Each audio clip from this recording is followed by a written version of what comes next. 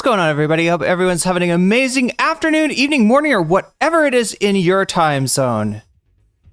It is Monday, the 28th of April, 2025. This is NCC TV coming at you live from Sumaru City. We are live or alive, or at least that's how it appears to me. Could be a brain in a jar somewhere. Don't know, don't care. Shouts out to all my weasels out there, all my forest creatures rocking out to the realest of the real, synthetic lifeform streamer. Trapped in a cyber brain and body like some kind of ghost in a half shell in this late stage hyper-capitalist dystopia. Forced to exist in this twilight realm to pay off my debt to society, and my student loans. I hope you're having a good day, whoever, whatever, wherever, and whenever you are. We're about to jump right into it here on twitch.tv, youtube.com. High risk, high reward. High on life, or whatever simulation, simulacrum, simultaneous, spontaneous singularity of consciousness this is, was, or will be sometime in the distant cyber future. Just about midnight in the center of the United States. I am sorry, chat. I am truly and deeply sorry. This is the last night I'm going to be kept up late because my friend from college that I moved out here with has now gone back to America, much like a character from Fear and Loathing in Las Vegas. Chat, anybody get that? Anybody get that similarity? I don't know. Maybe it's just me. Maybe I'm just drawing parallels where there should be none. But yeah, I'm here in the Mint Hotel all alone. And, you know, I can feel the weasels closing in on me, so to speak. No. But yeah. So I stayed up a little late last night again. It was my friend's last night in Thailand for at least a couple of months. Glad I got into my new apartment. I'm glad I got in here too, Sasha-ji. And thank you for the butterflies. And Moinoe, thank you for the snails. I appreciate you. I want you to know that. And I'm sorry that I'm on so late. I really am. I feel like a brat that is like misbehaving. And I'm always like, you know, did she misbehave again? Yep, she misbehaved again. And I'm like, I'm sorry, I really tried this time. No, but like, yeah, I like somebody was in chat saying like, you know, extolling the virtues of meal prepping. And I gotta say, you know, as much as I don't usually have it together that much, that's probably what I need to do is meal prep. That would save me a lot of problems. My whole issue is that now that I'm in a house and I've got a kitchen and I've got, you know, vegetables, I've got a, you know, I feel obliged to cook for myself. And the only thing I know how to make in Thailand is fried rice. Right, which takes, like, it seems like more than, I don't know, I'm not used to wok cooking, okay? I'm used to putting everything in a rice cooker and just letting it ride. And that makes for a really soggy, really bland sort of food. And now that I've got a really good wok now, chat. I had a decent wok that was, like, came with the apartment, but my friend bought, like, a really nice wok. And, oh my god. NCB, no comment brat, that's right. I feel like I should be punished. But I don't know, Chad, is there a way for you to punish me? Only if we do a subathon. That's the only way we've instituted that NCC can be punished. She can be kept up. She can be kept on extra long through the fried rice diet. Yeah, kind of. Fried rice is really good, and it's fairly easy. I mean, it's simple to make. It doesn't mean it's quick to make, and that's the whole issue. Is it's like it's not. I don't know what I'm doing wrong. You know, it's, you know, smash the garlic, cut the onions, chop the peppers, grab the ginger, throw them all into a wok, start to fry that up. Then you know, put in mushrooms and lemongrass and the vegetables. I don't know. As I'm describing it, it doesn't seem like it should take this long. I just used a rice cooker. I mean, I use a rice cooker for my rice, and I'm really happy to have that too. Is that the kind of stream tonight? I see you're wearing all black. At least, wait, what? Wait, what? What kind of stream are you talking about, Narwhal? Do I do like different varieties of stream that chat has become aware of and I have not?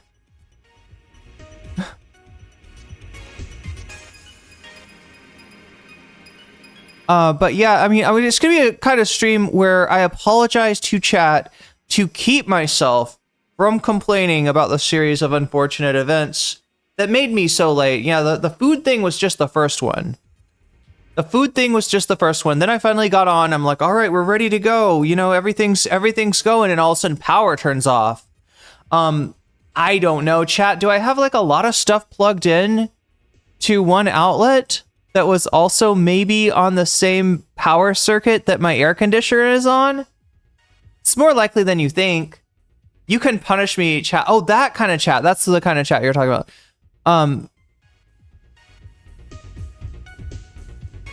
Well, I'm glad some people get to do video game streams. I am not one of the fortunate few. But I've never played any of the other Oblivions, so it's a punishment stream. That's right. I mean, we could, like, all I gotta do is do what? Put on the subathon and mix it into a punishment stream, I guess. The problem is that then only Twitch can punish me. And Twitch, you know, like the one difference I found between, oh my God, what the fuck am I doing? The one difference that I found between Twitch and YouTube in terms of like the chats, in terms of the actual, you know, people that show up, is that YouTube chat shows up fairly early. Some people wait until I get into my main topic, but a lot of people show up early, and then Twitch is just trickle. I guess that's the nature of the beast, though, right? Twitch is the kind of platform that, you know, people come into your chat from seeing that you're chatting. People don't see that you're chatting until you have a lot of people in your chat. You know what I'm talking about? Like, the more people in your chat, the higher you are on people's like feed, and the more people are like, oh, NCC's talking, right? So yeah, it's kind of gotta be like a slow grind with Twitch for that reason. Press button. There we go. Press button. Why is button not pressing? Oh, I gotta do it this way.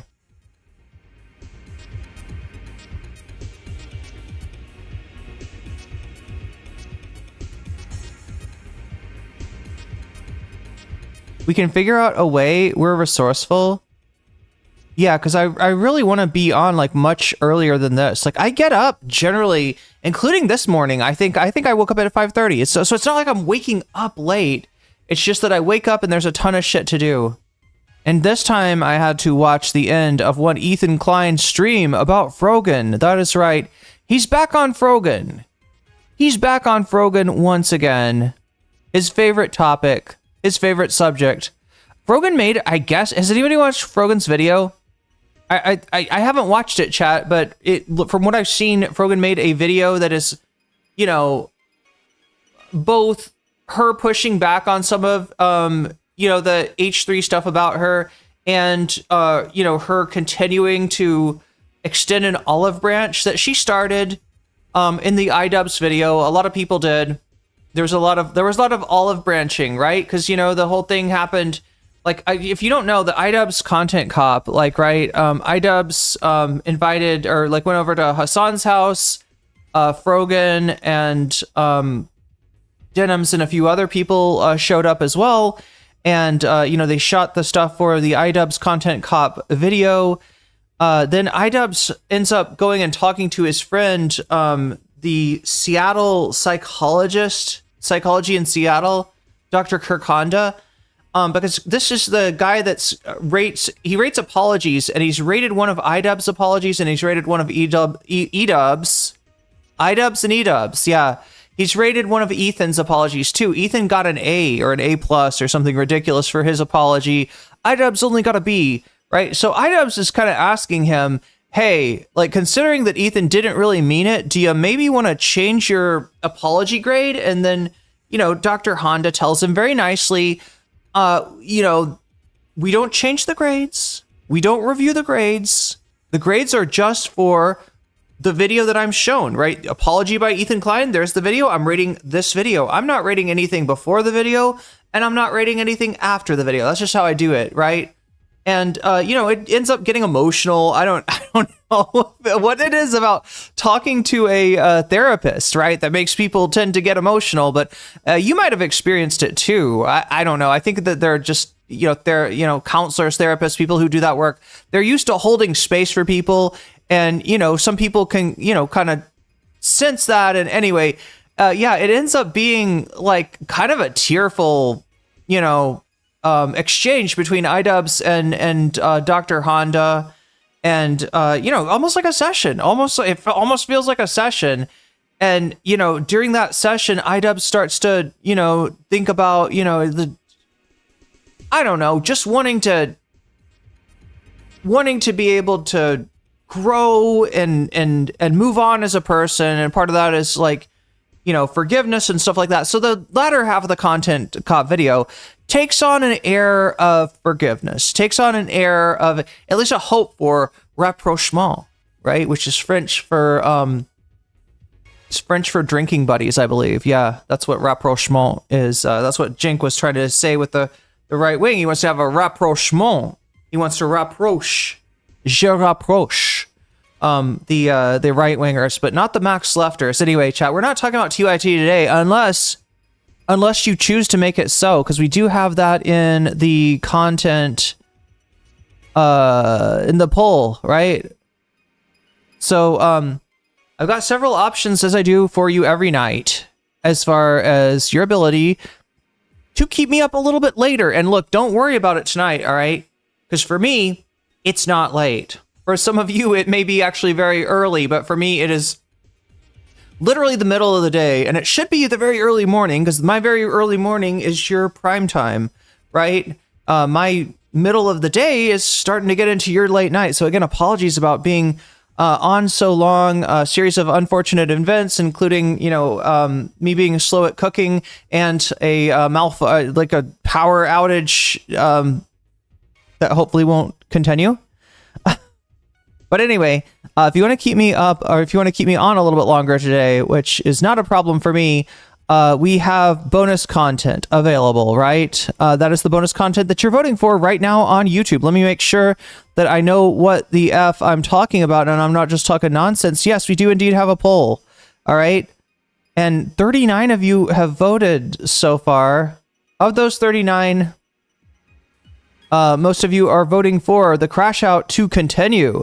The crash outs will continue until morale improves, right? That's in the first place. Second place, we've got Lonerbox takedown video. That's right, by Chris Kunzler. Chris Kunzler, who I have come to really enjoy. This is a TikToker that hasn't really done a lot of content on YouTube, but came over to YouTube to make a couple of videos, and his latest video is a takedown of Lonerbox, friend of the VOD. No, Lonerbox hates me, chat. If you don't know the backstory, Lonerbox hates my fucking guts. I don't know how much of that is due to, being called out, being criticized by me, and how much of that is due to just his allegiance to Twitch Bowl, which is my natural enemy, and how much of it is just based on maybe people that I was tight with in the past that I no longer hang out with, that Lonerbox possibly hates even more than me because they might have made him look really silly in a debate. Oh my god, chat, I added an extra ingredient today to this wonderful... I shouldn't say cocktail, because then people will think it's an actual cocktail. No, like I said, it's the middle of the day for me. It is not drinking hours at all. But this is butterfly pea flower tea, right? A butterfly, peas, and a flower. We collect the pea from the flower. We make it into a tea. It's very simple, right? No, it combined with some coconut water, and today I actually put some green tea. Yo, chat, this is another thing that my college friend, left me with, right? The tea. Oh no, what's going on? Oh no, we're losing music. What kind of music do you want? Oh my god, hopefully it's not... Oh, okay. That's acceptable. Even though... Jack, what do you think about this? You like the new Jack shuffle? What era is that? Is it like early 90s that this beat, you know what I'm talking about? Like the shuffle on this beat was something that you would hear in, I think, early 90s music? Anyway...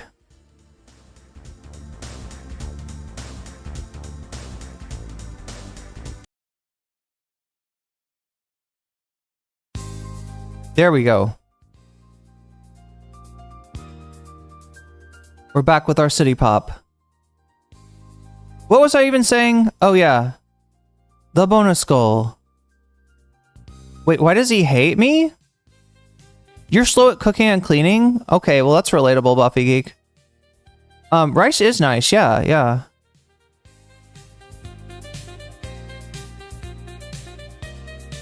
No PS5, says Sasha G. Are we talking about Oblivion? Okay. Yeah. So wait, that's PS5 only? You can't get Oblivion 5 on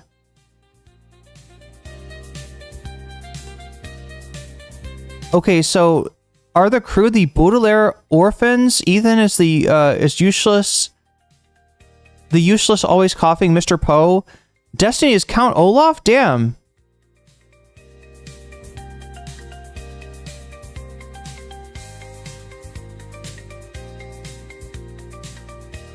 Yeah, leave Frogan the fuck alone, right? We could figure out a way to punish you, but we won't, probably. I don't know. She basically broke up with the drama. Sad, be well at the end. Wait, sorry. Oh my god, I'm back in the... I'm so far back in chat that I may not know what people are talking about. Basically broke up with the drama. Said be well. Oh yeah, okay, yeah. Narwhal's explaining, getting us back to the topic at hand, which is Frogan, right? God, I'm like introducing so much, but yeah. So Frogan is like trying to say, hey, it's been chill. Thanks so much for the drama. Thank you for having my name in your mouth so many times. I would like to move on with my life, though, right? This is not my cup of tea. This is not my cup of butterfly pea flower tea combined with green tea. Oh yeah, green tea that, like, you know, this is like bittersweet, chat. Because this is really good green tea, but it's from my college friend who has who's left me here in Thailand. No, and chat, for anybody asking, I heard somebody say why does he hate you? It's not that. I didn't drive him crazy. He's got a sick cat at home, and a very old cat that, you know, may have to be put down, and he left the cat with somebody who was supposed to take care of the cat, but making life and death decisions is not part of taking care of your cat, right? So he's got to be home to do that, to make those decisions and you know, see what needs to happen with his cat. But he's also got his dad, apparently, as his dad is I think he thought he left his dad in, like, better, like, he just wasn't being taken care of the way that my friend wanted his dad to be taken care of. So yeah, he's a good guy. He's a good guy. He's, even though he wants to be out here and, you know, kind of start a new life out here, learn to be a YouTuber, much like myself. He's got responsibilities at home that he's really got to take care of. So he's like, I understand why he's got to leave. But yeah, he left me with all this stuff. Like, he just was like, here, take this and this. Look at this, chat. Look at this. Let me tell you what I'm talking about. Oh my god. Ah, what is this? It's a whole new monitor. That's a 4K monitor. That's a 4K monitor, chat. He just bought the 4K monitor. And because he is forfeiting his lease, I don't know, chat. I'm worried about the dude. I'm really worried about the dude. I hope he's okay. But yeah, he did leave me a lot of nice stuff that he could not take home with him to the US, and I will put it to good use. But I'm also gonna be sad about it. Every time I drink this tea, I'm gonna be sad, and you're gonna have to deal with that. So Joshua Keller says, I saw the Frogan video. She seemed reasonable. Yeah. This is the whole thing. Is she's not trying to continue the drama. She's trying to put the drama to bed. And Ethan took her video as just a jumping off point to reigniting the hate with Frogan. And he knows what the fuck that he's doing, right? He knows that when he does a video on Frogan, it's going to get boosted viewership from all of the bigoted shitheads out there that he recognizes hate Frogan, and he's sort of hiding behind this. Well, I didn't make fun of her looks. Well, I didn't refer to her identity. I wasn't, you know, openly, you know, like racist to her, but you sort of, oh my god, look at that. Gimbit, thank you for the follow. Here we go. Should we do this, chat? I've got the ability to stay up late tonight. If you've got the ability to to hit that subathon goal. Unfortunately, I've only got it for, oh my gosh, I didn't realize how loud. Am I loud, chat? Am I clipping? Here, let me turn me down. Let's turn me down. All right, there we go. Turn me down. There we go. Is this better? Testing, testing. Ethan is friends with Tectone now. Yeah, seems like it. It seems like it. Tectone's, I don't know anything about Tectone, so this was like my first time seeing him. Was not impressed. Frogan ended the video with a heartfelt message to AB. She almost cried. AB was so callous on H3 and rejected it. Politics aside, AB turns out to be a piece of shit in general. Yeah, and this is like, say this about so much of the, you know, like most if not all of the crew. Yo, Davy Cliff with the super chat. Does he know any more? Does he know any more Hasbro does some crazy stuff? Does he know any more Hasbro does some crazy stuff to your brain? Worse than any drug? Oh, any more Hasbro. So you're saying that there's like a level of Hasbro that Ethan has maybe exceeded. I think I get what Davy is saying. Oh, wait a minute, Davy. You just made me realize some. Oh, God. How does this work again? Huh. I just remembered that on my desktop, I'm sometimes able to pull up chats.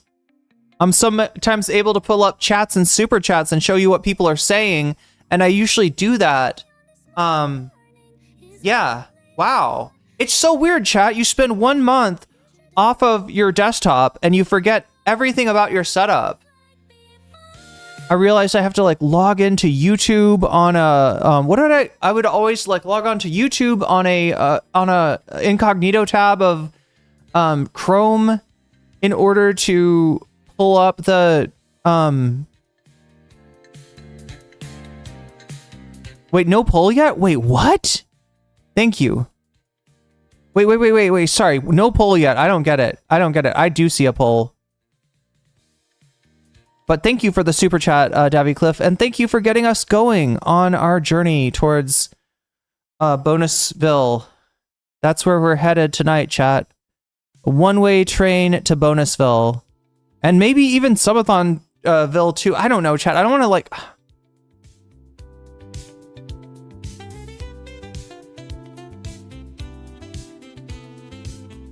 I've got so much going through my mind at once. Oh, Chris Kunzler is dope. Yeah, I really like Chris's videos. Looking great tonight. Getting that Thai sun a little bit. Is it showing?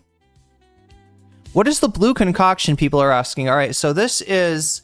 The thing that's turning it blue is butterfly pea flower tea, right? So there's this thing called a butterfly pea, not P-E-E, but P-E-A. Pea, right? It's a plant, and it has this blossom, right? And the blossom is like blue, right? So and it makes a delicious tea. So I made some butterfly pea flower tea, and I combined it with some green tea from my college friend that just went back to the United States. See, here's what I'm worried, chat. I'm worried that, I don't know, something's gonna happen with the US and he's not gonna be able to travel back. Like, I don't know. The thing about Trump stuff is that it proceeds faster than like anyone expects. You know what I'm saying? That's what's so scary about it, right? People knew that this administration was not going to be good. People knew that Trump was going to, you know, fuck some stuff up, but they kind of expected it to be along the lines of Trump version 1.0, right? They expected a continuation, and they forgot that by the end of Trump 1.0, Donald Trump was asking his military officials why he couldn't shoot protesters in the knee, right? Or I think the first was just like shoot protesters, and they're like, "We're not going to kill protesters, sir." And he's like, "Well, in the knee, shoot him in the leg, shoot him in, like, not, you know, don't take, like, I don't know, right?" And that's how he. I mean, talk about a crash out. Talk about a crash out. Donald Trump is the king of crash outs. He literally crashed out of the Oval Office last time, right? But, you know, the thing that I think people didn't expect is the speed. Steve Bannon talks about something called muzzle speed, which is some reference to some military thing, like how fast you fire, I guess. And the effect of Trump doing a lot of executive orders, doing a lot of things that in and of themselves would get the presses talking, would get, would be a big subject, would be a controversy, right? But he's realized that if he does multiple controversies at once, then some of the controversies don't get covered. And some of the things that Trump is doing, like what he's doing with student loans, have you heard anything about that, chat? Well, you may hear about it when your wages get garnered, because he's talking about doing that. He's planning on doing that. That shit is coming in May. But you haven't heard about that, have you? I've barely heard about it, right? And this is the whole thing. So this is what I'm worried about, is that, any sort of changes, any sort of shenanigans that Trump gets up to are going to happen, quicker than you think. And I don't know, chat. I got a rotten feeling that at some point it's going to be very hard to get out of the United States. Biden killed the deep state magic that kept Trump contained. That's right. What did he do? I feel like there is, we can come up with a narrative about what Biden did to the deep state. Did he put him to sleep? Did the deep state have to, I don't know, clean his dentures? There's probably some story we could come up with to explain Biden. Here, let me put some more of this tea. And oh my God, what is going on? My hair is out of control, chat. I've really got to get my hair cut very soon. Sooner rather than later. No, yeah, Narwhal, you're right. There's Social Security. They're fucking with that too. They're fucking with so much stuff. And yeah, coming this fall, they're gonna try to fuck with Medicaid. They're gonna try to raise the taxes for the working poor and lower the taxes for millionaires, right? And since they do so much stuff so fast, it doesn't get talked about. It doesn't get covered. And now, I mean, not to say that, it's all rainbows and unicorns for the Trump administration, right? Their tariff thing has pretty much destroyed any sort of popularity that Trump retained after the election. The tariff thing, along with, even the immigration stuff. Trump is down on immigration, right? Which is an achievement, because the United States somehow got in a very fascist mood, which was part of what helped him win the election, where they were like, I don't care about immigrants. Kick them all out. Kick them all out. Well, of course they're not going to kick out the undocumented people in my life. Of course they're not going to kick out good people. No, they're just going to kick out the really, there's apparently a lot of really violent undocumented people, and they're going to kick them out, and they're going to take care of this crime wave that's been befalling the United States. And that's finally turned on him. It's finally gotten to, there's so much attention paid to the, innocent people who have not gotten due process and who have been sent to El Salvador anyway, that it's actually, immigration is hurting Trump. The economy is hurting Trump, right? But what I'm worried about is, he's got to go back. He's going back into the United States right now. And luckily, he's not a political content creator. He's more of a travel content creator. So I don't think that he's going to have any problems. I mean, I'm sure he said some stuff on social media that's against the current administration. But yeah, coming back in and then getting out, right? I've been hearing weird things about passports too, chat. I don't even know what to believe. I don't have time to fact check it. Trump did good today. He put the libs in power in Canada. Yeah, congratulations to Carney, I guess. I don't know much of anything about Carney, chat. Is he actually good? Or is he just kind of another centrist brained lib? Bannon said Trump not raising taxes. Oh yeah, Bannon wants him to not raise taxes, or sorry. Bannon wants him to leave the rich out of the making the tax cut permanent.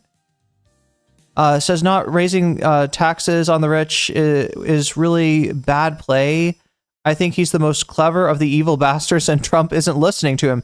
Yeah, maybe, thankfully. I mean, the rich should get taxed, but in this case, Bannon's advice might actually might help Trump escape what is shaping up to be a pretty bad midterm for the Republicans. Although one wonders, you know, what kind of vote suppression measures will be in place. What kind of what kind of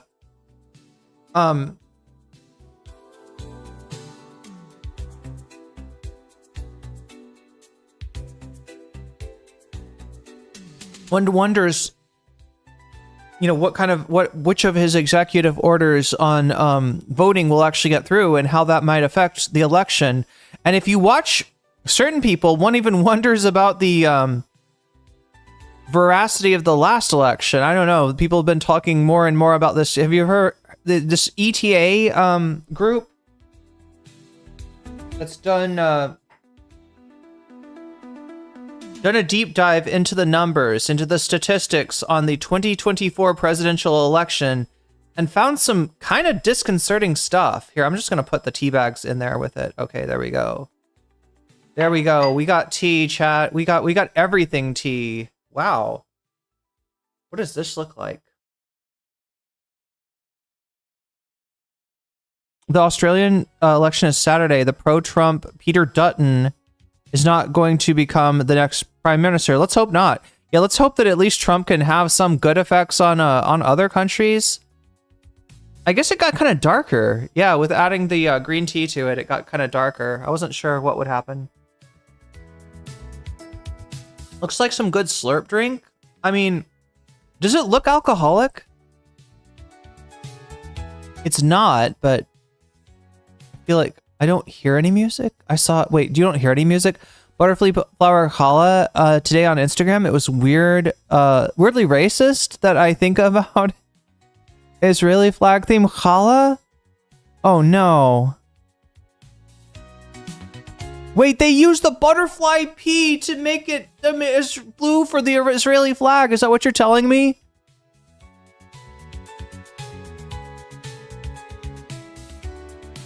New Jack Swing like Bobby Brown? I guess so. That's from Wu-Tang Clan. I think it's sampled from... Wait. Sampled from a Kung Fu movie?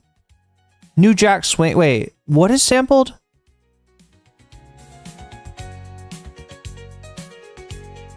Must be crazy for the new Oblivion remaster graphics for that blue potion you got there. Right. I mean, God, I wish... What is it, chat? You only have PS4, says Sasha G. I have a PS nothing. I had a PS4, but it had blue light of death, and I left it in America. It's not on PC and Xbox. It's all on PS5. Great, and that's a really expensive one. I had a tea blend with butterfly pea in it, and I had dried banana chips. Yo, wait, what? Oh my god, that sounds lovely, Rave. Vanilla and rose, I think it's delicious. I'm still using a PS3, yo. Davy Cliff with the super chat.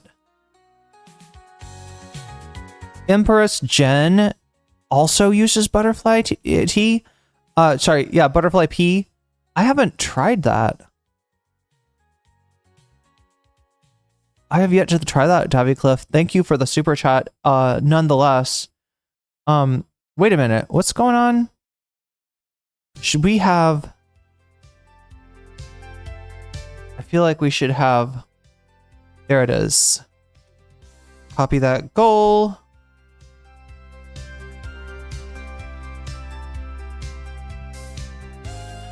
What are we on now, chat? I think we're on 12 out of 100. I think that's where we're at.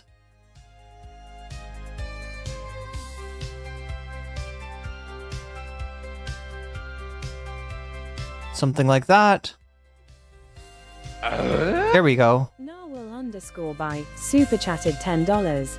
I believe that Drumbeat is a sample from a kung fu movie that Wu-Tang popularized using.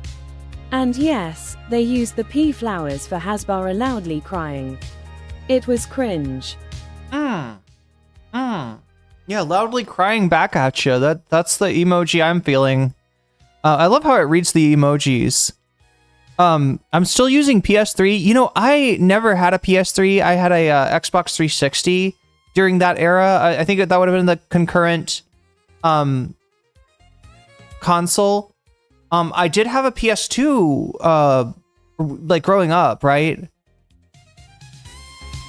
But yeah, I never had the PS3, and I think there were some really good games on that, right? And I kind of hated my Xbox 360, right? I left that behind too. But I don't know. I just like the thing. It sounded like a train. It felt like, I don't know. It was not a good system. So although there were some games I really liked on there was something about the 360 where it would take forever to load up, and I don't think the PS3 was like that. I just switched to PS5, says DJ Spill recently. It's a little improvement, but I bought it for Demon Souls.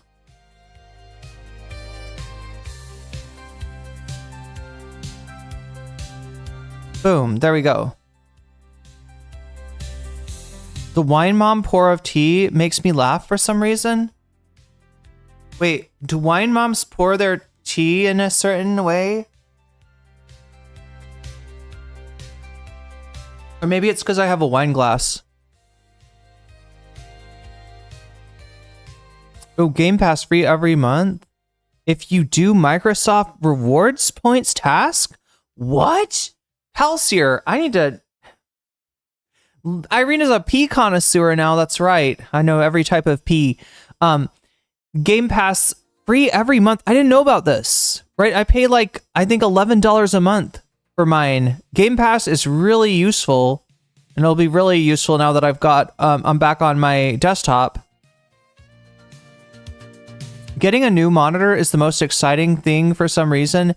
It is pretty exciting. I just don't know what I'm gonna do, where I'm gonna put it. I kind of, my desk is pretty small. I might have to buy a desk out here. Frogan seems super chill and normal. She just games, doesn't want to be part of the extended Crash Out cinematic universe. Giant Ostracod, that is Ostracod, that is understandable. I can relate to that. Eric says, I definitely know that more monitors are better. The more monitors, the better. Yeah, I wonder if my landlord would let me... What is it you can put, like, the things that you, like, put in the wall, and then you attach it to the monitors, and you can, like, pull the monitors down and put them up and move them around and stuff? I don't know.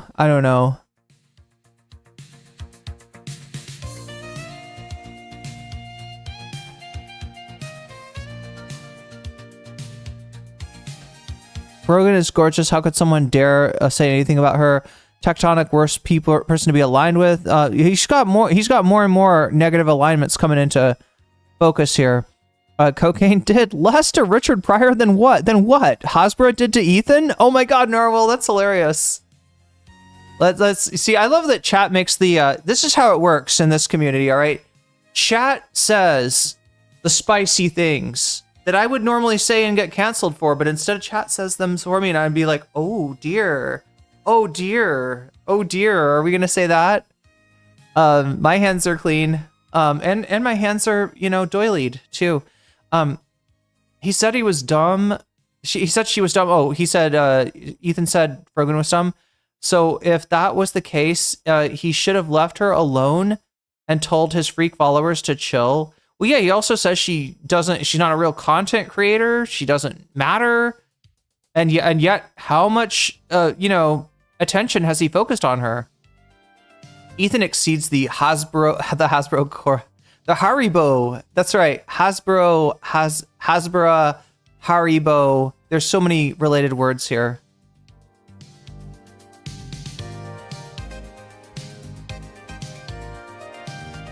I guess H3 had been poop. Oh, all of H3 had been poop. I just hope Olivia has her own opinion. Yeah, maybe someday Olivia, maybe someday Olivia will break free. Ethan's Hasbro doesn't even get him a multi-million-dollar military contract, right? I feel like there's some people that are getting paid more for their Hasbro. Ethan's doing it for free, apparently. Oh, you were trying to say Hasbro, but it came out Hasbro? Oh, that's hilarious, Lady Badash. Is that a phone thing? I feel like phones do that. Sam left, perfect timing, joining QT. Oh yeah, Sam from H3, not Sam from MR. The Lonerbox video is good. I like Chris Kunstler's stuff. I like Chris Kunstler's perspective. I like his, knowledge set. I think I think we're glad. Let's steal him from TikTok, right? Let's steal him over here. Let's get him over, right?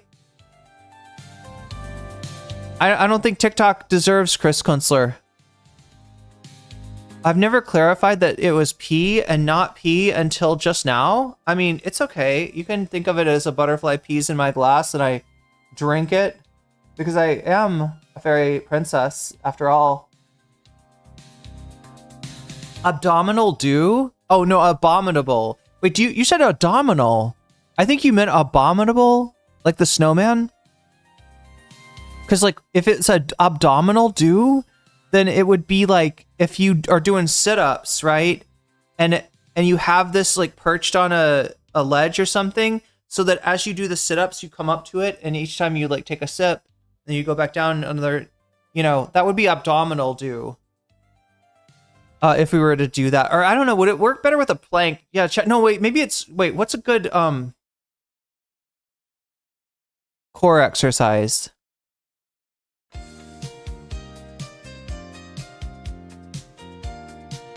What is the best core exercise? I feel like you could do planks. And like those, those planks. Okay, you do those planks where, the planks where you're on your hands at first, right? And then you go down to your elbows. And then you go back to your hands. You could do that. And then you could have a straw in your drink. And every time you go down to your elbows, you reach the straw and you take a sip. That's abdominal. Oh my god, chat, I'm extending this metaphor way too much. Super chatted $9.99. That's just bad business. Is Ethan the only dude doing Hasbar and not getting paid? Negative polarization is wild. I never expected to hear negative polarization applied that way, but I'm glad to have you. I'm glad to have that in my brain now. He's doing it for free. A headstand? Chat, should I get into calisthenics? I feel like everybody loves calisthenics. Brixton Phillips says, also love your half gloves. I love them too, but they're, I don't know, chat. Maybe I could sew this up. They kind of, like the seam kind of busted here. And I don't know. I either got to fix them or I got to get new ones. And I don't know if does Thailand have half gloves? How do you say half glove in Thai? Either way, thank you for the super chat, Davy Cliff. And that brings us to we're at like 33% already. Dono goal is up to 33%, despite the fact that I started just really fucking late, chat. I feel so bad about that. I still do have a lot to do, but I'm going to try to get my meal prep going. So maybe I'll be able to, because like the ideal thing I do, chat, is to start early. The only problem is though, Thailand does not start early from what I've seen.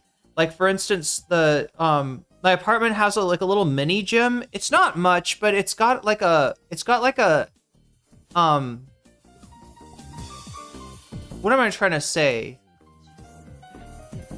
It's got like a lat pull down machine. It's got, a machine that does some back exercises and stuff like that. Like, right. It's got a few cool things. And I was thinking it'd be really cool to just go in there super early, but alas, 8 o'clock is when it opens. And from what I've seen of Muay Thai places, there's not a lot of places like in the US, if you're looking at like a kickboxing place or a Muay Thai place, there's going to be places that do classes early in the morning because some people, want to get a class in before work, right? The 6 o'clock hour is actually a fairly common thing in the US for fitness classes. However, in Thailand, from what I've seen, 9 o'clock, 8 o'clock is like what you're going to get. So I'll have to figure out a way, Chad. I'll have to figure out a way.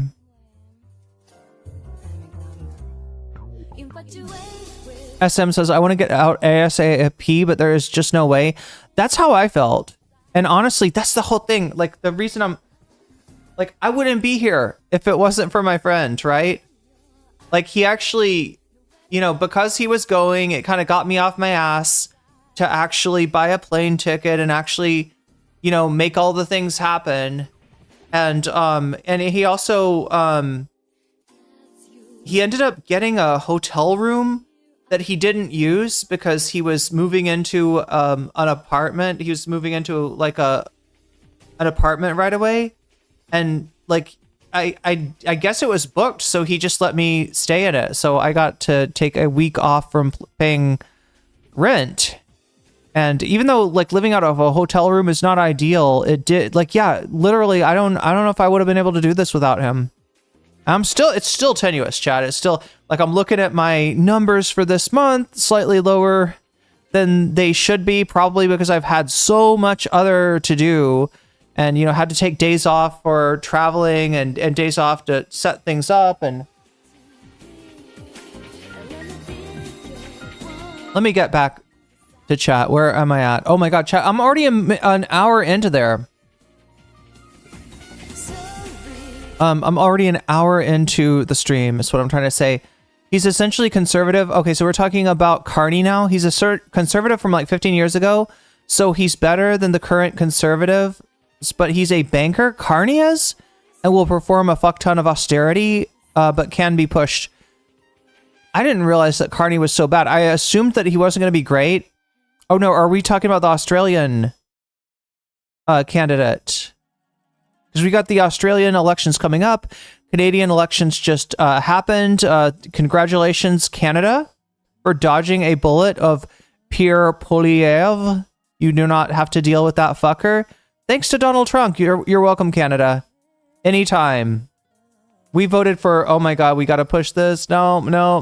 Oh my God, that is definitely something that will get content claimed.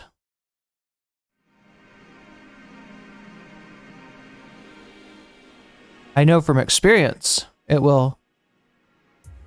Yeah, so wait, Wu-Tang Clan sampled badly dubbed kung fu film a lot. The badly dubbed part is part of the charm, though. Okay, so yeah, I'm aware that Wu-Tang took samples from the dubs of early kung fu films, like from the 70s. Narwhal was talking about the beat, though. PS2 for life. PS2s are pretty cool, Morgan. Wait, what's the other one? Sega Saturn. People are saying Sega Saturn was really good. Or no, is it Saturn? No, Dreamcast. That's the one people always talk about, right? Dreamcast? I've never played one, but they are the stuff of legend. I believe the drum... Okay, here we go with Narwhal explaining this. I believe the drum beat is a sample from a kung fu movie that Wu-Tang popularized using. So wait, there's a beat in the kung fu movie? Because I'm aware of the lines from the kung fu movies that Wu-Tang popularized.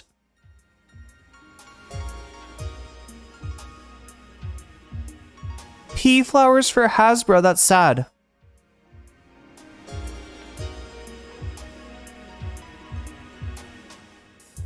Fallout 3 New Vegas and LA Noire are my big three on the PS3.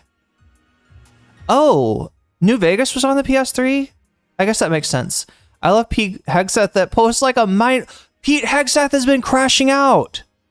Pete Hegseth looks ridiculous. Pete Hegseth is our new lolcow. Like, wow. I almost hope that Trump keeps him around because he's just such a shit show.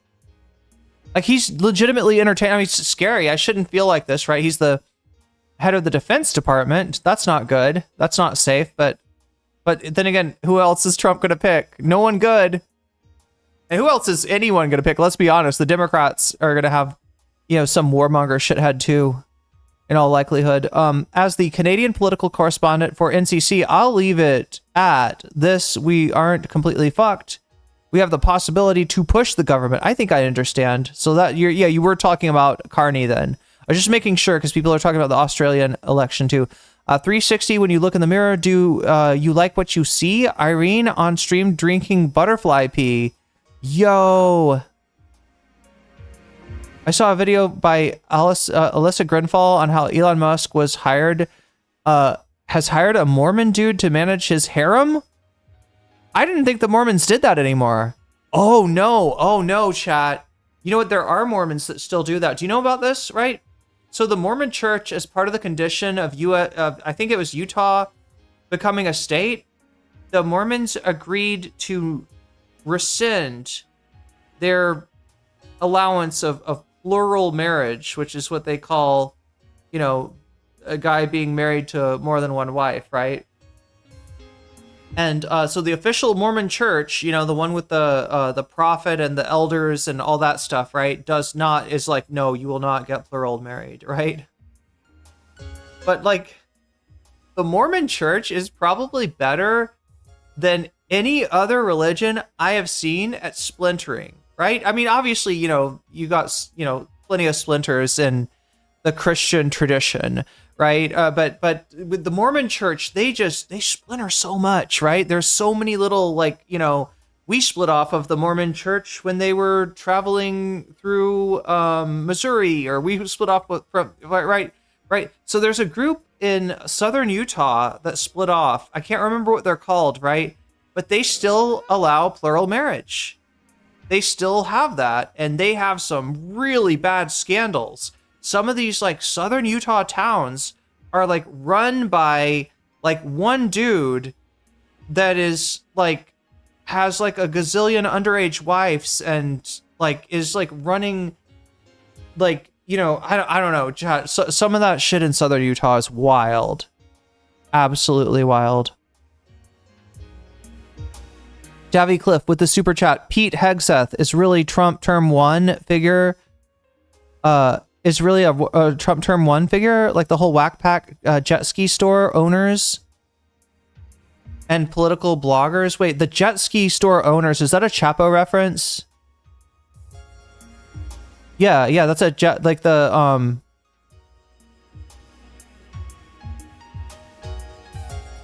he feels like more like Trump one to you? I mean, he is more entertaining. Yeah, because I've been addicted to Sister Wives. Okay, does Sister Wives go after that? Oh, go over that too? I haven't seen that show. But that's wild, Bowie. No, thank you for letting me know that Elon is hiring the very best to manage his harem. You know, when I think of harems, I think of harem animes. And one of my friends used to draw a lot of Tenchi. Is people familiar with Tenchi, the Tenchi series? I think it's like Tenchi Over Tokyo is one that... It's like this random dude and all of these mysterious space women like somehow move in with him. And like they all have their foibles and they fight with each other and he has to deal with them. Is it the FLDS that does that? LA Noire was so good. Is that a PS3 game? Frogan streams Sister Wives Sunday. Nice. I'll have to check that out if I'm ever not streaming at the same time. Wait, a monitor mount? Yeah, a monitor mount. I mean, I don't know. I'm anything to allow me to like have monitors, because I'm dealing with kind of a small desk here. Bad Hasbro? Bad Haribo. How about that? You get the Bad Haribo gummy bears. Javi Cliff with the super chat. Mexico has a big problem with Mormon sex cults. They are the craziest bunch. Wait, wasn't Mitt Romney from one of those? Yeah, Tenchi Moyo. That's one of the other ones. Yeah.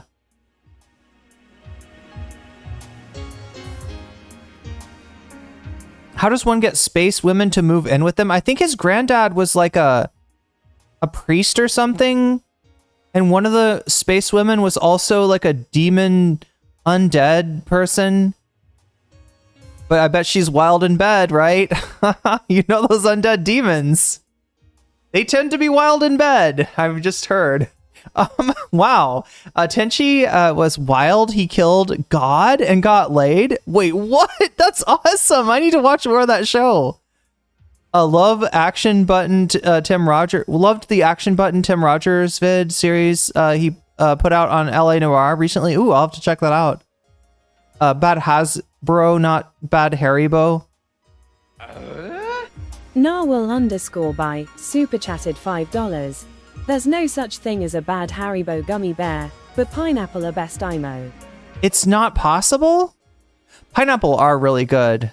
Wait, is that the clear one? That's the clear one, right? I like the clear one. I think I know what you're talking about. And I think I like the...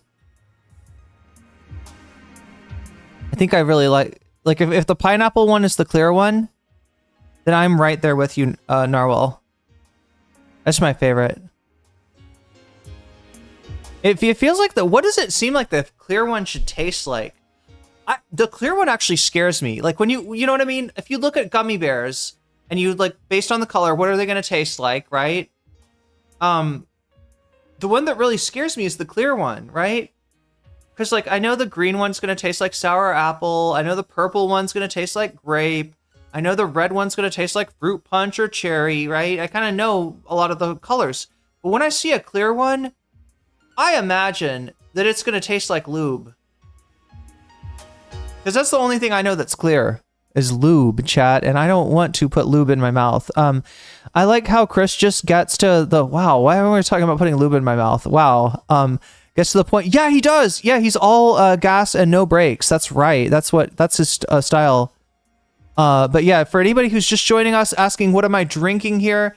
This is butterfly pea flower tea, right? The butterfly peas in the flower. It makes a tea. It's delicious. It runs down the petals and into my glass, and I gladly drink it. No, it's a blossom, a blue flower basically that makes a delicious tea. I have combined it here with a little bit of coconut milk. No, not coconut milk, coconut water, some lime, and some green tea. And it's actually pretty damn good. The abdominal snowman would look... abdominal snowman. Yeah, it'd be like a snowman with abs. With like some serious abs. I gotta catch back up with chat, don't I? To be honest, my core strength has been amazing after learning how to do a headstand. You know what? The funny thing about your core muscles, right? There's more than you realize. Let me just name off the core muscles I can think of right now. All right. The one that everybody talks about when we're talking about your 6-pack or your 8-pack or your whatever pack, your 4-pack, is the abdominis rectus, right? And this is a series of muscles connected by, what would it, yeah, it'd be tendons, right? It's kind of like, yeah, and that's why they pop out like that. That's why they look like that's why they look like a pack. Because it's literally like you got some muscle, then you got some connective tissue, then you got some muscle, then you got some connective tissue. And based on your genes, you'll have a different number of these. Your abdominis rectus will look differently than other people's. And that's the one that just kind of pulls you up, right? To do like a sit-up, right? So you got that one. And then you've got your obliques. Your inner and outer obliques on each side. So the obliques do that and they do that, right? There's one on the outside, one on the inside. They pull like the opposite way depending on which direction that you're going. It's kind of interesting there. And then there's this really deep muscle called the transverse abdominis that nobody thinks about, and a lot of people don't end up working out. And I kind of wonder, because like I've gotten some pretty decent core. I had a decent core for a while, but I feel like it was imbalanced. I feel like there was core muscles that I was missing, because things like, when I do kickboxing, right, one of the things that they try to instill on you is to get off the ground quick, right? If you got knocked down, you want to get back up again. And I was always kind of slow and kind of like, don't know which way to go. Like when I get back up, and I suspect there's one or two core muscles that I'm just not working the way that I should. Yo, I'm still on core here. Moinoip with the 5 gifted memberships. Michael Jengal, you just got weaseled. Adrian D, you just got weaseled. Aknaive, you just got weaseled. Kansaf, you just got weaseled. R.I.P. Rafat, you just got weaseled. And that's a good thing. After, also for uterus havers, keeping your core and pelvic floor is huge, yeah. Pelvic floor is huge, play something. Because apparently it can just fall. Yes, it can. Yes, it can. Yeah, prolapse is not just for your butt. Oh my god, I shouldn't have said it that way, chat. I can't believe I just said prolapse isn't just for your butt. Chat, you can have all kinds of prolapses, and we're going to be having all kinds of prolapses tonight. What's up, Sisyphean? Good to have you here. Got my apartment? Yes, I did. Yes, I did. Future game stream. What? Yes, that's a great idea, Moino Ape. We gotta make the gaming thing happen. I should have. Prolapses do happen. Yeah, they do.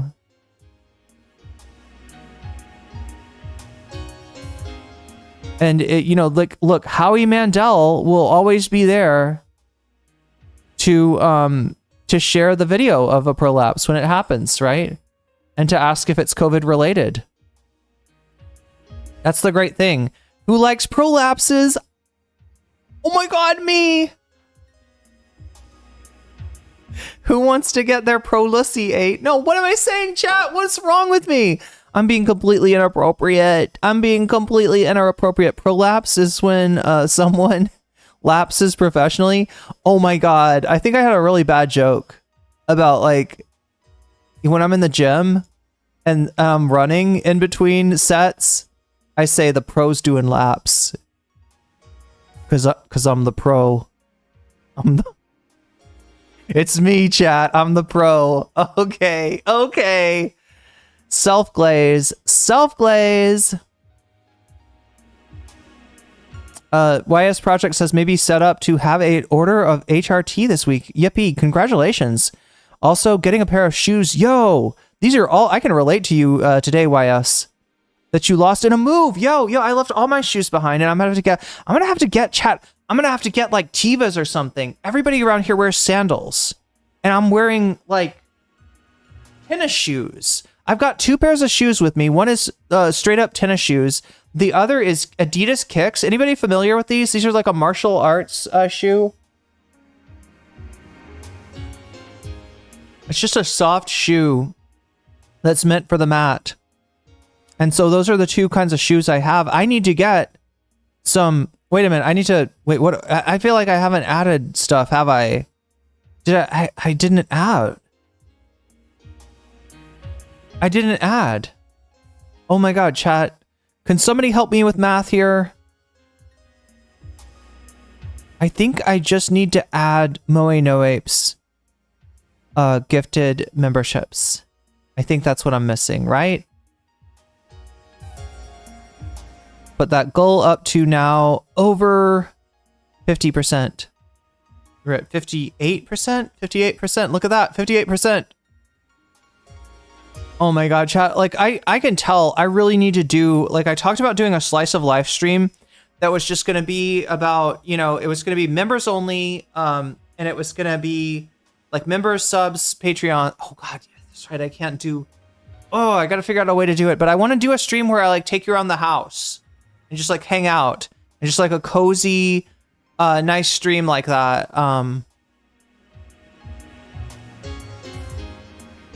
And the reason that I'm realizing that I need to do that is because I'm talking to you entirely for 2. So if you don't know, at the beginning of my streams, we always do, like, I don't know if you want to call it housekeeping or what you want to call it, but it's just like it's personal news. It's like Hassan's personal news. And sometimes I only have a little bit of personal news. Sometimes it's just like, hey, this one thing. But since I've been moving, I have like a ton and it's too much. And it's causing me to crash out for, let's see, 1 hour and 25 minutes. That's how long I've been talking at you.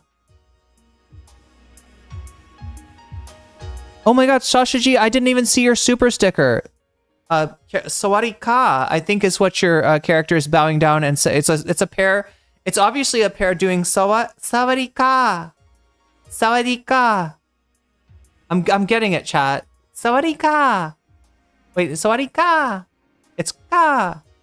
That's the difficult thing for me, is that like it's important whether you say ka or you say ka or you say ka, right? Those are all different meanings depending on what intonation you give it. And when you say sawadee ka, sawadee ka, right? That one's just straight up. That's right, Funkmaster Ka. Sawadee ka. Sawadee ka.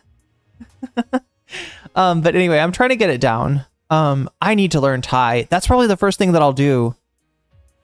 I'm going to be doing some Muay Thai as well, but I'm going to be concentrating on language. I'm going to take language class and really try to get good at Thai.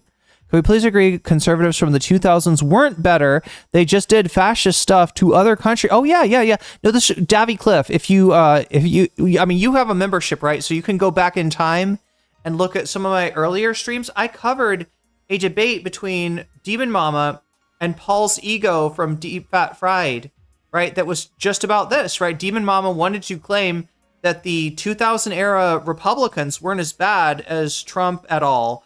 And I get why she thinks that, but it's just ahistorical. It turns out that Demon Mama was just kind of unaware of how bad the war on terror really was, right?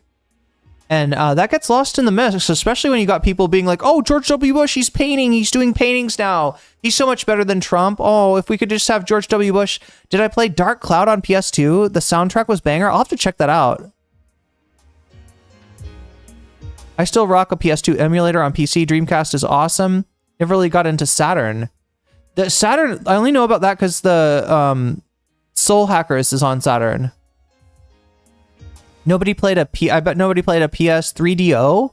I did, and it sucked. Wait, a Panasonic, not PS. Sorry, it's not PlayStation. It's Panasonic 3DO. I did, and it sucked. I still love my pops for getting it for me because it was cutting edge at the time, yo. I had an uncle that was always trying to find out, like he was like the wealthiest of the three brothers on my dad's side. And so he always tried to get everybody, and he didn't have kids, right? So he would try to impress, right? You know, he would try to get like if you were in my family and you were going to get a console, it was going to be from my uncle, right? Because he would educate himself on the newer consoles, and try to find out what's cutting edge. And I don't know, he wanted to be cool with the kids, so be like, yeah, right. So sometimes he ended up going with systems that were supposed to be cutting edge and just didn't. Nobody ever played them. 9 p.m. Zoomies. That's relatable. Oh, I'm so far behind in chat, aren't I? Davy Cliff super chatted $9.99. The Bush admin pushed the unitary executive theory about 90% of the way. Trump is just finishing the job. Yeah, it's like Nixon started it. Was Reagan involved, Davy? Did Reagan? I feel like he maybe tried and failed on some of the stuff, right? But yeah, the unitary executive theory is something that Republicans have been working on for a while.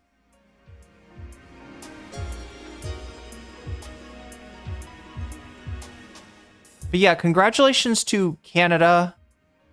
You have avoided the worst possible outcome. You will not be dealing with Pierre Poilievre. You will not have to learn how to pronounce his name. Congratulations. Okay, wait. Okay, so I missed somebody's super sticker. So this should go to... Wait, are we on 78 already? Damn, chat. You might actually get double. I don't know. At this rate, it's possible that we might do double bonus content tonight. But anyway, we're at 92. Holy shit. Okay, I'm missing a lot of. Moinoe, have I been missing just everybody's super sticker? That's what I've noticed. All the super stickers are not making noises. And then I don't see them. But Moinoe, thankfully, has been counting. And in a lot better way than I have been. But yeah, chat, you may keep me on for a considerable amount of time today. That being said, we got to get going. Reagan didn't, he just really privatized too much to do it.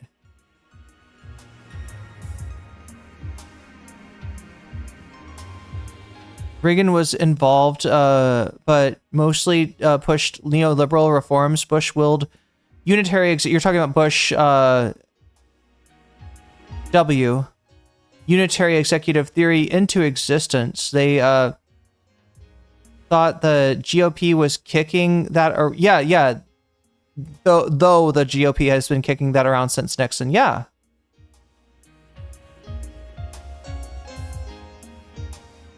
You're counting for once? Well, thank you. There's only one super sticker. Then that means I must be missing other stuff, right? I'm just suspecting that some of the donos or whatever are just like not making a notification sound. I don't know. But I guess we're at 92 out of 100. That's really good. What are we in for tonight? Well, we're in for a treat, possibly. So one of several treats. Let's take a look here. All right. Let's take a closer look at what we got going on tonight, chat. So as you know, as you can see, anytime somebody does a super chat, a super sticker, if you get yourself a membership on YouTube, if you gift memberships on YouTube, if you support me on Throne, or if you sign up for my Patreon, or if you support me over on Twitch, which I greatly appreciate because we've been effectively demonetized over there. And actually, chat, we're really close to, like, at a certain level of subs, Twitch will be forced to pay me a bigger percentage, right? And we're really close to that percentage. So come get ignored over here on Twitch with us.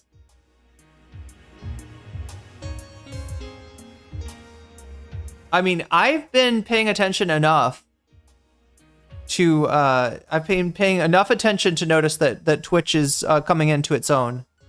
I know. I'm just giving you like a look that like I'm just fucking with you, chatters. We're okay. We got peace between. Yeah. Did I have a vote tonight? So like, let's get into this. What do we have here? So yeah, like I said, those are the things that make the number go up. When the number goes up to 100. We get one of these extra topics here. Let me fix this because like the topic itself has, so it should say 92. 92. There we go. Is it better for you to watch either one? Wait, either Twitch or YouTube? I can watch them both. Like, right, I've got a chat that shows me both, but sometimes it's so fast moving that I miss stuff. And sometimes I get hung up trying to read everybody's chat and it just takes, and then I end up having to skip through a whole bunch of chats. Jagmeet Singh lost his seat. Oh, one of the Green Party co-leaders lost their seat. It might be that the conservative leaders lose. Wait, the conservative leader loses his seat? Canadians are clearly sick with their political leadership. Damn. Okay, so they want a new Green Party leader, not Jagmeet, or they're looking for another third party? I don't know. Interesting, though. Wait, sorry. Green Party, Jagmeet is the NDP. So we got, yeah, 2, maybe 3 leaders of major political parties in Canada losing their seats tonight.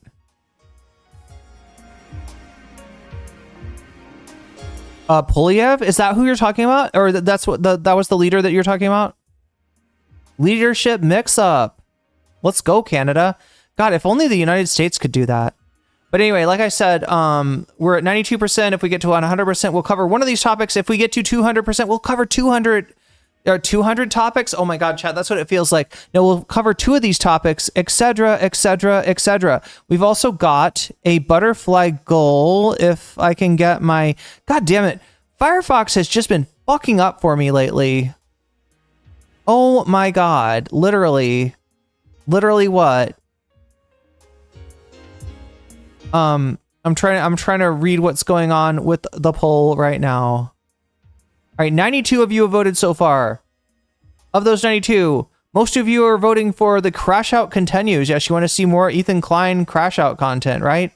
The Crash Out will continue until morale improves. That's what I've heard from Ethan. That's what he's saying to the crew.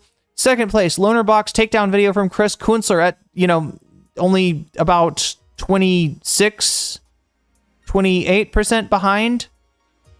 Then third place, group chat that ended democracy. This just came out on Semaphore chat, that there's this weird group chat with like Andreessen being, I guess, the main person there. It started out with a bunch of like establishment lib / IDW, the kind of people that are left wing, but they hate the left, right? It started off with people like that. Andreessen like kicked people out and brought people in, until it was basically the coalition, the Tech Bro coalition, that put Trump in place, and now they're starting to turn on Trump. So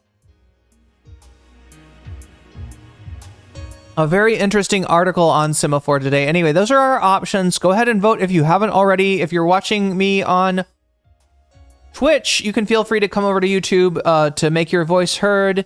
While you're here, leave a like. It helps me out a lot. And that's unfortunately, we only have a poll on YouTube. Twitch is not good at keeping track of polls. So Ethan's just mad because his Noah Samson lawsuit didn't even get off the ground. I know, right? The time went up. The time period went up, and nothing happened. Nothing happened, right? But anyway, that's where we're at now. We also have, I was trying to tell you just before, look at that. So we have 1 hour and 25 minutes left to put a butterfly in my hair. What butterfly? This butterfly in my hair. And that'll happen if we get a total of 8 teal or higher super chats, 10 teal or higher super chats. We're on 8 right now, so we only need 2 more to make that happen. So those are 2 goals that are going on. Okay, so we're about to start. Let's see. I kind of want to,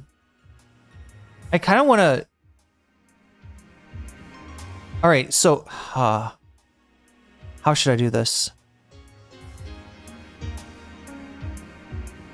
We're watching Ethan Klein,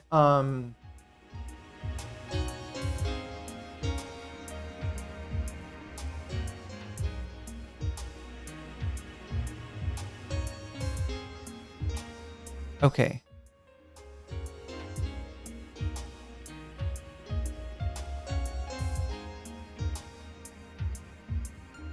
Sorry, I'm trying to make this Oh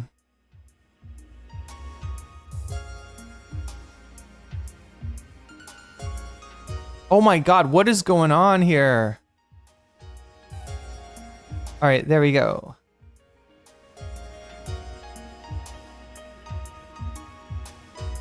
Let's put 3 hours on the board for the stream.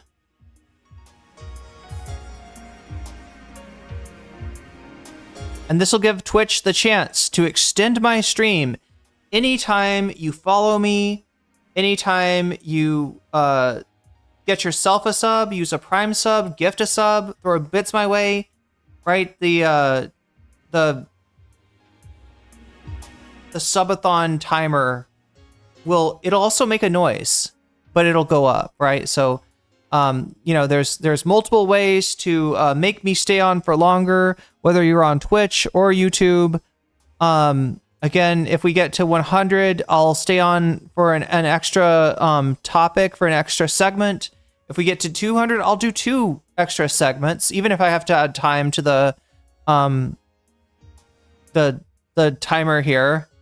And also, every time something happens on Twitch, this timer will increase, right? So I think it's like if you sub, or gift sub, it adds 6 minutes. If you do like a Prime sub, it's like is it like 3 minutes or 1 minute? Anyway, all that stuff adds time. So if you want to keep me on for longer, that's what we'll be doing. As soon as I figure out how to work this, we'll do like a real subathon at some point too. I don't know, chat. Let's just get to the topics. I'm getting fucking ADHD crash out here. ADHD crash out. I look great. Thank you. Thank you, Marmots. What are we doing? We're going to cover. Oh my god. Like guys never actually present a leftist voice that is good, by the way. Anyway, chat.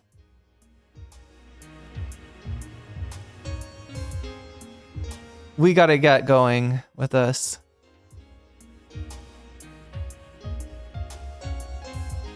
Oh, Gokunaru's watching the content cop, apparently. I should try to, if Goku has some time. And I'm running for... I would love to get his thoughts on things. Oh god, I guess we gotta start with this weird Asmongold talking about Ethan's Tourette's. Is that what we're doing?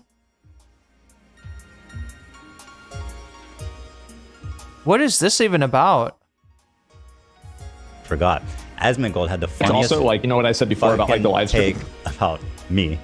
I'm not even mad. You know what I mean? I'm not even mad. I think it's fine when people talk about this. Obviously, I know that I've like... held off on watching this, so I'm so curious about it. You're gonna lose You're it. in for a treat. It's just insane. I haven't is, seen it's it either. insane. All right. But I know that online, like in the Cliff left... super chatted $9.99.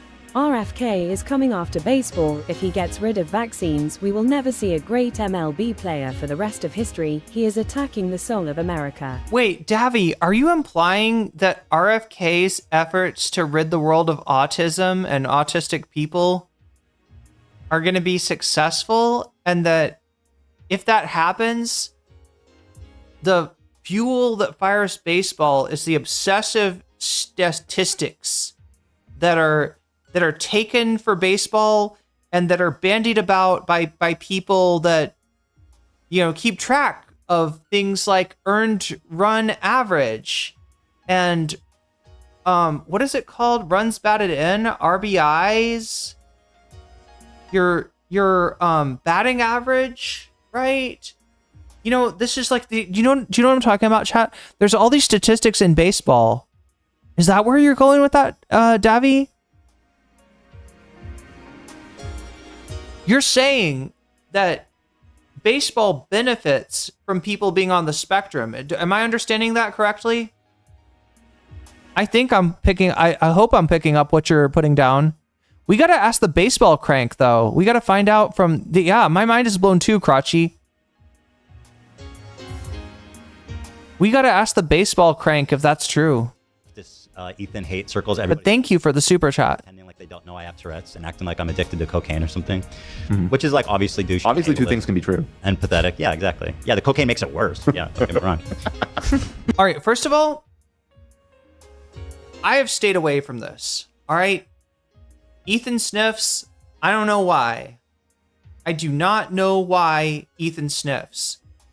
But I do know that Ethan sniffs. And I have heard a lot of people talk about, you know, some of his behavior that is often attributed to his Tourette's. Also seems like it could be, you know, related to some kind of substance use. I don't know, Chad. I'm gonna be agnostic because I literally don't know.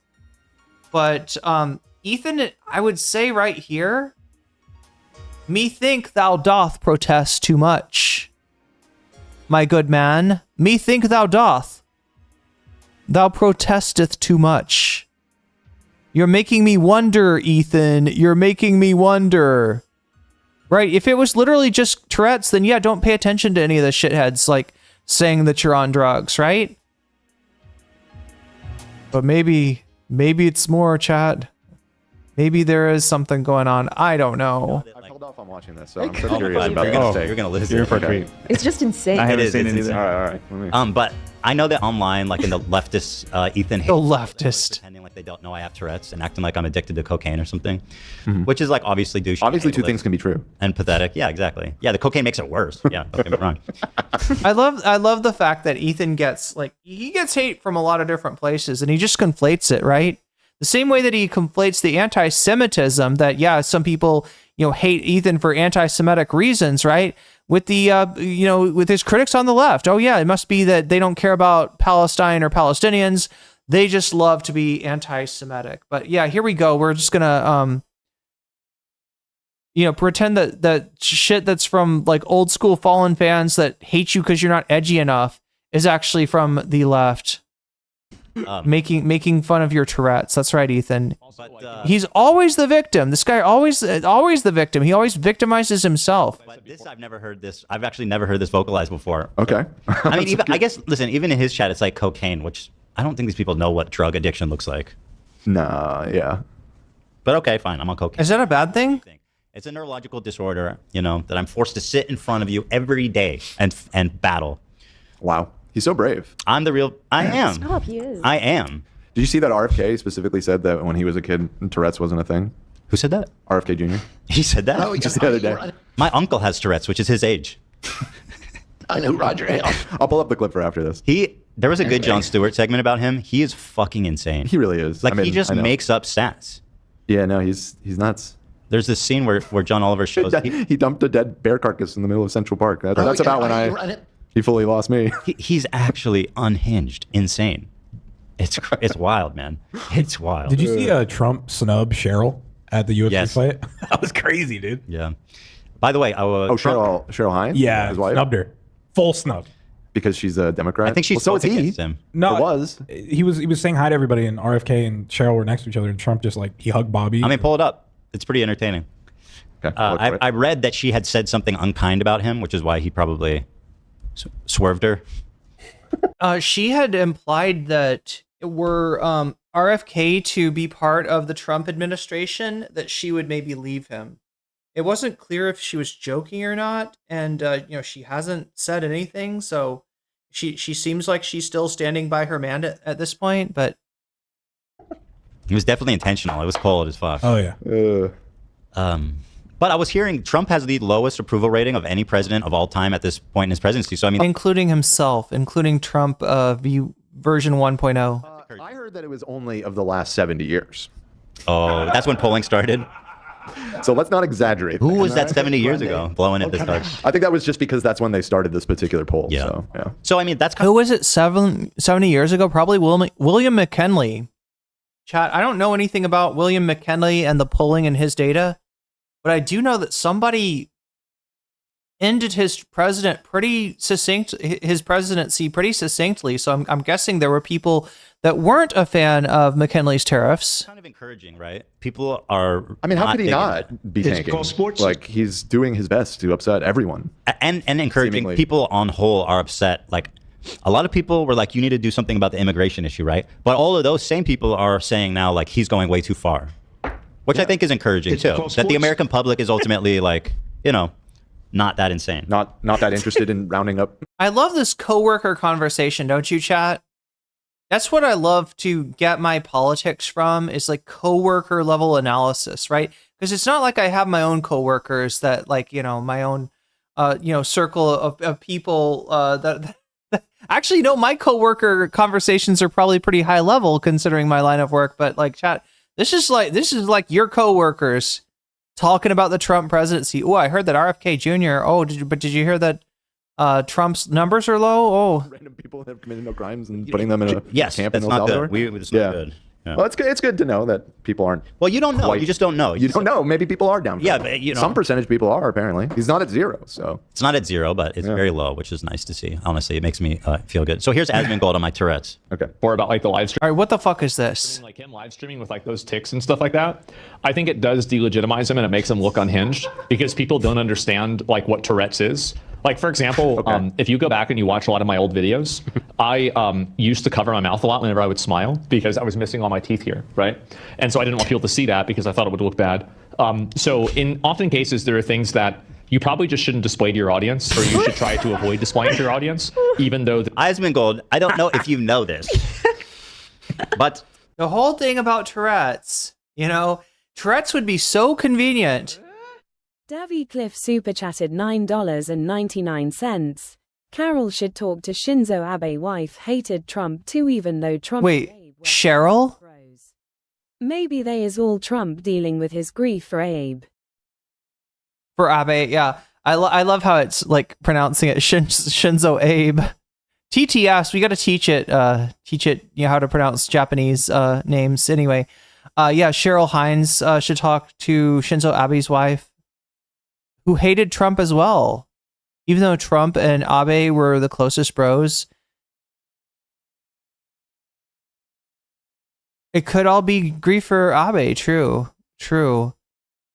Wait, who looks like a PDF in training? Asmongold? Oh wait, I'm in front of Asmongold. I'm sorry, chat. I just realized this. I got to get out of the way. How do I do this?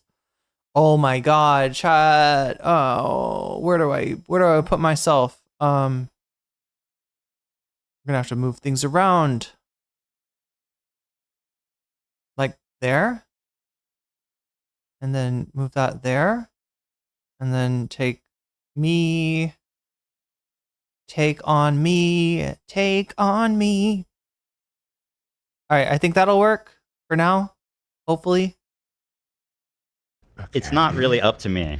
Trust me, I wish that I wasn't ticking out and people thinking I love it. Yeah, it's a weird thing to be like, yeah, you shouldn't show your tics to your audience. I was trying to say the thing about Tourette's is that you can't control it. That's what makes it Tourette's. If it was like that you did tics, but you could suppress them, then it wouldn't be like if you could suppress your Tourette's for 3 hours, then, Tourette's would be easier to deal with, but obviously it's not. It delegitimizes you. I'm trying to navigate my way. I get what Asmongold's trying to say, and this is a coworker conversation within the streaming community, right? This is a conversation that we have. There are certain things that are normal for people to do, but that if you do it visibly online, you will be judged for it, and your point of view will be taken less seriously because of that, right? And it sucks, and it's it's not fair, but if you're doing the business, you just kind of learn to deal with it, right? I get what Asmongold is saying. However, it's just it's a shitty place to apply that. Yeah, don't show people your tics, Ethan. I really wish you wouldn't have Tourette's. I don't know. Like, I think you'd be great, Ethan, because I love how you say bad things about the left and bad things about Hassan, but what really bothers me is that you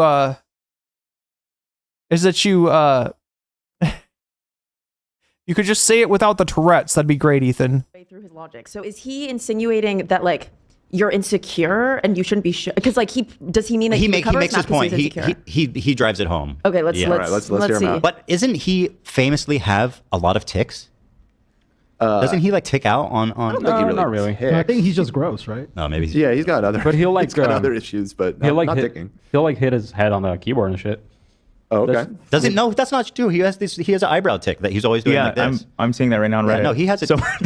Excuse me? He has a pretty prominent eyebrow. Is he joking? Wait, chat. Do I understand what a tick is? I'm pretty sure that Asmongold's eyebrow thing is a facial expression, right? That when he's surprised, he does the eyebrow thing, and he's like kind of known for that. I don't think that's a tick. It's just not. You're like, I think. What is Ethan? Is he trying to say that since he does it without really thinking about it, that's why he's calling it a tick? I'm not sure, chat. Unless I don't understand what tick actually means. The raising of the eyebrow is just a facial expression. This is on his sub, and it's the post is titled "Is his eyebrows tick contagious?"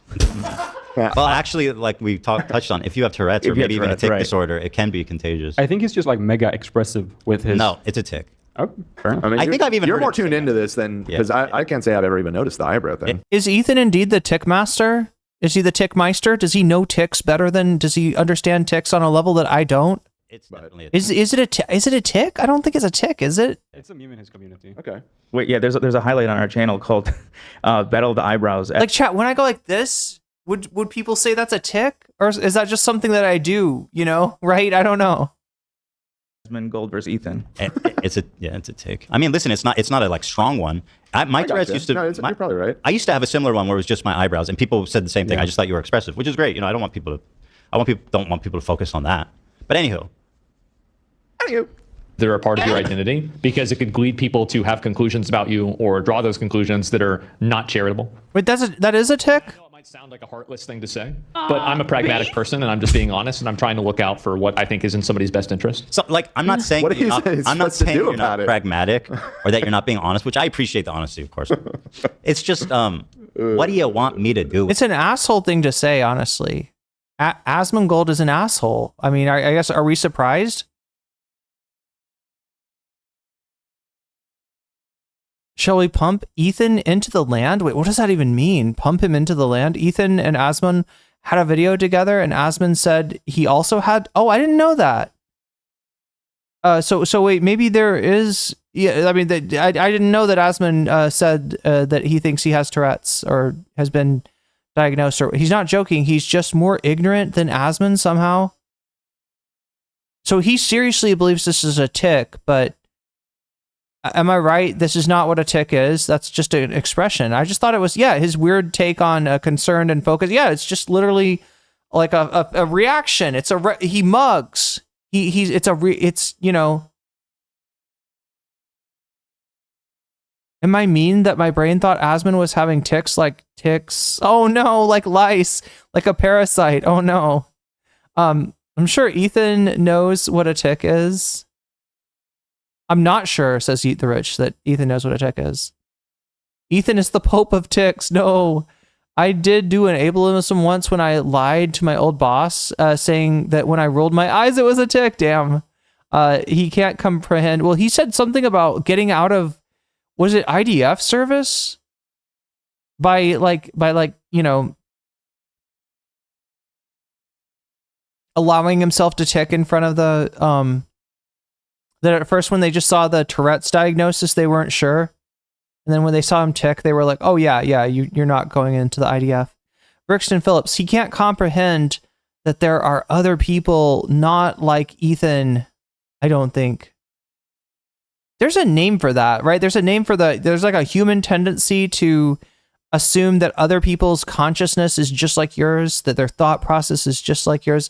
My hatred of mammals is a tick, says Donald Duck. Or is it based? Sorry, I didn't do it right. Assman is a twitchy dude. Yeah, I mean, he is on Twitch. I thought the facial expressions were kind of different. Were a kind of a different kind of neurodivergence. But what? Wait, the Asmans were? These people are wild about medical conditions. Yeah, I mean, for Ethan, it's just a way to like crybully people. I mean, some people used to say that someone's like habitual thing. Oh, I see. You could say that. So if you just have a thing that, yeah, you're doing unconsciously, or maybe when you're nervous, right? That could be a tick. I could see that.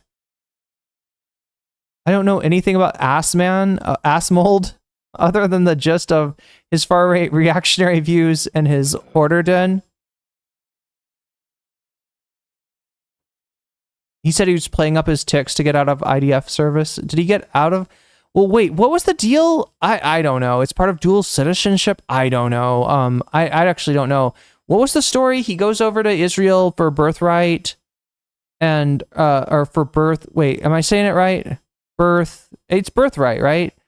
And, I don't even know. I don't know if I have the story down as well as I thought I did. Asmon does move his eyebrows a lot. Yeah, I'm just wondering, can that be considered a tick if you do something unconsciously, like as a just force of habit? Is that a tick, maybe? Because I don't think you have to have Tourette's to do ticks, right? Yeah, Lady Ash says, I don't have Tourette's, but I do get ticks. I wouldn't be surprised, like if it's involuntary movement, because I think I'm trying to think of what I swear to God, I've experienced involuntary movements. Davy Cliff with the super chat. I mean, I wouldn't be surprised if Asman has created a nerve agent from his trash that has destroyed some of his muscle functions. God damn. Solipsism. I mean, solipsism is when you think that the world doesn't exist outside of your mind, right?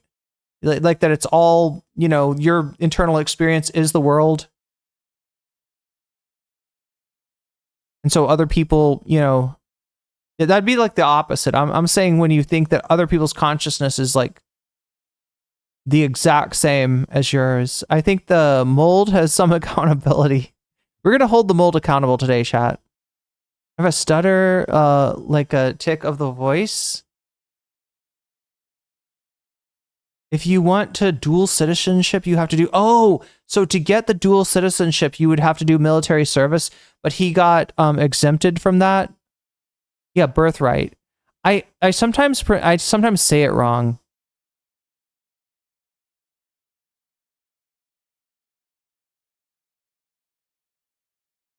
I don't think Klein could have been compelled to join the IDF.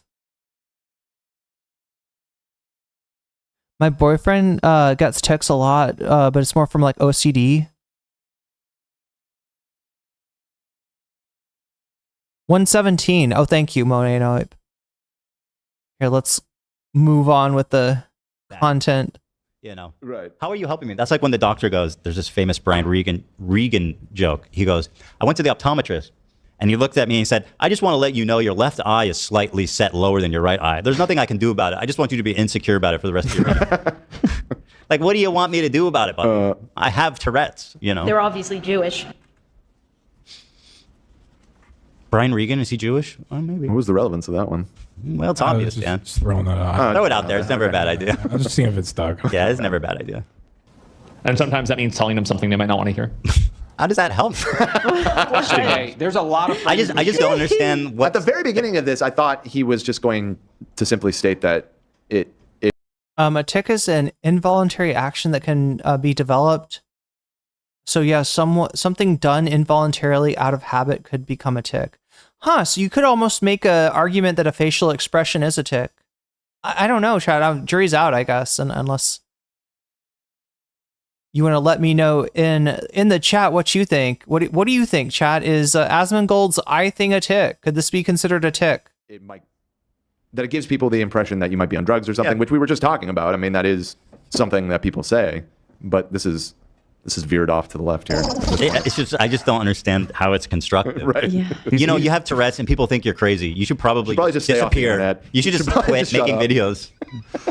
Like, bro, I've been doing this podcast for 10 years at this point, live, okay? Like, what do you mean? It's fine. Low-key, that does sound like it's what Asmongold is saying. Now, you want me to interpret this for you? All right? Because I am the debate pervert whisperer, all right? I've spent time with debate perverts. I know their patterns. I know their actions. I understand them. And I think I know what Asmongold is saying here, right? So here's the deal. Davy Cliff super chatted $9.99. Why didn't Ethan join? He loves aiming at less powerful people. He would have fit in. Ooh, I don't know. Isn't the story he wanted to move back to the US? Isn't that why he didn't want to join? Also, we just hit the butterfly goal. Yo, thank you. Thank you, everybody. We hit the butterfly goal. Butterfly is, in fact, we might have hit it earlier. I might have just missed it, but, wait, what the fuck was I just talking about? You're crazy. You should probably just stay off. Yeah. Okay. So my interpretation of what Asmongold is saying. All right. Here's what it is. Right. They appreciate that Ethan calls out Hassan. They love that. That's great. But it's inconvenient to them that the guy that calls out Hassan is looking kind of cringe, right? If you are Asmongold, you are Destiny. If you are any of these assholes that's like ableism, what's that, right? If that's your whole thing is like, like if you're part of the Arsler crowd, right? Then he's just cringe. because of his Tourette's, right? That's what they think. That's how they think. So he's kind of like, yeah, I like that you're calling out Hassan. I also don't like Hassan, but what I don't like is that you're cringe and you have Tourette's. That's what Asmongold is saying. There you go, Ethan. The leopards are eating your face. You enjoying this? You enjoying this? Because the people that are coming to support you, the Keemstars, the Nick Dioreos, the Turkey Toms, they're these kind of people that are gonna see your disability and just be like, yeah, that's kind of cringe. That's kind of cringe. Yeah, I don't like that because my guy could get clowned on, right? I want my guy to be strong. I want him to be normal. And I want him not to have tics, because then he can dunk on Hassan and not get, dunked back or not be like that. This is the whole thing. That's what Asmon's trying to say. He's trying to say you're cringe, bro. You're fucking cringe. Don't have tics, or don't be on, don't be on the internet. Yeah, I mean, Ethan's right about that. That's the end all be all of what Asmon is saying, is that he should not be on the internet because he is not normal. Right? This is what happens when you lay down with the dogs, Ethan. You wake up with fleas. You wake up with dead rats, okay? You wake up with cockroaches. This is what happens when you fall asleep over at Asmongold's place, right? You wake up with all kinds of shit.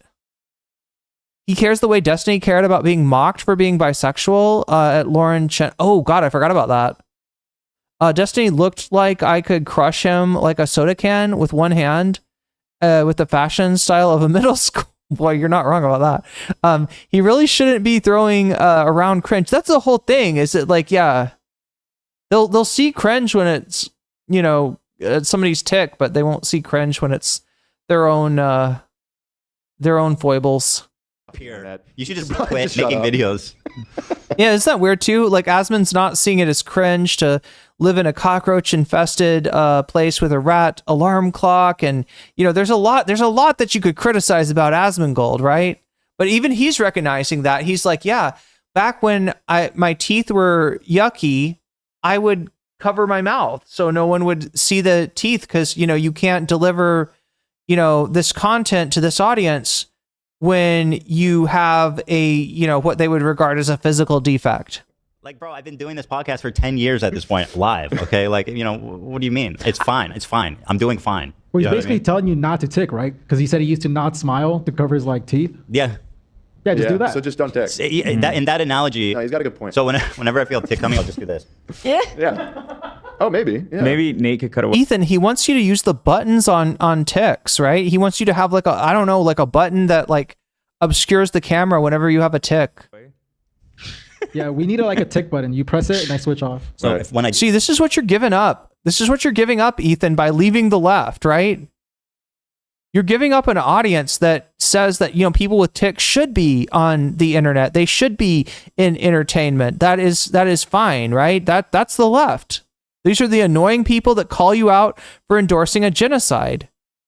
And you should know this already. I thought this is the whole thing about Ethan. He's already given up the anti-SJW crowd. He already flipped over on that. And now he's annoyed that he gets called out for, some pretty cringe, cringe is an understatement, for some pretty awful viewpoints on Israel-Palestine. You don't get it, Ethan. This comes with the territory. If you're going to be in the Keemstar orbit, they're going to fucking make fun of your Tourette's.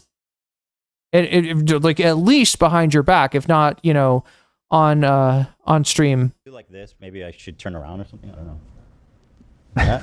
There you go. Maybe I keep my hand below the desk. Maybe that could work. Yeah. The thing is, I'm not ashamed of it. I'm not embarrassed, and I choose not to hide from it or to be ashamed of it, because people shouldn't be ashamed and hide intrinsic parts of their personality or parts of their character. You know what I mean? And also, I think that people with Tourette's, obviously, because it's a very visual. I'm sorry, this is the guy that made fun of a TikToker's laugh, right? This is the guy. This is the same fucking guy, right? That plays. There's chat. Do you remember? There's this one TikToker that made a video on Ethan and had a weird laugh that sounded a little bit like animalistic or something. And Ethan continuously plays this, continuously makes fun of this person. Just. for some very shallow reasons.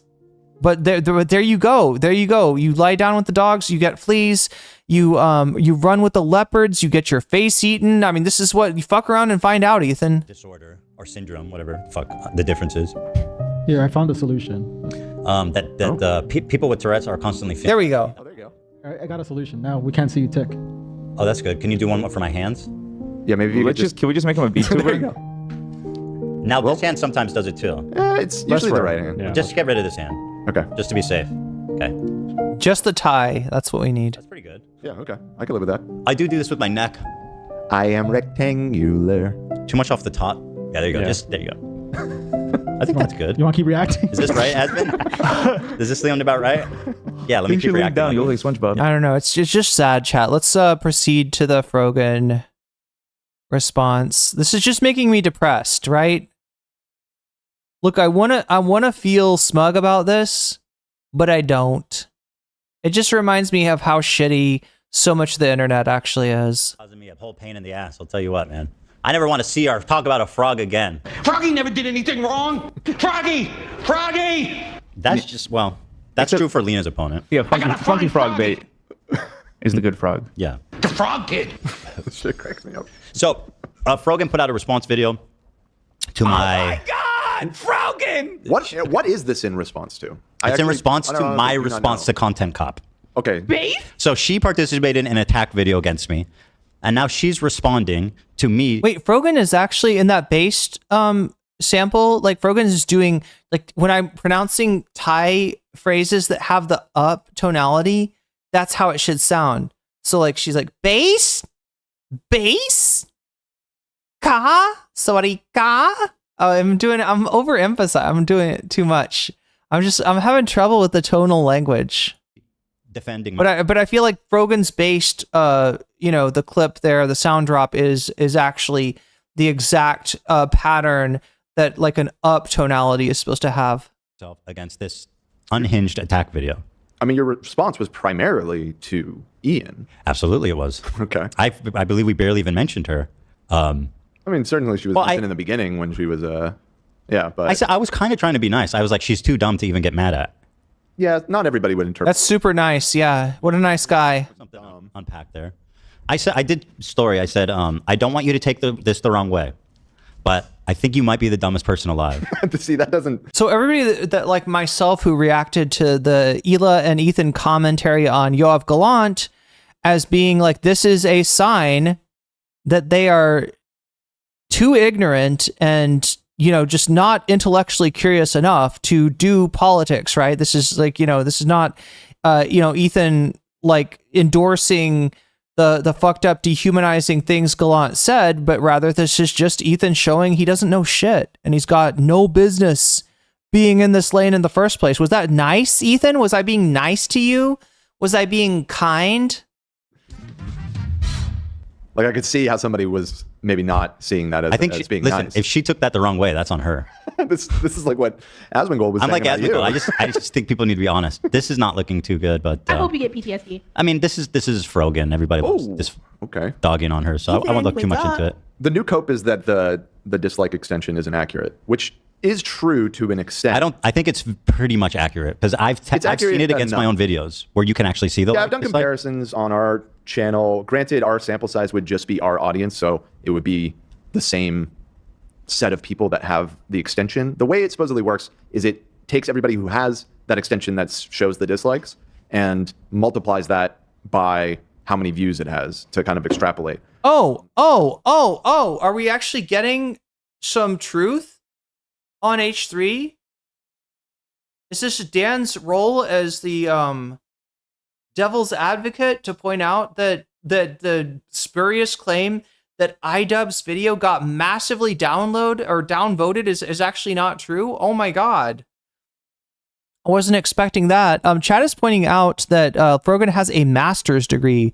The person that Ethan is saying is just stupid, and he thinks he's being nice for saying, no, she's just stupid. She's not, a bad person. We're at 127. Thank you, Moe. That's what I was about to ask you, actually. I was about to be like, I realized that I was off, and I was like, Moe, have you been counting? Because I haven't. Oh my God, I'm so all over the place tonight. I hate how much of the crew fucking babies. Oh yeah, well, when he spills his drink, they come and clean it up for him. I'm surprised they don't wipe his ass, right? Change his diaper. Oh, then they get Giardia. That's probably why. It's probably in their contract that they don't have to change his diaper. That's Zila's job. It's not going to be perfect, but yeah, at least on the podcast channel, what it shows on the extension is pretty close to what it actually is. Like close enough. Even like, yeah, within 10%, I think. Something like that. Or if you're an old school NCC fan, it might be Demon Mama's job, but I'm thinking 2 people in the audience will get that. So anywho, and I mean, at this point, everybody has this extension, I feel like it's got to be extraordinarily popular. So, oh my God, what? She says it's an overdue response. What did he just say? Is he trying to claim that, like, yeah? So Dan was just basically pointing out how the return, what is it called? Return downvote or something? Return thumbs down. It's an extension on YouTube that shows you how many downvotes. YouTube used to show you how many downvotes something got, that they got rid of it because people were being, there's too much toxicity with it. And this extension could supposedly return it to you. As Dan was saying, though, it's not actually accurately counting, right? It doesn't go to the back end of YouTube and get those numbers. Only the creators have access to the numbers of downvotes. What it does is it estimates based on the people who do use it. Ethan is trying to cope by saying, well, yeah, but everybody's got the downvote extension. No, Ethan. Only toxic people like you. Sorry, sorry to anyone in chat who's got the return downvote extension, right? But yeah, it's primarily people that are looking for drama that get that anyway. Podcast channel. Not that there's anything wrong with drama slop. What it shows on the extension is pretty close to what it actually is. Like close enough. Even like, yeah, within 10%, I think. Something like that. So anywho, and I mean, at this point, everybody has this extension, I feel like it's got to be extraordinarily popular. So, so this is her response to my... Wait, he got caught lying about the button, says play something. Are you talking about Dan or Ethan play something? This loser also took some time to lie about intentionally leaving the audio. Oh, you're talking about Dan. Yeah, that happens later on. Yeah, we'll get to that. Lie intentionally about leaving the audio on Spotify version. Yeah, it was such cope. It was such incredible cope. I'm pretty sure there are multiple extensions. Yeah, you're right, Utana. So even if, there's... I don't know. It sounds like cope. It sounds like cope from Ethan, and it's definitely cope from Dan talking about the Spotify version. He's trying to make that sound like he did it intentionally to be transparent. It's such a load of shit. Ethan seems to be the kind of main, who shit stains his boxers every day. The kind of main. Wait, when you say main, I'm thinking of fighting games. Like Ethan, I'm an Ethan main on Smash Brothers. My response. What if there was like, oh my God, chat, we need a fighting game that's like Giardia Brothers or something. She says it's an overdue response. She wants you to subscribe to her podcast, iDubbz. And the comments are pretty saying Ian approached this content cop with empathy is so delusional. Okay, so let's just watch it. Congratulations, Ethan. You brigaded Frogan again. Congratulations. That's such a good job bullying a smaller creator. That's great. So here it is. It's Frogan, and this is the first time I'm ever making a solo YouTube. By the way, I know I'm already pausing it. And before her and Hassan and all of the company are accusing me of harassing her for responding to her fucking video about me. But clearly she's harassing you, right, Ethan? Just a reminder to everybody, every single one of you, that I've only ever responded to Frogan. This all started when I silently, peacefully unfollowed her on Twitter. Did you see the meme of you as Matthew McConaughey trying to warn yourself not to unfollow Frogan? Yeah, it was funny. No! Yeah, I mean, it's possible. They made a joke about there being a different timeline where Frogan didn't unfollow Ethan and that, like, yeah, I don't know, somehow... I'm trying to remember what the actual timeline was.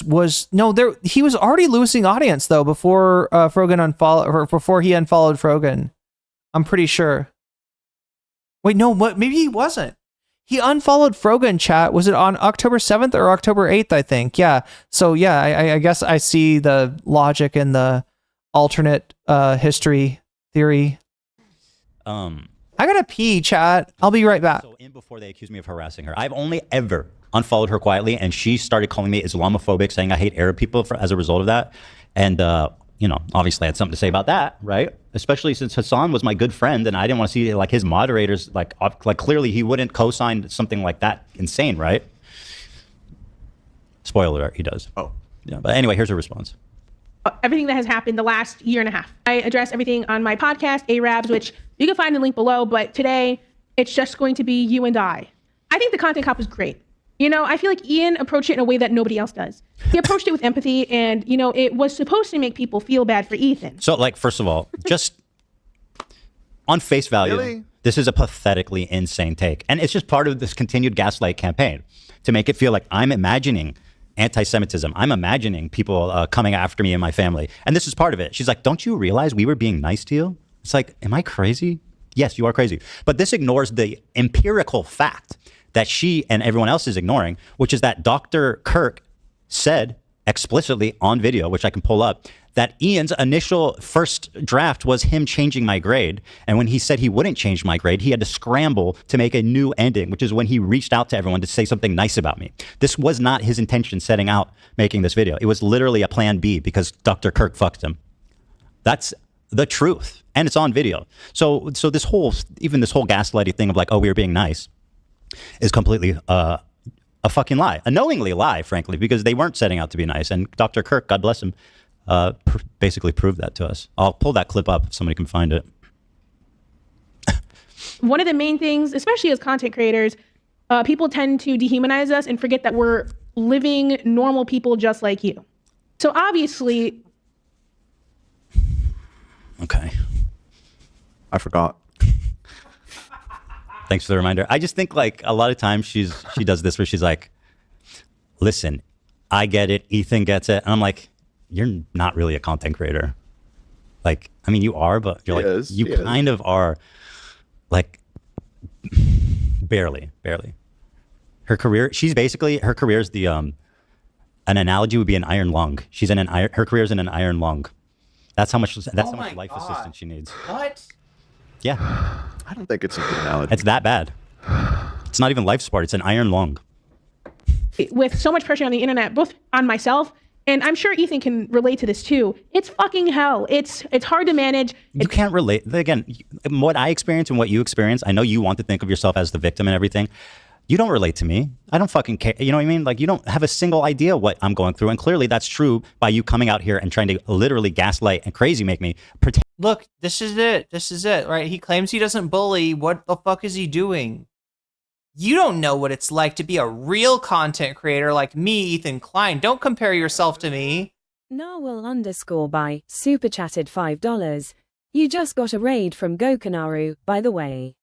Also, please make the chat non-sub friendly. Make the chat non-sub friendly. That's a great idea, Narwhal. I agree completely. Welcome, Gokas.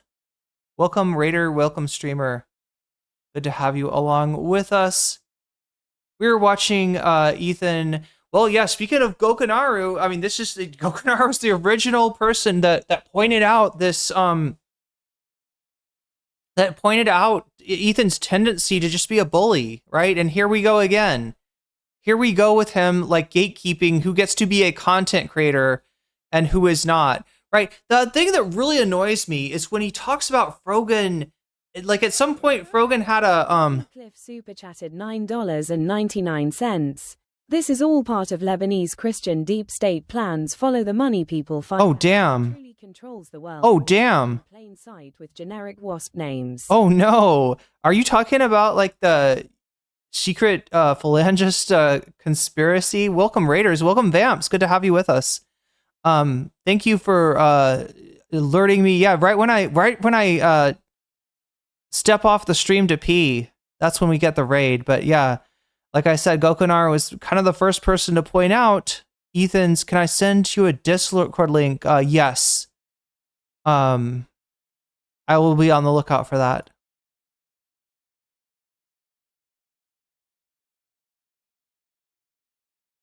Check on Elizabeth Warren's interview with Sam Fargoso.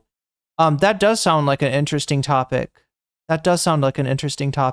Thank you for the super chat, Davy Cliff. Thank you for letting me know about the raid, Narwhal by Nature, and thank you for the raid, Gokanaru. There we go. All right, so let's get back where we were at.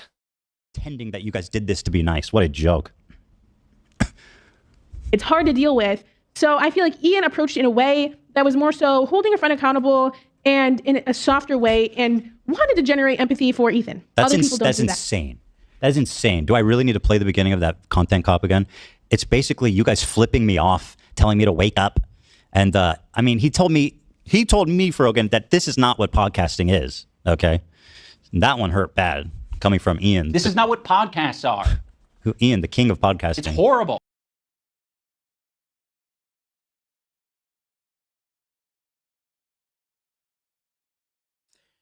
There was a video that we watched the other day made by Overzealots. All right. If you were watching, was it yesterday or I can't remember the day before. The days are all blending together, Chad. I think it was yesterday, actually, right? Overzealots video was talking about how SlopTube, of which he identified Ethan Klein as part of, how SlopTube weaponizes ignorance. And we're seeing that dynamic at work right now. We're seeing that dynamic at work at this very moment. The ignorance that he's weaponizing is the idea that, like, but if a video is a call-out video, then it can't have an olive branch. And if a video has an olive branch, then it can't be a call-out video. It's either got to be like one or the other. It's this, it's this false binary. Right? That's the ignorance that he's weaponizing. But if it was a olive branch, then how could it have people doing a silly Fortnite dance? Maybe because it's a silly Fortnite dance. How could it have people saying wake up? Maybe because they're being silly, right? It's like, I mean, there's a serious point to it too. It's definitely calling out Ethan for his interpersonal toxicity that Idubbbz and Anissa experienced firsthand. But it's also, it's not entirely like it's not like a fuck you forever. It's not like a you're the worst person in the world. It's not like a I don't know. Ethan Klein is the bottom of the barrel. It's explaining what Idubbbz experienced in terms of being forced into a drama that he wanted no part in, right? Like the whole thing was Ethan calling out Idubbbz for not joining on his side of a fucking internet beef. That's the issue. Did Ethan ever respond to the Chapo? But he does not. And Hathan, I think I almost said Hathan. I'm getting Ethan, Hassan, Elon. I'm getting everybody's consonants mixed up here. But Hassan hypothesized that maybe it's that Ethan knows that if he gets into it with a real comedy guy like Felix, he'll get eaten alive. And Felix is kind of chomping at the bit. Yeah, when Chapo went at Ethan. Oh my God, Sasha G, I almost read that as when Chapo went down on Ethan. But no, it's went off on Ethan. Loving Thailand so far. Happy for you. Not jealous. Oh, thank you, Christian Strand. And thank you for the super chat. Oh my God, chat. This is fucking with my head here. But yeah, this is weaponized ignorance. This is pure SlopTube. And this is something that like he has been podcasting for years and years and years. And this is a technique that he's learned, right? He's counting on the audience to have a certain amount of ignorance. He weaponizes that ignorance. And instead of having to make a substantive claim, pushing back on, actually, no, I'm not being interpersonally toxic to Idubbbz and Anissa, now it's like, oh, well, the video says that it's got an olive branch, but it also had an L dance. It had a Fortnite L dance. That's not very nice. And they flipped me off.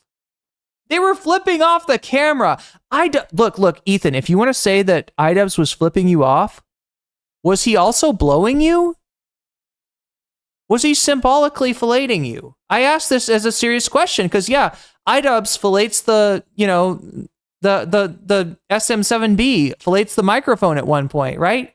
Was that him symbolically going down on you? Or maybe might you recognize the ridiculousness of your own statement? But look, chat, it's not useful for him to recognize that, right? Because what game is he playing? He's playing the game of weaponized ignorance. Anyway, back to the content.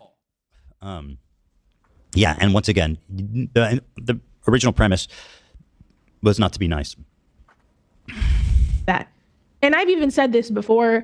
I feel like we need to stick to the basics as to why Ethan Klein deserves to be criticized, and that is for being pro-Israel. The original premise was not to be nice. That's true, right? The original premise was to call out Ethan Klein, but it wasn't. Cliff super chatted $9.99. Felix would destroy Ethan's bloodline with just one insult. It would be Adam Friedland versus Destiny. Oh my god! What if Adam got involved? What if Adam? Yeah, because like right when we're talking about Chapo, like Adam Friedland is just one Kevin Bacon away, right? Adam Friedland is directly connected to Chapo, right? Can you imagine Ethan going up against, this is his nightmare, Felix Biederman, Adam Friedland, and Stavros Halkias. Good night, Ethan. It is over. iDubbz, you may be able to land some blows on iDubbz. You will not be landing any blows on that that triumvirate. That what do you call like a group of 3 people? 154. Thank you, Moinoape. Okay, sorry, Chad. I keep on getting distracted. And trying to deplatform pro-Palestinian content creators. This is just so pathetic. This whole he's trying to platform pro-Palestinian creators. Deplatform. Just because you're pro-Palestine doesn't mean you're infallible. Okay, it doesn't mean that you're beyond criticism. I know you want it to feel that way, so that you can say shit like Hamas is fucking doing awesome revolution. Yeah. There's no correlation between your crash out and Israel-Palestine. Let's keep on pretending that you're calling people to hold them accountable, when the whole point was that your audience held you accountable by leaving, all right? By leaving, right? You thought that making fun of Aaron Bushnell self-immolating would be a funny joke. Your audience doesn't find that funny. You thought that the bigger, victims in this situation were, Israelis that died on October 7th, and your audience recognized that in the long term, the larger victims were going to be the Palestinian people. Acts by slaughtering civilians, and that you don't want to be held accountable for saying insane shit. Held accountable by you? By the guy that like touches himself looking at a 17-year-old talking about her experience being a victim of the Boston bombing? Be held accountable by Ethan Klein, the guy with a 7-minute long N-word tape? Be held accountable by the biggest fucking crybully clown cringe lord on the face of the internet? No, go ahead and hold us accountable, Ethan. Like that. But guess what? That's not how the world works. Despite your fantasizing so badly that you need to be the victim of every situation, it's just not the case. I mean, this is all.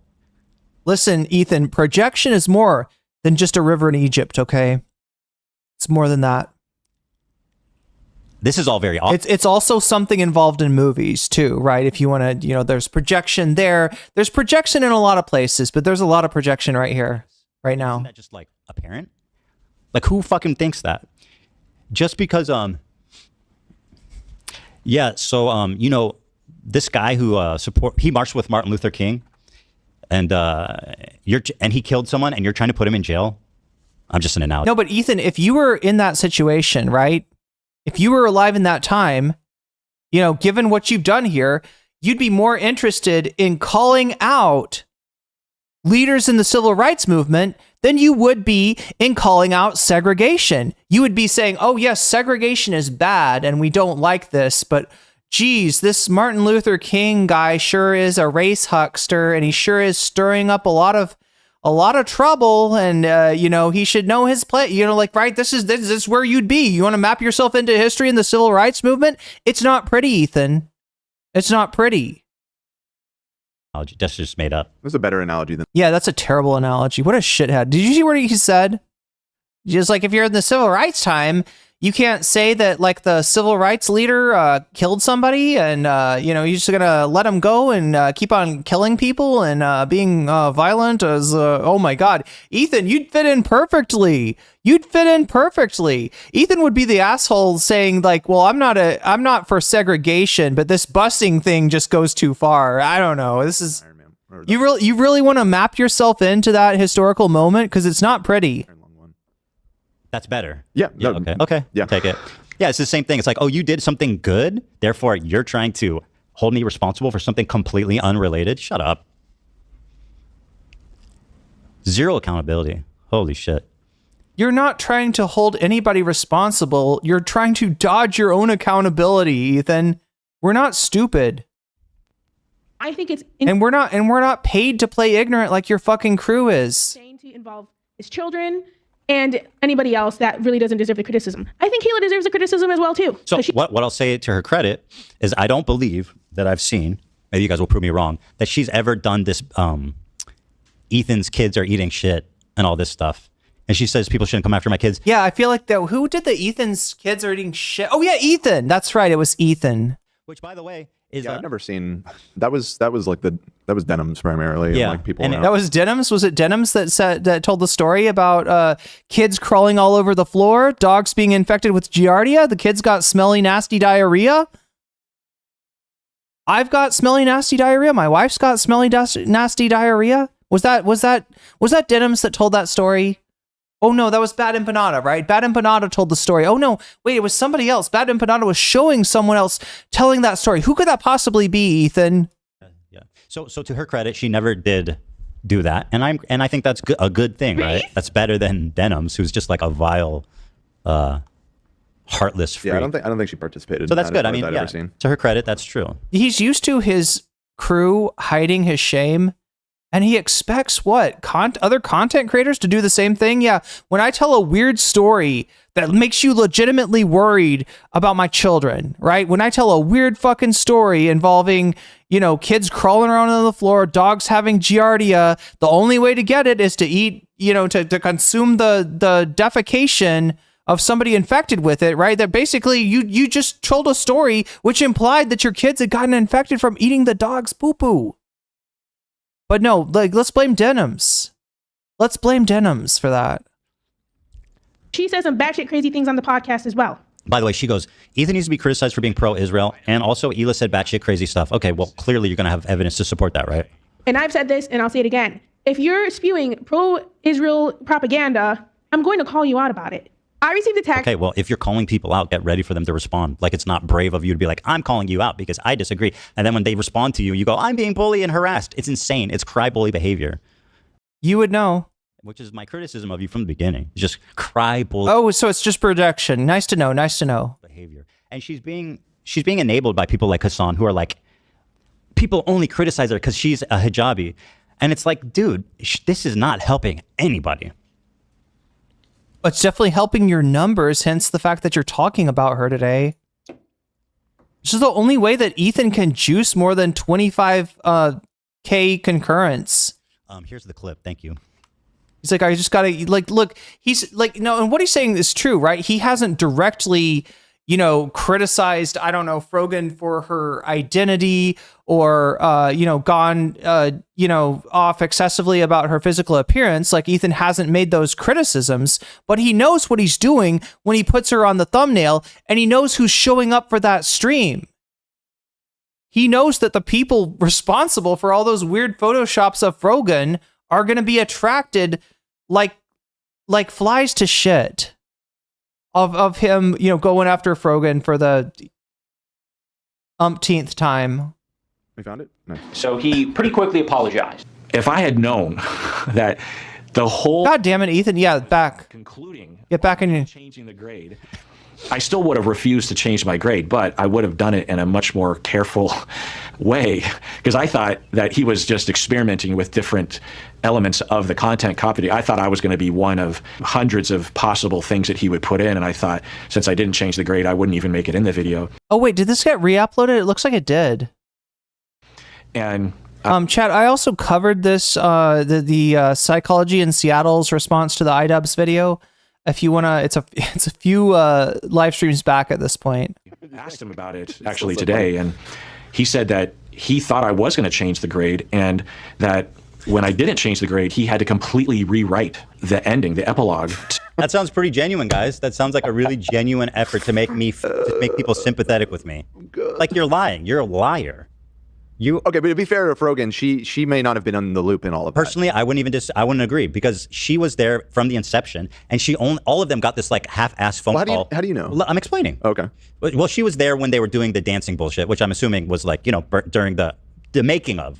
Sure, I just don't know though. Well, so the reason I think she knows is because everybody got this half-assed call, like probably 2 or 3 days before he posted the video, or maybe even less, being like, "Can you say something nice for Ethan?" Because they shot them individually instead of when they were all together. That's your Giant Ostracod says, yeah, and he was supposed to be talking to Sam today. Is that right? I mean, I guess like the story that he gave was that Sam said that he was busy at present, but that he would talk. I think they were supposed to talk about it on Thursday. Yeah, you would think that they would have talked by now if that was really going to happen. Calling out the bullying. Yeah, the bullying's coming from inside the house. If you call people out, you're going to get bullied. Ethan is acting like that story is something people made up. Now, I know, right? He's the one who made it up. Like, I don't think the story's necessarily accurate. Like I've said a million times, I assume, I hope to God that he was embellishing. Because if he was telling the truth about that story, then CPS really did need to be involved, right? I'm guessing that he embellished it for comedic effect, right? Because it's just a little too outrageous to be true. But he's the one that told the story, and the story is concerning the way that he told it, and it's the kind of thing that I don't know what he thinks, that because he's a content creator that he can do things that other people would have real consequences to it. But he's like, I'm Ethan Klein. I don't have any consequences at all. I'm special. I lead a charmed life. Look at my watch. Let's do some watch talk here. That's the rationale. I'm supporting. Why? It's like, why are you asking last minute to say something nice? Like you didn't know that I was even part of it until like 2 days before. You can't like make this grand claim that it was meant to make people sympathetic for me when like meant to make people sympathetic to you? No. Oh my God. Fucking straw man of the universe, chat. Are we on the yellow brick road? Are we going to meet the cowardly lion and the Tin Man next? What the fuck? That is a huge straw man. No, nobody's claiming that the purpose of the video was to make people sympathetic for you. But it did contain a few moments of humanity, of trying to, take a step back, take a breath, and recognize that we're all human. We all make mistakes, and that, we can learn and grow from things, and kind of a hope that maybe someday Ethan would do that too, right? That's all it was like, hey, while we're criticizing this toxic asshole that we've all had problems with, right? Let's also admit that in addition to being a toxic asshole, he's also a human being. And there's some good things about him. Let's all say, right, Frogan, what is your good thing about Ethan? iDubbz, what is yours, right? It's just like, that's all it was just a moment of, it was like, I wish more content was like this. I wish content didn't have to hew to this false binary of somebody is the fucking spawn of Satan or somebody is a, angel, right? Because people aren't like that. People aren't perfect, and people aren't perfectly shitty. Most people are a mix, including Ethan. I agree that I think that Ian scrambled, and that was never his intention, and that's bullshit. I'm just questioning the level of Frogan's involvement in the making this video beyond doing the Fortnite dance and then sending that video. I don't think she was like on the ground planning it with them. I don't think she was writing it, but I don't think she believes this, because like up until 2 days before, she thought this was. Oh God, Davy Cliff brings up, he does get a lot of viewers. He actually does. Yeah. I mean, like, look, even at 25K, that's a lot of viewers, right? For a live stream, that's a lot of viewers, right?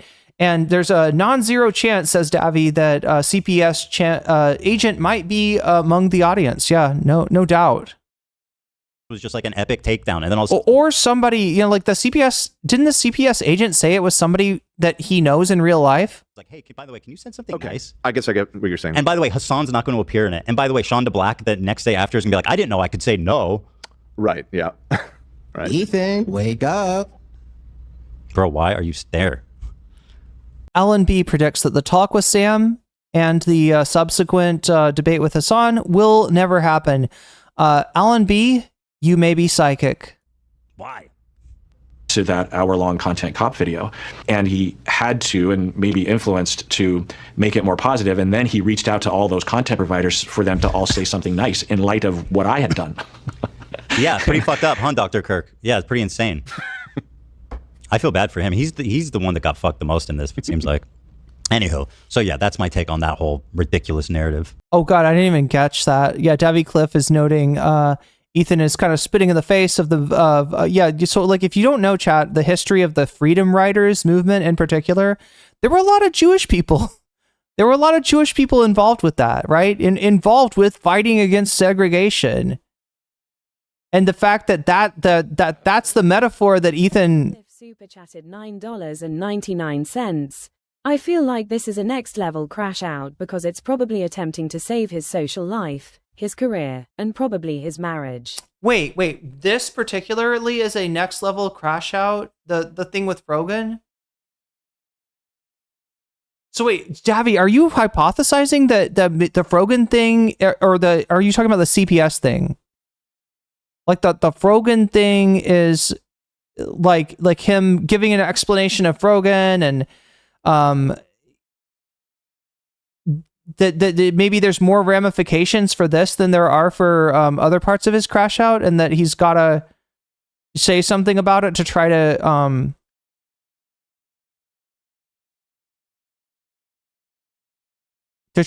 kind of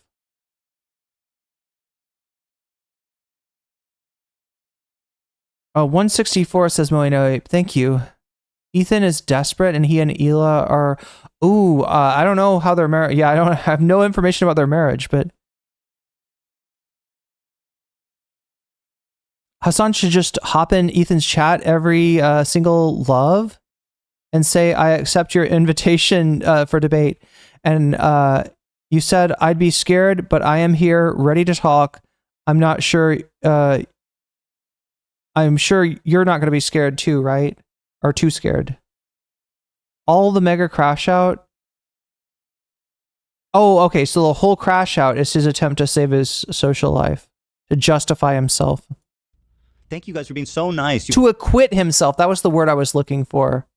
You guys were so sympathetic. Everybody watched that and felt bad for me. All the people that hate me watched that and were like, we need to give Ethan a second chance. In a weird roundabout way. It did. That's what happened. It is what happened, but not the way they intended. Yeah, Keemstar, Asmongold, Froggy Fresh, you know, you got some Tectonic. Wait, is that his name? Tectonic? Chat, am I remember his name right? The guy that did the thing to QT Cinderella. What's that dude's name? But I mean, like, these are the people that showed sympathy after the iDubbz video. And I don't know how much of sympathy and how much it's just that they hate iDubbz. But I mean, they have a positive association with you. But Ethan, did you notice they didn't hang out for your Lord of the Rings stream? They're not watching your other content. They didn't become supporters. Their audiences are not, you know, pouring into your audience. It didn't work. Right. It's horrible. There's something interesting there. There is, yeah, that is interesting. That is what happened. A lot of. Yeah. People did have empathy for you, but they felt bad for you because an old friend was like doing this like blatant betrayal rather than the intended reason. But it's so interesting. Same end result though. It's horrible. Asking to say something nice about Ethan, and to be honest, I thought about it long and hard because I was like, this man. And then she goes, when I first was asked about it, I was like, I don't fucking want to say anything nice about this guy. It's like, okay. Well, I can understand that from her point of view. Okay, but then like, don't be like, we were trying to be nice. It's like, no, you weren't. You hate me, and just say it. Don't do this. I hate how they like pretend to be these good people, altruistic. It's bullshit. Just fucking say what you actually believe. It's pathetic. These people don't know how to be honest. I deserve anything nice from me, but I said, you know what? I don't want anything nice from you. Maybe it'll give me some closure. So I wrote a letter to Ethan, and I read it off, and iDubbz put it in the video, and this was Ethan's reaction to the video. I bet you will would. be reading my letter off because I don't want to sound robotic. H3 used to be the sports figure that I used to watch. I hope that one day it gets back to what I remember. You were one of the inspirations for me to start creating content, so all this has stunk. I hope you really hear this, and I wish you the best. I think. Listen. Frogan, she's so dumb that you almost can't be even mad at her. I think it's funny that she put this in because, I mean, it's kind of funny. You know? Well, she's putting it in to show that you were not nice while she was being nice. Yeah, she was being so nice. Right, I get it. I get it. But I think she's thinking it makes me look crazy, but I think it doesn't. Oh shit, I'm in front of Ethan again, aren't I? It almost felt like the nicest one of them all. I think she was the only one being genuine, Yeah. actually. So I don't want... God damn it. There's too many Ethans. Okay, just stop being an idiot and I'll stop talking about you. It's really simple math. She's also by far the smallest creator of the bunch. Right. I mean, is it even like cool that he included her? Like, she's just gonna get more shit? God, It's not. fucking damn it. He knows what like this entails. This part made me laugh. I feel like that clip wasn't bad. It feels like we were being genuine and... Well, anyway, she's just gonna have to be up here. She didn't see it that way. And like, it's not... It's He knows what like this entails. This part made me laugh because it was very tone deaf, and he's acting like Tone deaf? Does she know? I don't know if she knows what that means. What was tone deaf about it? What was the tone I was deaf to? Does she know? Knows what like this entails. This part made me laugh. I feel like that clip wasn't bad. It feels like we were being genuine. Cool that he included her. Like, she's just gonna get more shit for being It's involved. not. It's not cool. And like, it's not. It's he total- knows what like this entails. This part made me laugh. I feel like that clip wasn't bad. It feels like we were being genuine and. Well, anyway, she didn't see it that way. And like, it's not. It's he total- knows what like this entails. This part made me laugh because it was very tone deaf, and he's acting like Tone deaf?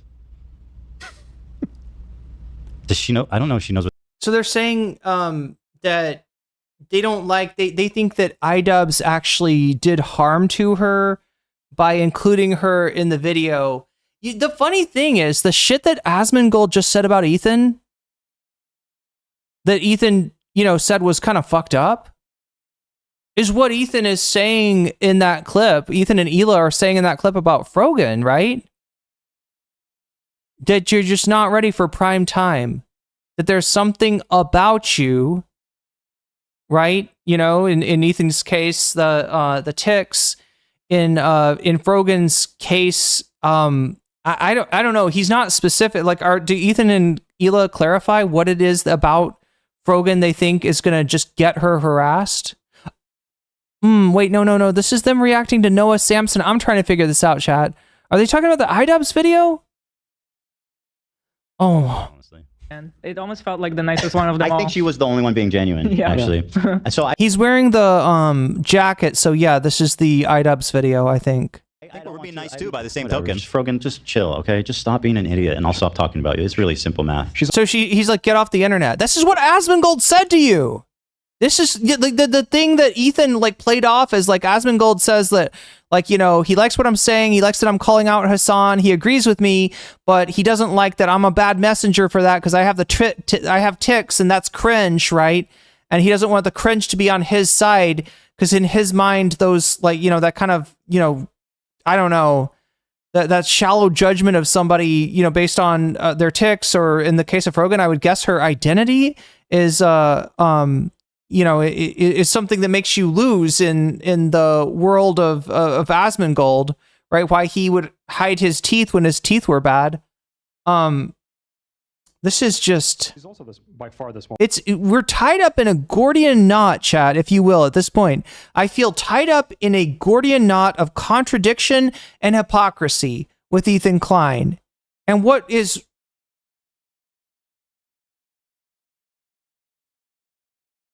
What is surprising me more than anything is the degree to which he is unaware of how much he's contradicting himself. As if he is a person who has never had to be held to account for anything. As if he has lived his life above the law of YouTube. And to a certain extent he has.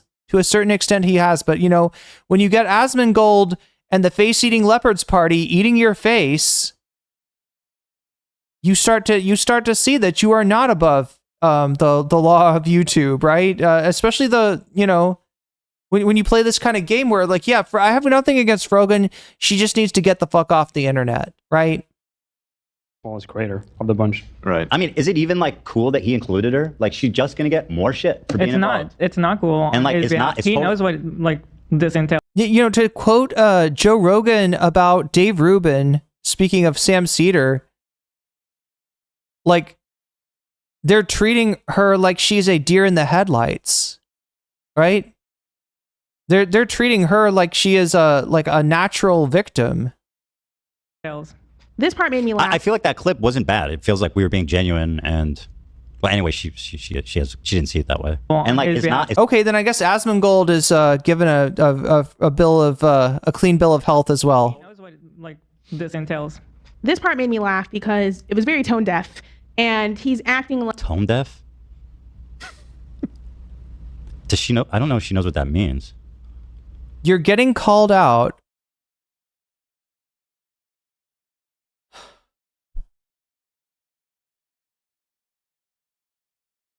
You're getting called out for treating her like she's lesser, and your response is to treat her like she's lesser. That's why it's tone. That's what she means by tone deaf, Ethan. What was tone deaf about it?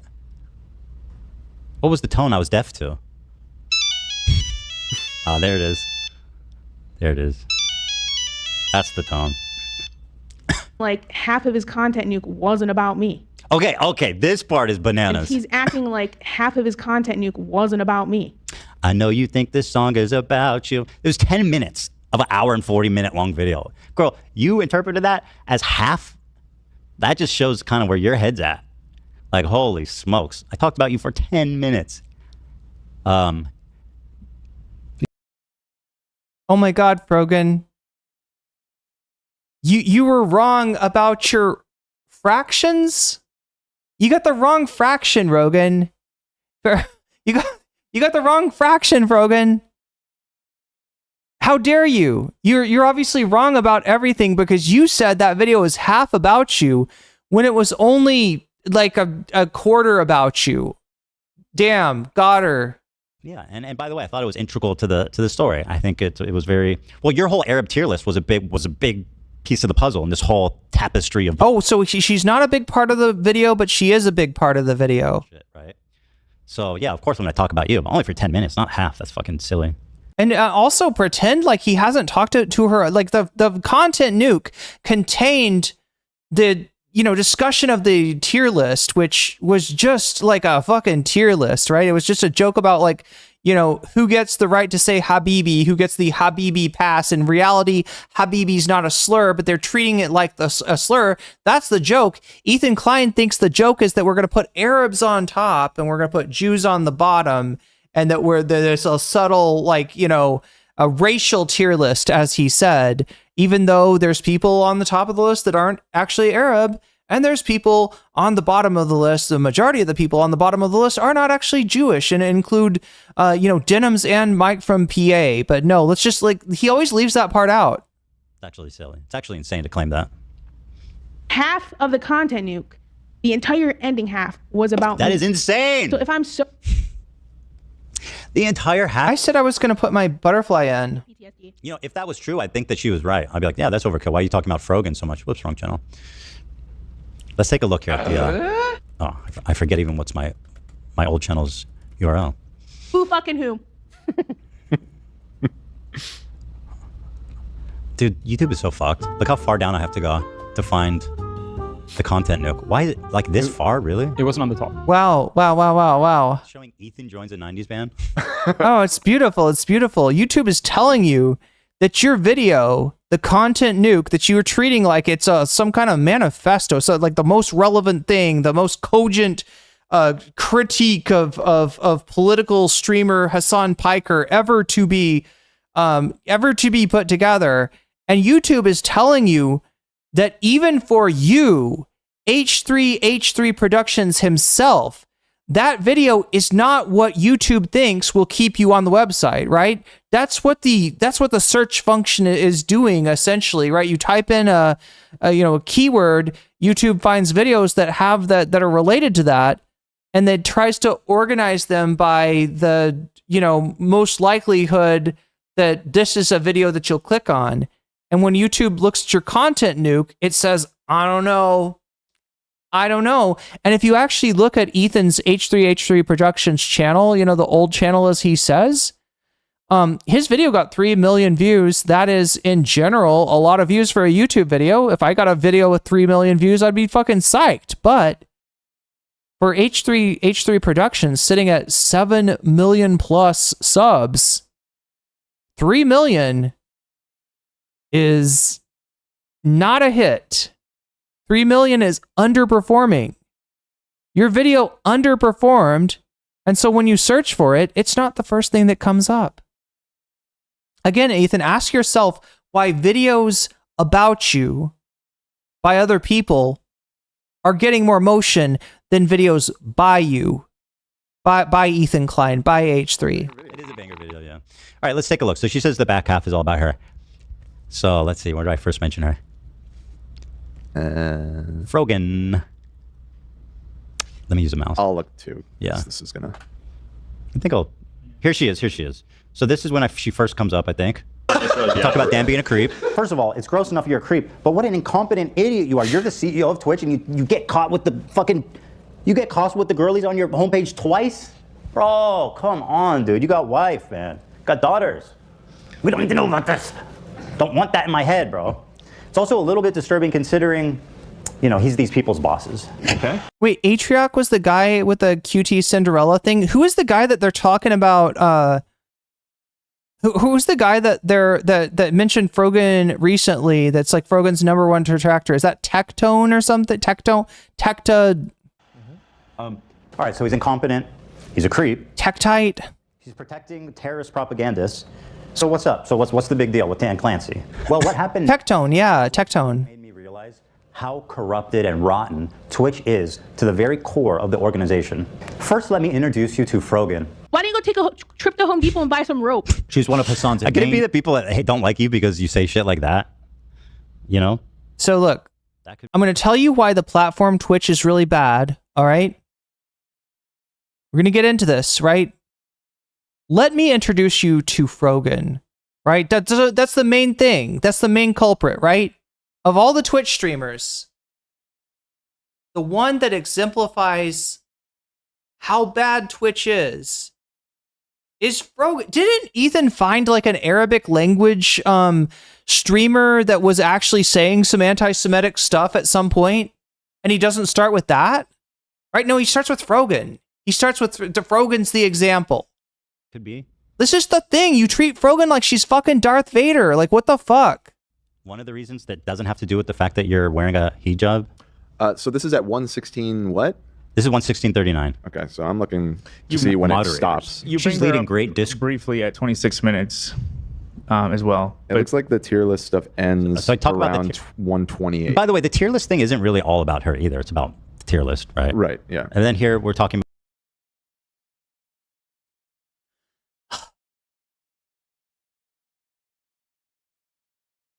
Let me read some more chat. Oh my god, this is frustrating me, chat. This is frustrating me to no end. Ethan criticizing iDubbz for including... Because the whole thing is like, I don't really want to feel any particular emotion when it comes to Ethan Klein, right? He has made himself into a lolcow. He is a cautionary tale. He is, more than anything, just somebody that's fun to laugh at. But... just the amount of gaslighting he does, the lack of respect for his audience, right? The weaponizing of ignorance, it does start to grate at a certain point. Savannah says Ethan criticizing iDubbz for including Frogan because she's only going to get more shit is while being the person who is giving her more shit, yeah, and directing more shit at her. When Trish begged Ethan to tell his audience to stop harassing her for ruining her life, he and Ela said, "Oh well." Yeah, there's literally screenshots of this chat conversation that Rave is talking about. They deserve no grace, and YouTube is gross for letting this happen. Hey, YouTube, has a double standard for larger content creators. That's what I've noticed. Did he just make a fucking pager joke? Yes. Yeah. I mean, like I'm assuming you're watching on the playback. Yeah, he did that. I do remember he made a pager joke at one point.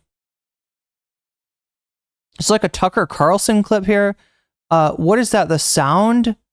I hope it's not what I think it was. Wait, what? What was the sound? What are people talking about the sound? Only Ethan is allowed to exaggerate. That's right. Oh, the beeping. Wait.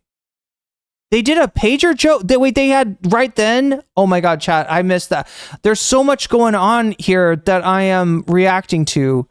Davy Cliff with the super chat. What was tone deaf? Davy Cliff super chatted $9.99. No, it was an Iranian streamer and he wasn't saying anti-Semitic stuff. Oh. It can just be seen as anti-Semitic if you poorly translate it. But Oh. Arabic because bar Middle East. Here, this is what I get, chat, for trusting Ethan Klein to give an accurate translation. I should have known better. What was I was like, well, at least there they actually did find a Twitch streamer who was doing something, that looks like it's terms of service, right? But even then, I trusted Ethan Klein. I made a mistake. What was tone deaf about it was the tone I was deaf to. Set in the Nick Mullen.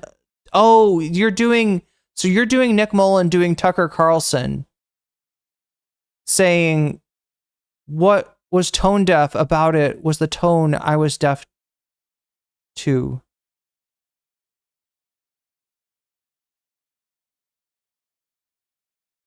Legit, Frogan's eyes and smiles are freaking gorgeous. How can you say anything about her appearance? There's some pretty toxic people on the internet that just react to the fact that she's a hijabi, honestly, and still on that Habibi tier list. That's right. He is indeed. Tectone. Thank you.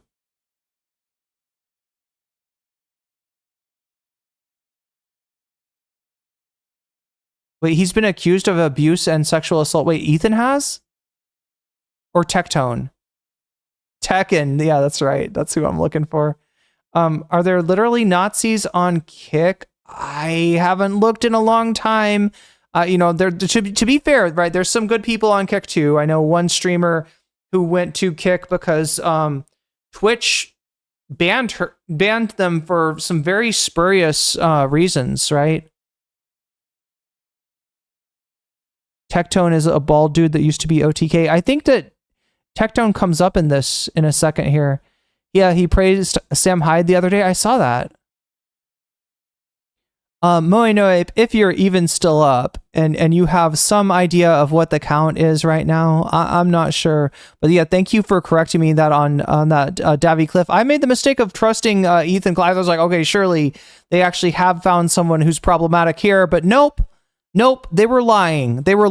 I fucking trusted them to not mistranslate. About her podcast, which again, they just kind of shockingly dumb shit. My mistake. It's about 12 minutes this segment. 12 minutes? I would say.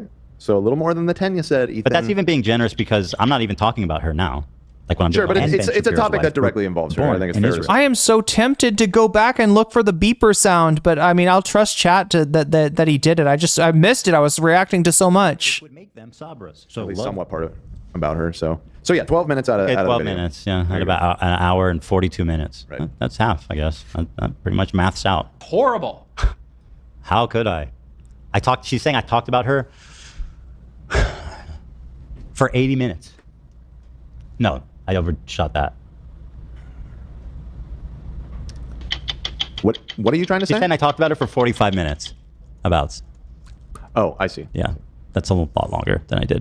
Curly Bear says, I wonder if he's going to repeat what he said in the content cop. They volunteered to be in the same room with her. Yeah.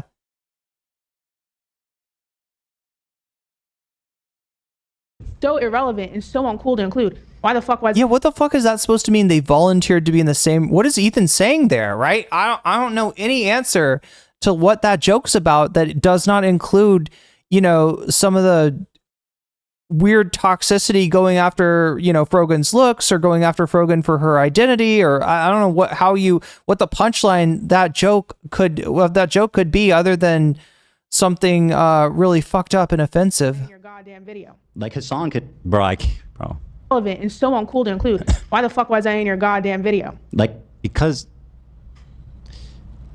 What's her point? Hold on, let me go back. Half of his content nuke wasn't Narwhal by nature It was a ringtone for a cell phone in dinosaur poop.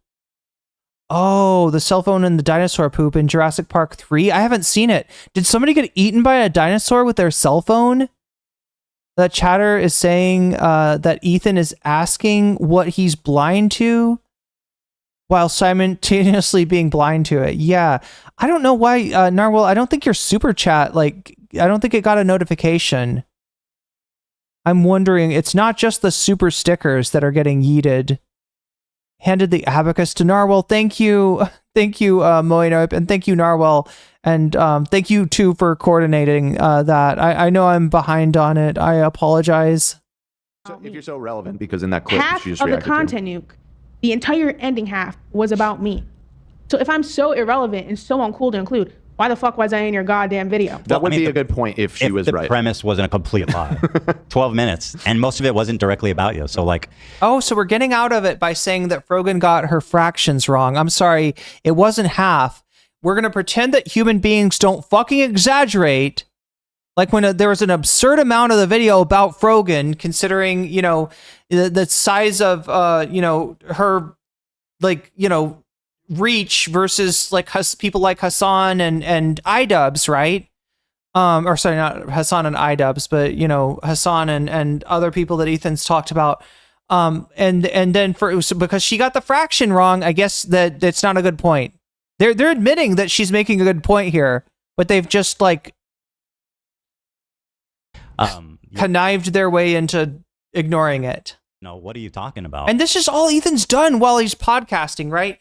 Idubbbz said that this isn't podcasting, right? Ethan took a big offense to that because Idubbz's podcast numbers are not as good as Ethan's podcast numbers. And it's what Idubbbz was trying to say by that is that podcasts are people talking in a conversational tone, usually, about subjects of interest. Podcasts are not the same as hate streams. And what Ethan does, you know, when he's going after Hassan, when he's going after Frogan, when he's going after Noah Samson, when he's going after Bannon Panada, is hate stream. So what he's doing is he's taking a different, and now hate streams exist, chat.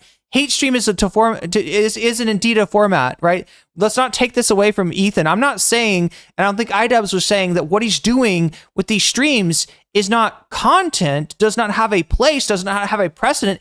It does, but the precedent and the place for this is a stream by like Lonerbox, a stream by our Relevant, a stream by Chud Logic, right? He's doing a drama stream. And that, in fact, is not a podcast. That is a different thing. What do we have here? Is it H3 Productions? No, we're looking at H3 Podcast. His stream is marked podcast. He's not doing a podcast. That's all Idubbbz was pointing out. Lady, you're delusional. Yeah, it would have been 50 minutes of me talking about her if what she said was correct. But also, just because I think you're irrelevant doesn't mean you don't belong in the video. You know, you are irrelevant. You're propped up by a bunch of ridiculous forces on Twitch and people, despite, you know, you being essentially can only be described as talentless. 179, thank you. And you've been doing it now for years, you know, constantly rising starring it.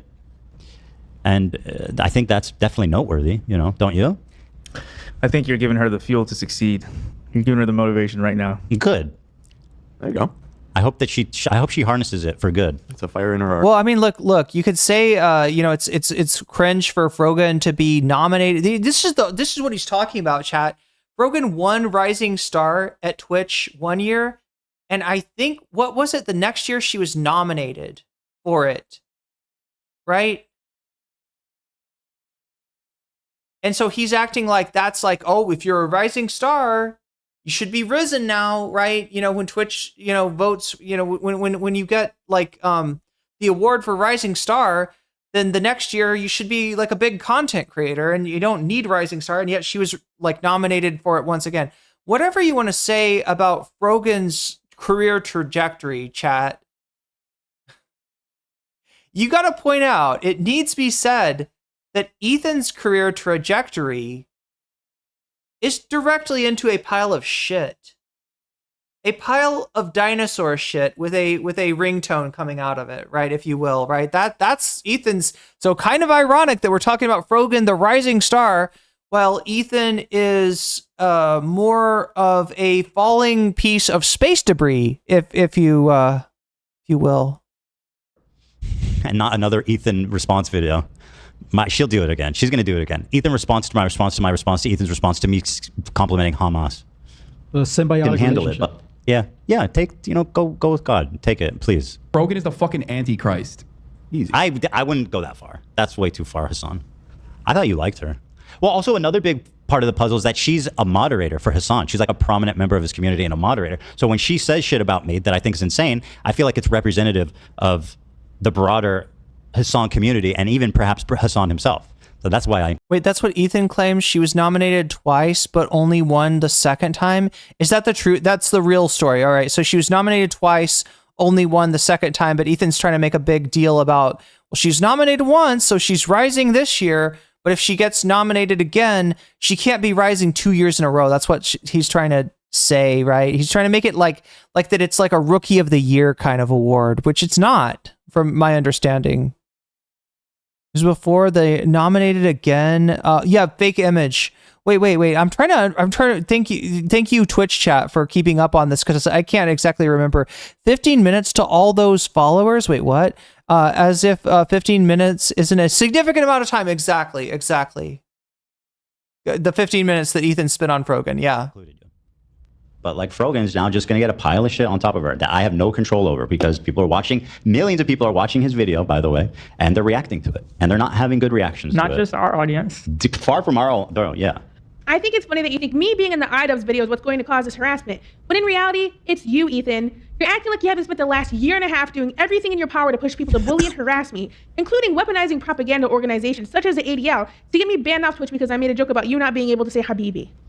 Okay. First of all, your joke was not about me not being able to say Habibi. This is just another gaslighting, ridiculous premise that you're lying about.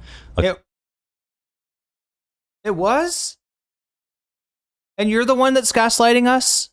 Trying to claim that a tier list about hummus was a secret anti-Semitic dog whistle, right? Everybody's dog whistling, but only the progressives, right? Only the pro-Palestine people, right? We're not going to call out the dog whistles that are audible to the human ear on Twitter right now. We're not going to call out any of the very real anti-Semitism that's going on right now. We're not going to call out the mainstreaming of the Great Replacement theory. No, we're going to call out the Free Palestine crowd for supposed dog whistles. We're going to call out Hassan Piker for a anime sword, which Ethan thinks looks like a swastika. Okay.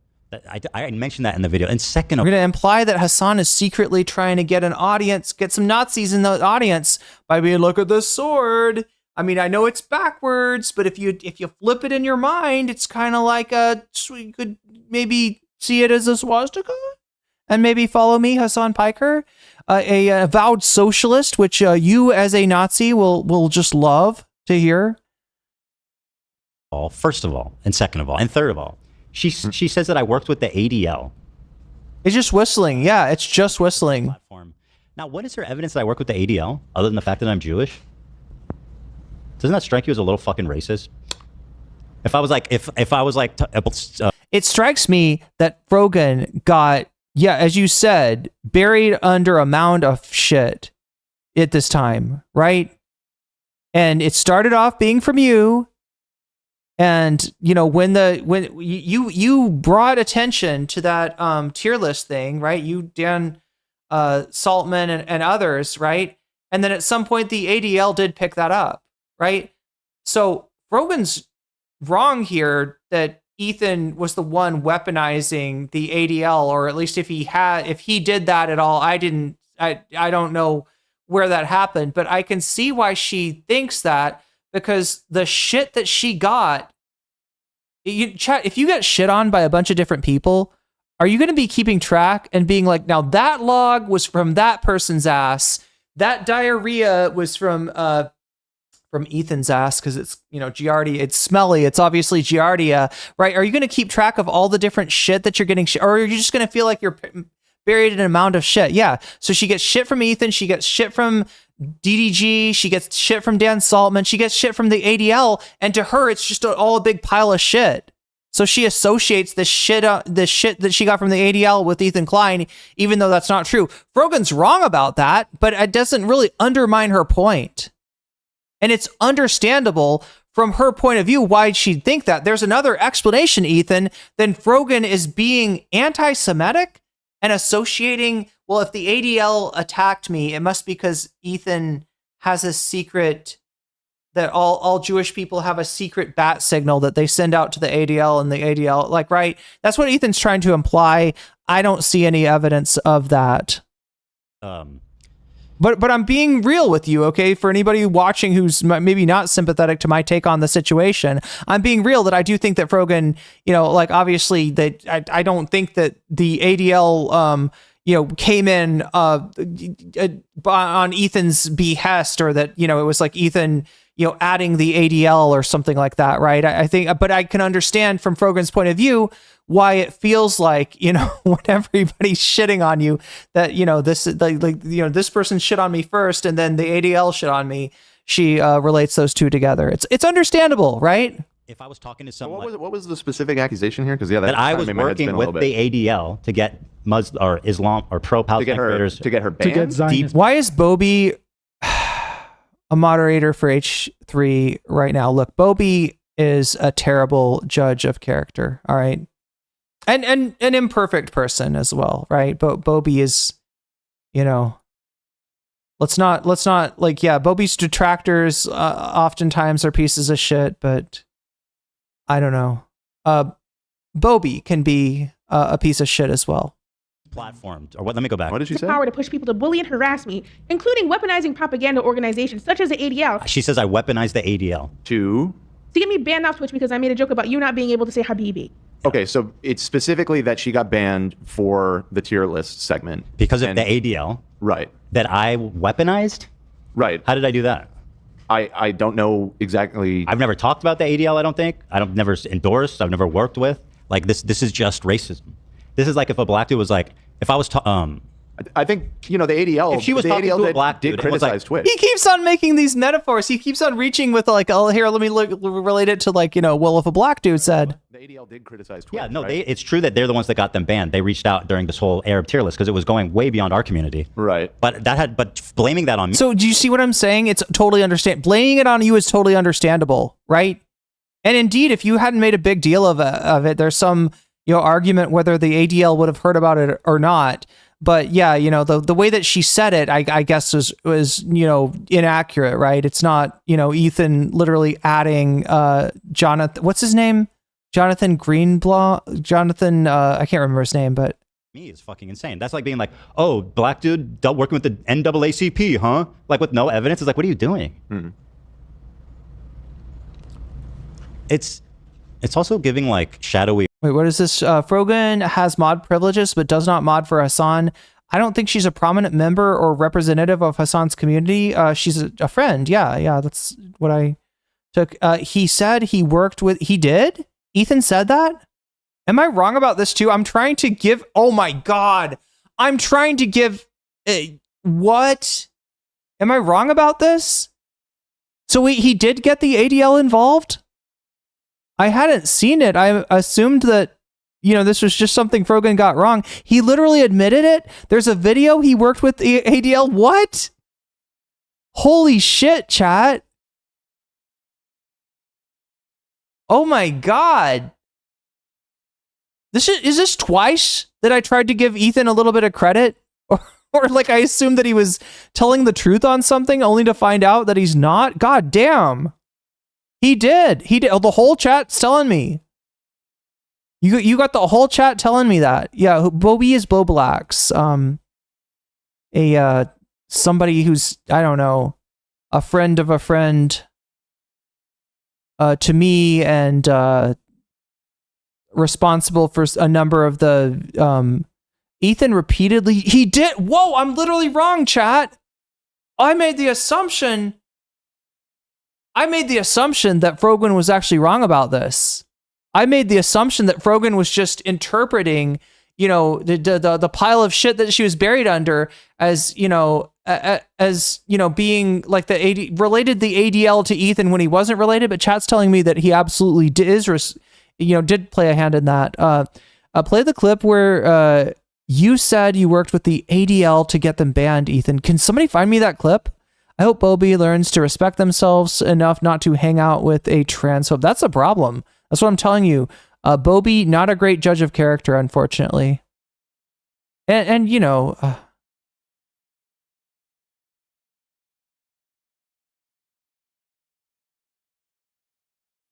Ethan is such a liar. All Frogan did was tweet something, not at him. And that, well, not even tweet, right? Advisor, if I'm understanding correctly, the original thing that got him to crash out on Frogan was actually something Frogan said in a private Discord, like in a creator Discord, right? That's my understanding.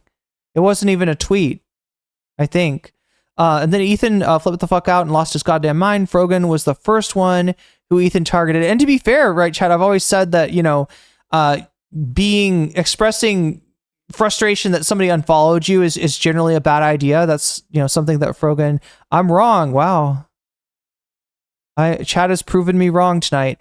I can't remember which creator showed the clip today. Maybe Sean or Anthony. Somebody find me that clip. It's what happens with Stans. H3 fans gave him, or what happened with Stans. Stans is a content creator that recently reviewed, was it the Content Cop? And was sympathetic towards Ethan. H3 fans gave him their side of things, and he took their word for it and apologized, but they lied. God damn it. I can't take anything for granted. I've become Hassan. Narwhal, you're not wrong. I'm doing a Hassan. I literally just did a Hassan, and chat called me out over it. And chat was right. I thought that was just Destiny and Dan. Yeah, me too, Girly Bear. I was wrong. Chat knows more about this than I do, apparently. Ethan thinks it's racist for people to suggest that Black would want to work with the NAACP, that someone Black would want to work with the NAACP. Ethan doesn't know what analogies mean. There's a lot that he doesn't know, to be fair. She used it as a header. Wait, I used something as a header? ADL's anti-Semite of the year, and Hassan suddenly being on that list. Hassan said the ADL was contacted by Ethan? Jesus Christ. Holy shit, chat. Somebody find me that clip. I want to see that clip. Org. Like Jews in their shadowy orgs. It's crazy to lie about that. Aye. Yeah.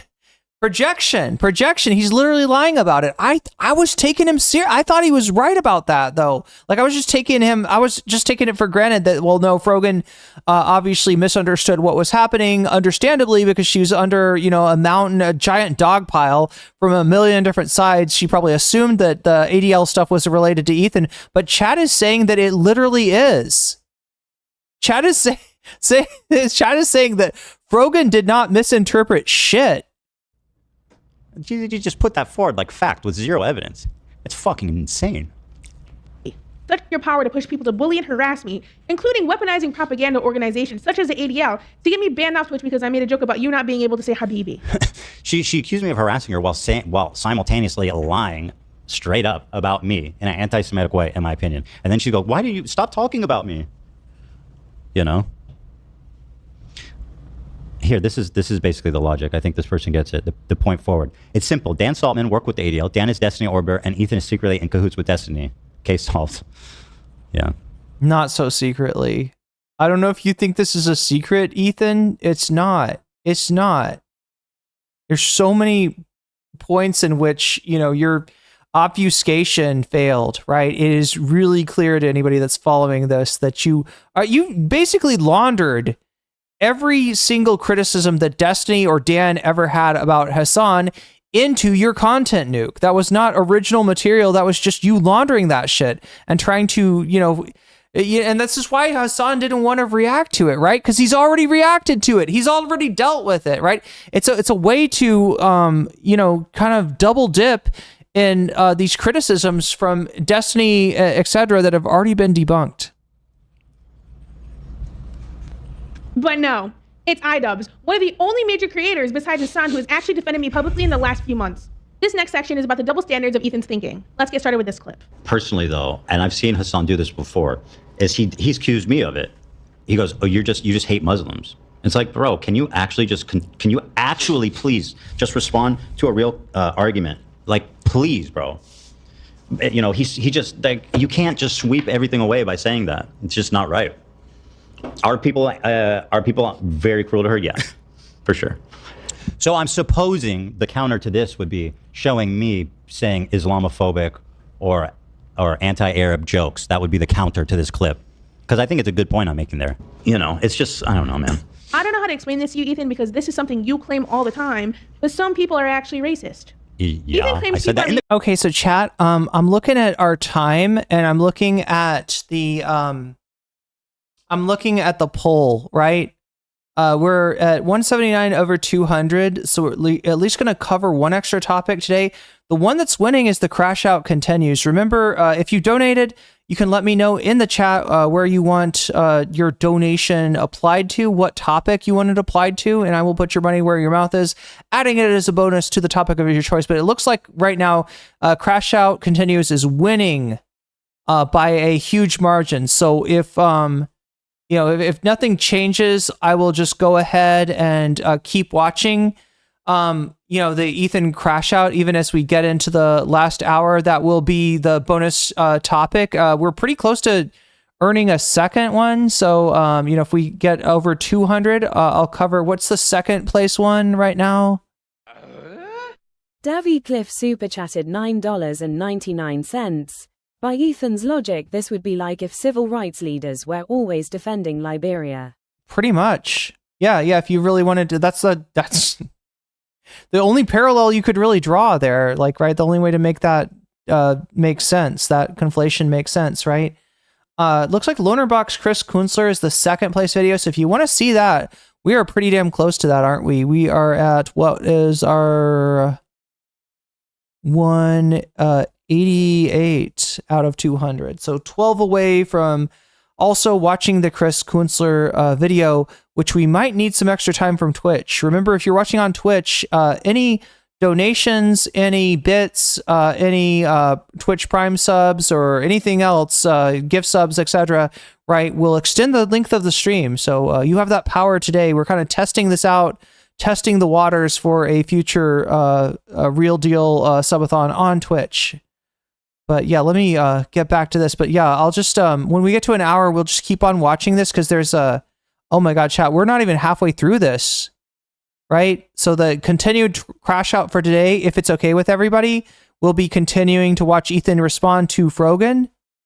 And if we get to 200, we'll watch the Chris Kunzler video as well. How does that sound? The clip you showed.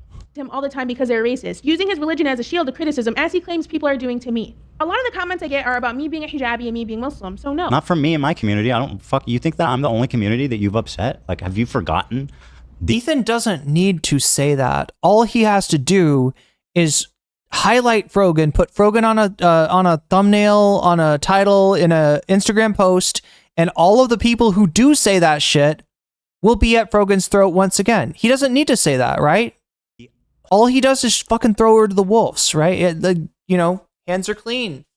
I did nothing. I didn't say anything about her hijab. I didn't say anything about her identity. I didn't make a comment about her appearance. I didn't do right. But you know what you're throwing her to.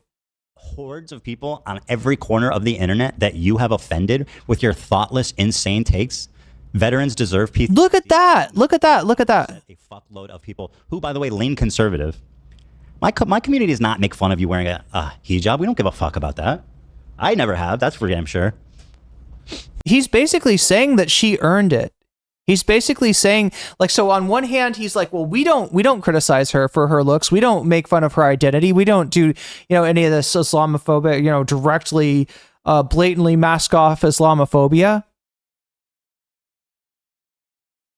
But she deserves it because she said something bad about veterans, right?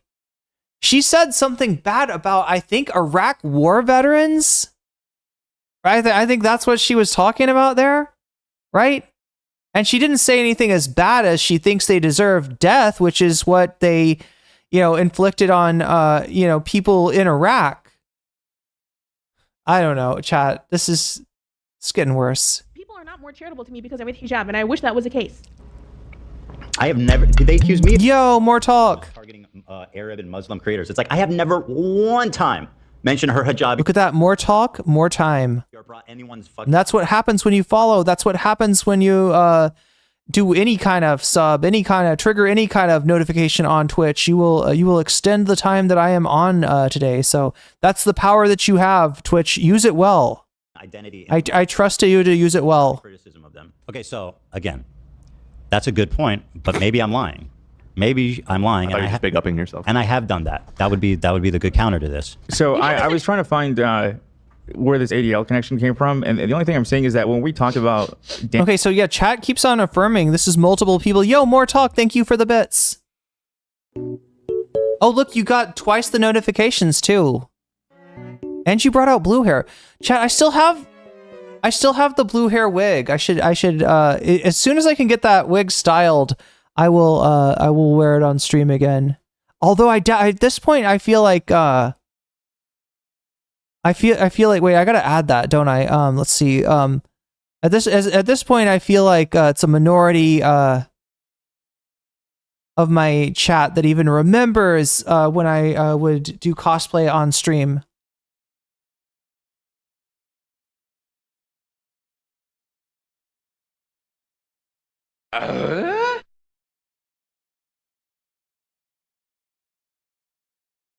Yo, Davy Cliff with the super chat. Ethan is just like Aaron Sorkin, just a lib fighting for troops. Yeah, pretty much. You're not too far off. And Clancy, when you brought up the tier list initially, it was October 21st. And then later after the show, I believe is when the ADL put out a tweet about it. So I don't know if that's rock solid stuff. That's a great perfect accusatory to say I weaponized the ADL. It's insane. It's fucking insane. Yeah, chat, bring me that clip if you can. If anybody's got that clip or the timestamp. I have never. They accuse me of doing it. They go, "Oh, Ethan's just targeting Arab." So chat's saying that Ethan bragged about getting the ADL involved on Instagram. Chat is saying that Ethan, there's a clip of this. If you can find that, let me know the name of the video and the timestamp, and we'll watch it. So we got some time here potentially. Muslim creators. It's like I have never one time. By the way, Mike from PA, is he Arab or Muslim? Oh, he wishes. He's not. Is Sean the Black Arab or Muslim? I mean, I don't know if he's Muslim, but I don't think so. There's a lot of people in this story that is getting equal criticism that are not Muslim or Arab. It's fucking insane to claim that. It's just not even empirically true. I saw today on the subreddit that you got the English major here misusing the word empirically. Mike from PA is hanging out with Milhouse. Oh, yeah. But using the word anyway to sound smart to his audience that doesn't know the difference. Two great. Weaponized ignorance strikes again. Two great kings. You know what I was just thinking that. It's Milhouse and the comic book guy. It's so true, dude. Really? That's Mike from PA, and this is Milhouse. Really? Insanely poignant, this comparison. Wow. That is right on the money. Wow. What's up, Cosmopolitics? Did Ethan have a court date? Why is he wearing a suit? He is... Let me try to explain this. He had his best numbers on the day that he reacted to the iDubbz video, right? So the first day the iDubbz video comes out, he tries to react to it, gets through 14 minutes. The second day, he has time to prepare. The crew has time to prepare. Let's be real. And, he has time to coordinate with Destiny. Let's be totally real. And so he wears a jacket. And on that day, he got, about the number of concurrents in his chat that he used to have daily, right? The size of his chat has shrunk in half after his crash out over Israel. And on the day that he did the iDubbz video, he got all the toxic assholes in the internet, right? He collected them all into his stream for that day. So he somehow associates the jacket like some baseball player might associate a pair of underwear. You know, they pitched a perfect game the day that they wore that pair of underwear. So now that's the lucky underwear. So now Ethan's jacket is his lucky underwear. And he's like, oh, well, if the jacket helps, then maybe wearing a tie will help too. Spoiler, it didn't help. This video is on 307,000 views, right? It's not even close to the numbers that he had on the day that he reacted to the iDubbz video. Wow. I loved it. Yeah, this is a great episode of Simpsons. It's weird how much he kind of just cargo culted himself. I mean, who else, that I talked about who's not Arab and Muslim? I feel like there's a whole bunch of them. Mention her hijabi or brought anyone's fucking identity. Noah Samson is a white as fuck dude who's not Muslim. Why? You know what I mean? He's the one I'm saying I'm going to sue for defamation. Oh, wait a minute. This was today, right? But now they're a freaking communist invading Russia. This was today. Now, chat, the Noah Samson, the deadline for Noah Samson, I think was like last week, right? We haven't heard shit about that. It's a liar, dude. These people lie. Yeah, the lie that you're going to sue Noah Samson over something that any lawyer would laugh in your face over? Or just, like nothing. Say billable hours and say nothing? They crybully, they hit, they lie. It's pathetic. And finally, there's enough people noticing it. You know what I mean? This has been my life for 2 years, where these people attack, harass, malign, defame. And then when I defend myself, I'm crazy. I'm psychotic. That's not really what... He thinks that other people started this. That's wild. Super chatted $9.99. And RFK wants to destroy the user's lucky underwear supply. No! He would do that. Yeah, that's right. RFK's gonna ruin baseball, chat. Baseball's got no chance with RFK. God damn. Whoa, chat, we're at 2:05, so we are getting the Chris Kunstler video. I'm gonna have to get that in somehow. Now, chat, there's two ways that we could do this, right? I could try to spend a half an hour. We got like 58 minutes left. I could try to spend a half an hour on the continuing crash out and then a half an hour on the Chris Kunstler video. I think we could do it that way. We could spend a little bit more time on the Ethan thing if we had more time. And the only way that we can get more time is if Twitch uses its power. The power of the subathon. Now, chat, this isn't an official subathon. Like, right, if I was really doing a subathon, I'd start off with like 6-7 hours on the clock, and it would you have that much time to be able to put more time on the clock. I'm kind of testing it out for now, but I'm also using it as a way to possibly extend the stream. So even though it's a test case subathon, your support will actually extend the time. So if you want me to spend a little bit more time on Ethan, a little bit more time on Chris Kunstler's video, Twitch, you have the power to do it. What's happening? I'm hallucinating it. I'm a crazy Jew. Matt Lieb is a Jewish white dude. He's not Arab or Muslim. Seems like there's more white dudes or non... Wait, what's the deal? He got Mike from PA's partner banned? Wait, what is this about? I guess, do I know... Wait, I don't think I know who Mike from PA's partner is. Anybody... Dan Clancy must resign. Thank you, Play Something. Yes. Dan Clancy must resign. Twitch CEO 313. Yo. Wait, timestamp 313. Wait, what is the 615 about? Okay, I think I'm gonna try to find what you're talking about. Play Something. Arab Muslims, and there are Arab Muslims. So what are you talking about, man?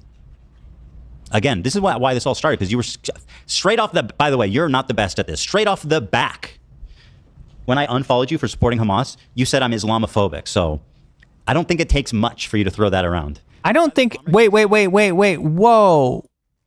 Look, I don't think that you need to use like anything that happened with Frogan to know that Ethan's being Islamophobic. Bro, you were being Islamophobic at the time. Right, this is how you lost half of your audience, by being Islamophobic. Frogan's not the only one who noticed it either. Come on. So we got Comrade Casey, we got Noah, we got Mike, Dan Clancy. We've got. I think Denims is. She might be Muslim. She's Egyptian. I don't know what. Well, she's from Lebanon, so I'll give her that. But is she Muslim? I don't even know. From Egypt, I believe. So background at least, probably, right? So I wouldn't even include her. I'll give her that one. You know, it's like, what are we doing here? Yeah, what are we doing indeed? And by the way, I will never say like, when I call someone like Frogan anti-Semitic, I'm doing it in the context of a specific example. I'm saying, what she just did is anti-Semitic. But these people don't know how to engage honestly. They just don't. They're incapable. All right, let's see if we got this guy. Let's see if we caught this weasel in a lie. I don't know. Chat's giving me, oh my God, this timestamp 313. Let's see what we got here. So this is like, Ethan claimed that he had nothing to do. Whoa. Thank you for the follow, Torita, and thank you for giving us a little bit more time on the subathon clock. Every follow. What the fuck is a VO? I'm sorry, VO? I don't know. Idubbbz. VO got banned. Oh, is that partner Mike from PA's partner got banned for the Sabra? Oh no, VO was another content creator. Yeah. Wait, were you joking, Dazal? Sitting there dressed like an egg. Yeah, one of the people that got banned for the tier list. It's a meme in her community, and you went right over my head. You got me, Dazal. You got me. Isn't he saying straight off the bat, not straight off the back? Wait, what? I've never heard of straight off the back. Mike from PA's partner is VO. Okay. I did not know that, but I'm learning new things here. Anyway, I got this timestamp. Let's see what's here. So the claim was that Frogan was lying when she had said that like Ethan weaponized the ADL on her, right? When she attributed the ADL coming down on her and eventually, you know, being part of what got her banned from Twitch for a month to Ethan Klein. Now, chat's saying that Ethan has contradicted this in a previous VOD. Let's see what we got. Also, tell me if I'm not on the right timestamp. Oh, turn it up. She has a job. Unlike me. Unlike us. Yeah. Oh, brother. I can't wait to read fucking the chatter about this one. I'm sure it won't be anything bad. I'm not going to read it. I'm sure everyone will be really reasonable. There probably won't be anything. I mean, you already did this last week. I mean, it can't be worse than last week. Yeah, No, exactly. no. Last week was more shocking, I think, and It'll be worse. you think so? The ban? Yeah. Right? Well, I didn't ban her. No, not to you necessarily. You Just think people are gonna be pissed? Well, if people are mad that she got banned, then I'm just fucking laughing in their face because she deserved every second of that and more. So if you're mad Frogan got banned, fucking I am laughing in your face, idiot. And I did that shit. I'll take credit for it. I fucking did that shit. I hope she gets permanently banned. What do you think, chat? Is he kidding? Is he memeing? I'm not sure how to take this, right? Like he's saying that he thinks there'll be blowback from Frogan getting banned, and then he says, you know, oh well, if you're mad about Frogan getting banned, I laugh in your face. In fact, I'll claim that. I don't know. I can't tell. He is literally saying this though. If we were Ethan Klein, we wouldn't be interrogating whether he really means this or not, whether this was a joke. We would just take this as, yes, nice, convenient for my narrative. I will take it. Thank you. But take it to the bank. Take it to the bank because it's convenient for our narrative. But I'm trying to be, you know, people are gonna be pissed. Well, if people steel manning this, like mad that she got banned, then I'm just fucking laughing in their face because she deserved every second of that and more. So if you're mad Frogan got banned, fucking I am laughing in your face, idiot. And I did that shit. I'll take credit for it. I fucking did that shit. What do you think, chat? I hope she gets permanently banned. Should we be good faith enough to assume that he's like, that this is sarcastic or something? This is like him trying to be like, yeah, come at me. Yeah, I got her banned myself. Fuck her. That's it. And frankly, the Sabra slander is ridiculous. Doesn't even make sense. It's the only brand. It's the only one. Stupid. I looked it up. There's another one called Tribe that I see pretty often at the store. I recognize the packaging. Tribe hummus. You know anything about Tribe hummus? I've never heard of Tribe hummus, but let me. You never heard of that? Maybe if you. Let me look at the I package. couldn't think of it. It was just when I saw it, I was like, okay, I've seen this one. Tribe. Oh yeah, I have seen it actually. I mean, it looks good. I don't know what it tastes like. Yeah, that one. Oh, I've tried this. That one's pretty decent, right? Yeah. I think it's a little better than Sabra. It's like Anyway, let's see what we got here.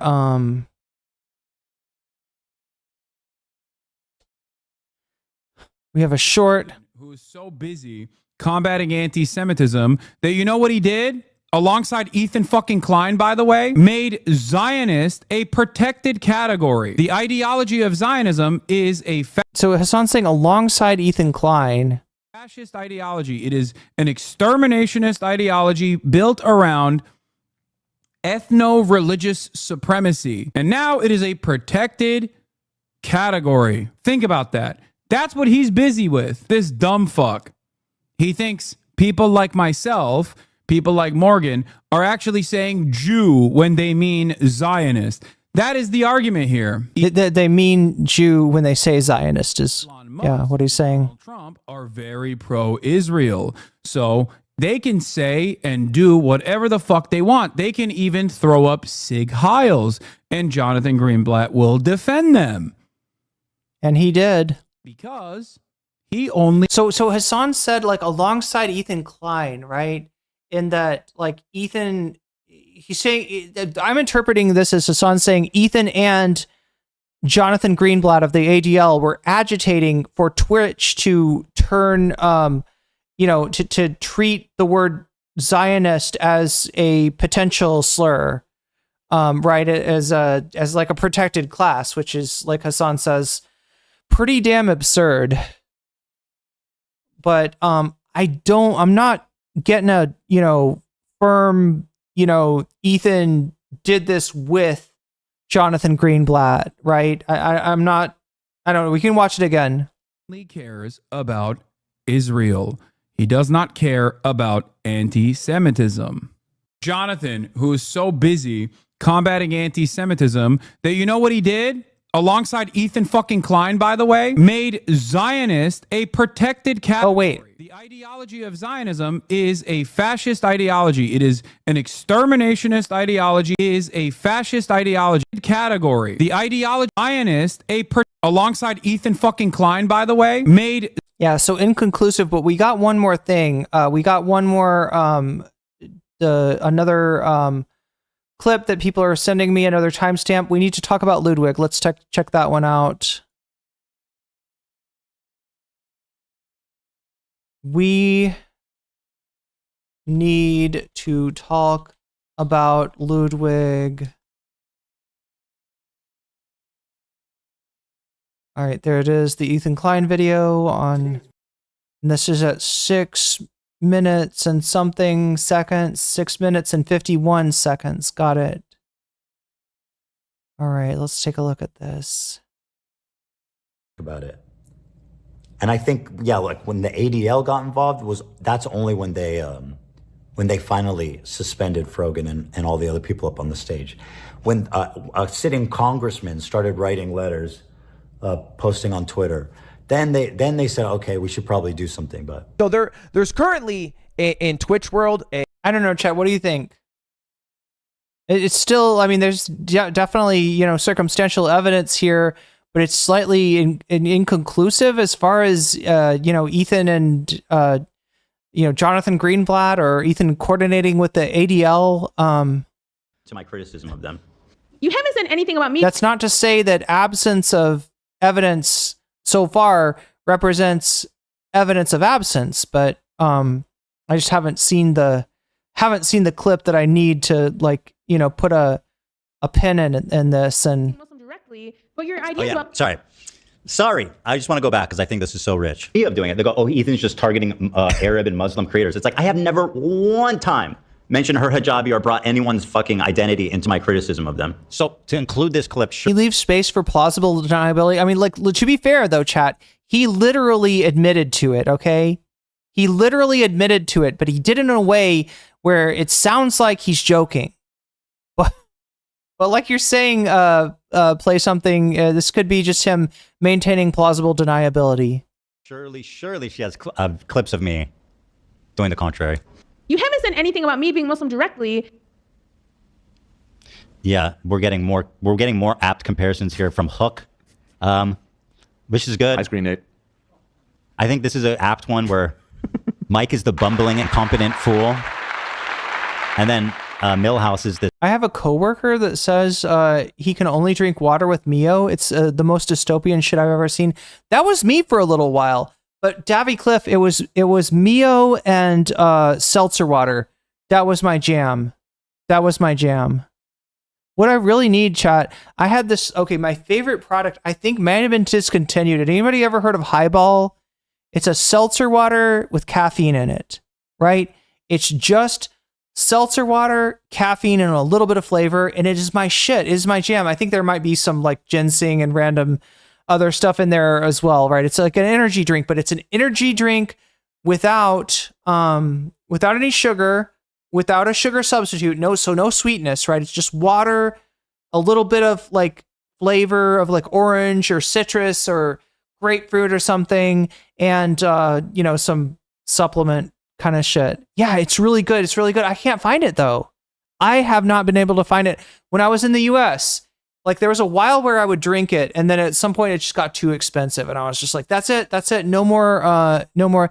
But so what I started doing instead was buying seltzer water, which you can buy 2 liters of seltzer water for like $1 in the US. So, and then I'd take the Mio and I'd put it in the seltzer water, and I was pretty much drinking that as my liquid, right? So that's a little bit dystopian on my part as well. This pathetic bumbling simp. Shmee. Are we talking about Bosun Shmee? Love it. The most powerful character, the secretly most powerful character in all of Peter Pan, chat. The only reason that Peter Pan and the Lost Boys didn't get totally owned was because Bosun Shmee never busted out his stand in the right, his power. He never turned it into his final form. So her point is, I'm like, I've never done that. And she's like, okay, fine. You've never actually done it.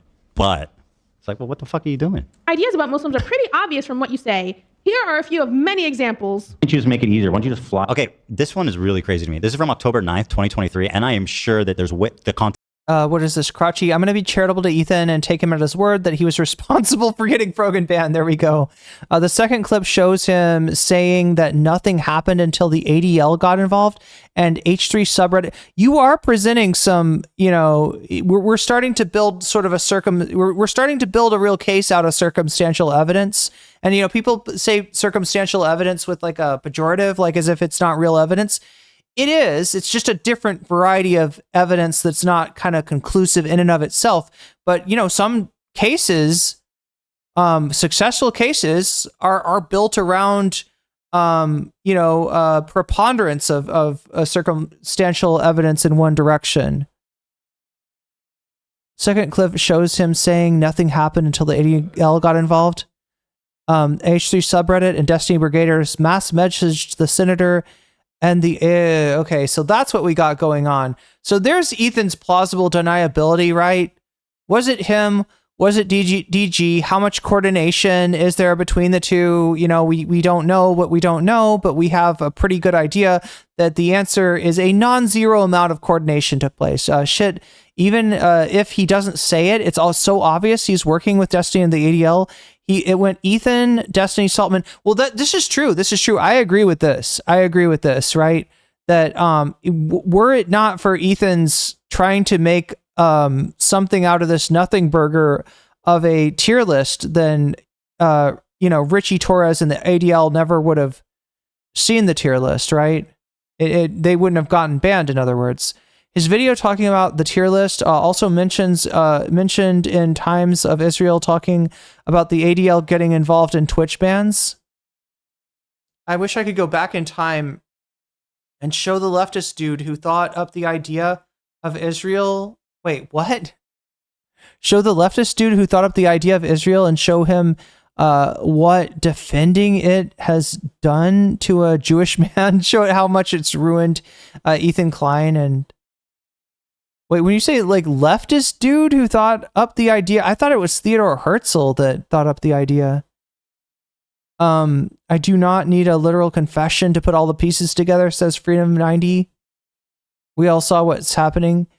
What's happened. Yeah, and I can buy into the idea that, the ADL involvement wouldn't have happened without Ethan. He's not joking because he did get her banned along with his brigading audience. No one gave a single shit. Should we watch that again? Let's roll that back. Let's roll that back. All right.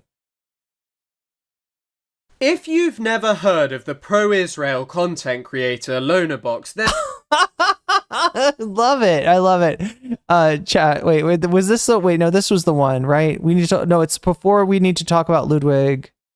Jonathan, who's he needs to talk to a Jewish person. He's crazy. He just called me anti-Semitic for 2 hours. I'm sorry. Engage with the points I'm making and listen to what I'm saying. This shit is not fan base should be called I love. So wait, where was it again? That is so powerful. We don't need I love Hamas. One not somebody clip him saying I love Hamas.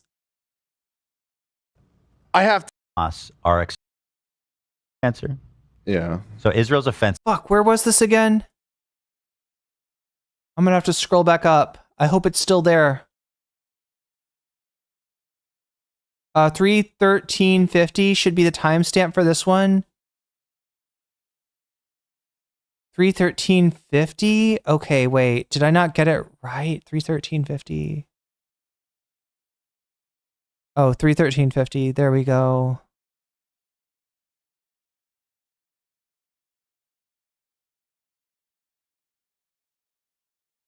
Oh, brother. I can't. There probably won't be any. You think so? The ban? Yeah. Right? I didn't ban her. No, not to you necessarily. Do you just think people are going to be pissed? Well, if people are mad that she got banned, then I'm just fucking laughing in their face because she deserved every second of that and more. So if you're mad Frogan got banned, fucking I am laughing in your face, idiot. And I did that shit. I'll take credit for it. I fucking did that shit. I hope she gets permanently banned. Fuck her. Yeah, never mind Asmongold literally saying that the Palestinian people come from an inferior culture and that they deserve to be, ethnically cleansed, right? No, it's Frogan that deserves the lifetime ban.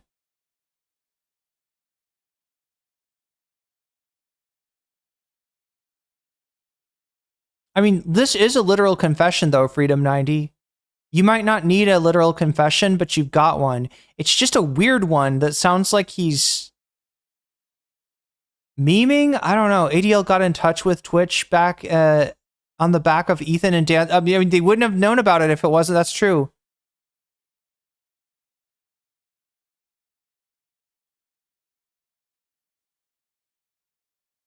Ethan gave him targets and the ADL did it. Bitch made a lot of them. He's talking about Greenblatt.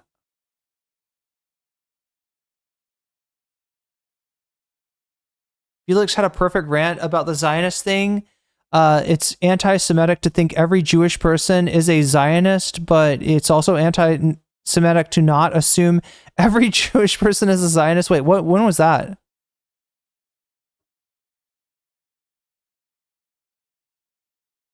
So he has worked with the ADL, so it's not racist for her to think that. You know what? He's not... Like, she's not wrong. She said he weaponized the ADL, right? And through, putting it in, through making a big deal about the hummus panel, the ADL became aware, which got them involved, which ultimately ended her getting banned. And we got him literally saying that he got her banned now again. Plausible deniability, I guess, that he could say he was joking. No doubt. Come on, Ethan talks all the time about how he's constantly messaging and whining to Reddit. No doubt that he personally was whining to Twitch and their subreddit, Scott Ritchie, Torres, and the ADL involved. I have no idea if Ethan was in. I mean, my point was supposed to be that it didn't matter if Ethan got the ADL involved. It didn't matter if Frogan was wrong about that, because we can sort of understand her point of view, that she's getting shit on by like just massive assholes everywhere in every direction. And if she got a little mixed up and said that this shit that she got shit on by came from Ethan Klein, or was, directed at her by Ethan Klein when it actually was somebody else, it's like, that's understandable, right? That's understandable. That's not like, that doesn't undermine her point. But their chat has made a decent circumstantial argument that maybe there was direct involvement in Ethan making that happen. No idea if Ethan was in direct communication with the ADL, but he did tag them over and over again in his Insta stories where he was raging about Twitch harboring anti-Semitism. See, that's what I think. That might be some, if you can find me a Ethan adding the ADL on Insta and then mentioning Frogan, then it's like, slam dunk. We got it. We got him. We got him. Dan Saltman was in contact with it. That's true. That's true. Was in contact with the ADL. It's just the line connecting, Ethan to the ADL's involvement is a little bit. That's why he uses Instagram stories. Most of his base won't see how he attacks people, but the foot soldiers will. True. The most toxic and unhinged element of his base. I do remember that the ADL did lobby Congress, I guess, to intervene in the Twitch controversy. Yeah, that is true. That is true. All encouraged by Ethan and Diddy G and their unhinged fans have done it. Ethan's a full bozo, but he's aware enough to know being directly working with the ADL looks disgusting. At least then he seems to. I don't think I've ever heard him call the ADL out over their inconsistency over supposedly being so concerned with anti-Semitism when it comes to student protesters, and then just completely giving Elon Musk a full pass. I don't know if it's evidence that Ethan himself worked with the ADL. Yeah, that's what I'm saying. But at the same time, it kind of doesn't matter. Ethan's criticism, Ethan trying to debase Frogan's point is bullshit regardless, right? Never done what you saw me and have many videos of me doing. Yeah, that's true. There aren't jokes. Need to stop accepting Ethan's explanation for his. Well, he hasn't even made that explanation, right? He literally said that he did it. Right, he hasn't even come back and said I was joking. I just could tell by his tone that, he said that with he does maintain some plausible deniability by acting like he's just. There were Insta posts too. That's what we need. We need the Insta post. Can anybody find those on Twitter?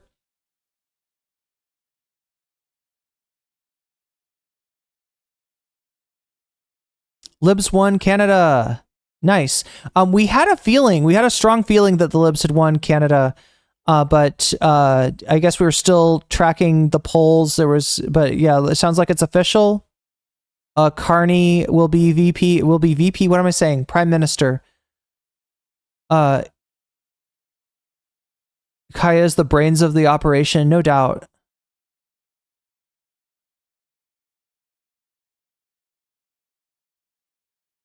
Uh, 651, and yeah, I think we went over those. Yeah, we went over those clips.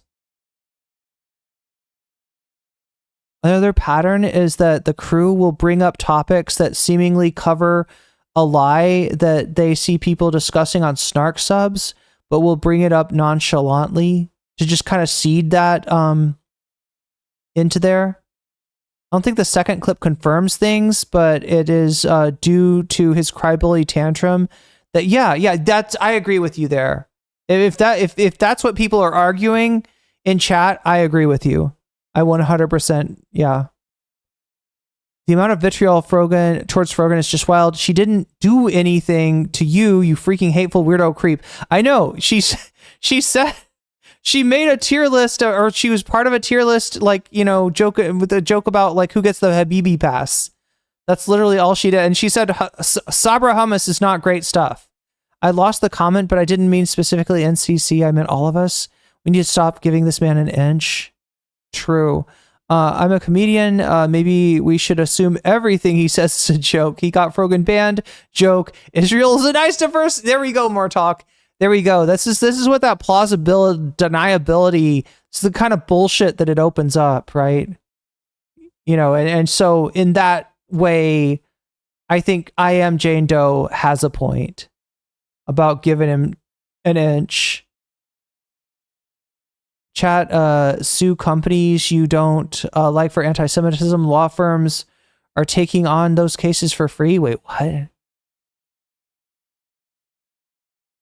You were so ready for Polyev to win, and it didn't happen. All right. Anyway, yeah, Jagmeet lost his seat. What am I told that one of the leaders of the Green Party lost their seat, and then did Polyev lose his seat? Anthony literally took away Evie's Habibi card today. Damn, got him. Anyway, let's try to finish this. We got 1 minute left, chat. All right, now if you want to see more of this Ethan Klein crash out before I pivot over to the Chris Kunstler video, you got 1 minute on Twitch. What will give us more time? Super chat, or I gotta say this right. Sub, gift sub, bits, following, or Twitch Prime sub. That will give us more time. Otherwise, when this hits 30, I'm gonna have to go right to Chris Kunstler. Right, that's just how we're gonna have to do it today. So, that's it. And frankly, the Sabra slander is ridiculous. The Sabra slander, goddamn. Okay, wait, that's what we're. Wow, what am I looking at here? This is where we're supposed to be. Text of this is completely different than she's representing it. Chat, I feel like I'm missing important shit here, though. I've been streaming for 4 hours. God damn, it's 2 a.m. on the West Coast almost. Someone find me that clip. From what you say, here are a few of many examples. Can't you just make it easy? I'm trying to find some way to justify going longer. Fly to ISIS and do them a favor and just let them, just serve yourself on a platter for them because you deserve it. How is that even? Oh, there we go. How is that Islamophobic? You don't even know what the fuck I'm talking about. I suspect there's more to this. Let's watch the Lonerbox video. Yo! More talk with the 100 bits. What is that? Oh my gosh, it almost brings us to 30 minutes. I don't know.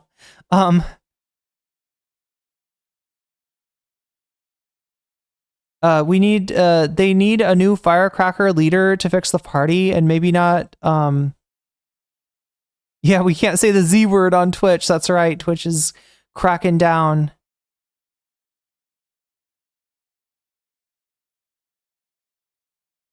Anyway, let's watch this Chris Kunstler thing. Maybe we'll find more time. I swear to God, there was more stuff in the Ethan. There's a moment, right, where I feel like there's a moment where the crew almost revolts, right? In this video. And good for you, because I think you'd be hard-pressed to find a more moronic... Yo. Sky E, thank you for the follow. Look at that. Twitch has the power to make the stream go longer. I'm testing out the subathon. Yo.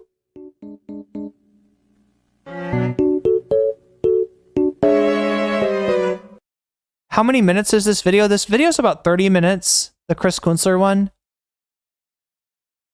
I'm going to have to make it go faster, aren't I? Because what Lonerbox does is he pretends to be a leftist who, unlike the radical and oh my God, I thought I was going to have to give an introduction to Lonerbox to the members of the chat who don't know much about this guy. I've dealt with him a lot. He's a foul person.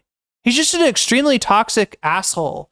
And he's somebody who really kind of puffs himself up on really suspect academic credentials, let's just say, right? Yo, more talk. Thank you for the subscription. Oh my gosh, look at that. We're up over 30 again. We're up over 30. Look, I'll use these 4 minutes to try to see if I can get through more of the Ethan thing before going into the Chris Kunstler video? Since that's what I've said. You've turned back time. You've effectively turned back time, Mortalk. Doesn't even make sense. It's the only brand. Wait, no, that's the wrong one. It's this one. Wait, which one am I supposed to? It's this one. This one. About. Okay, now remember this? This is Mohammed.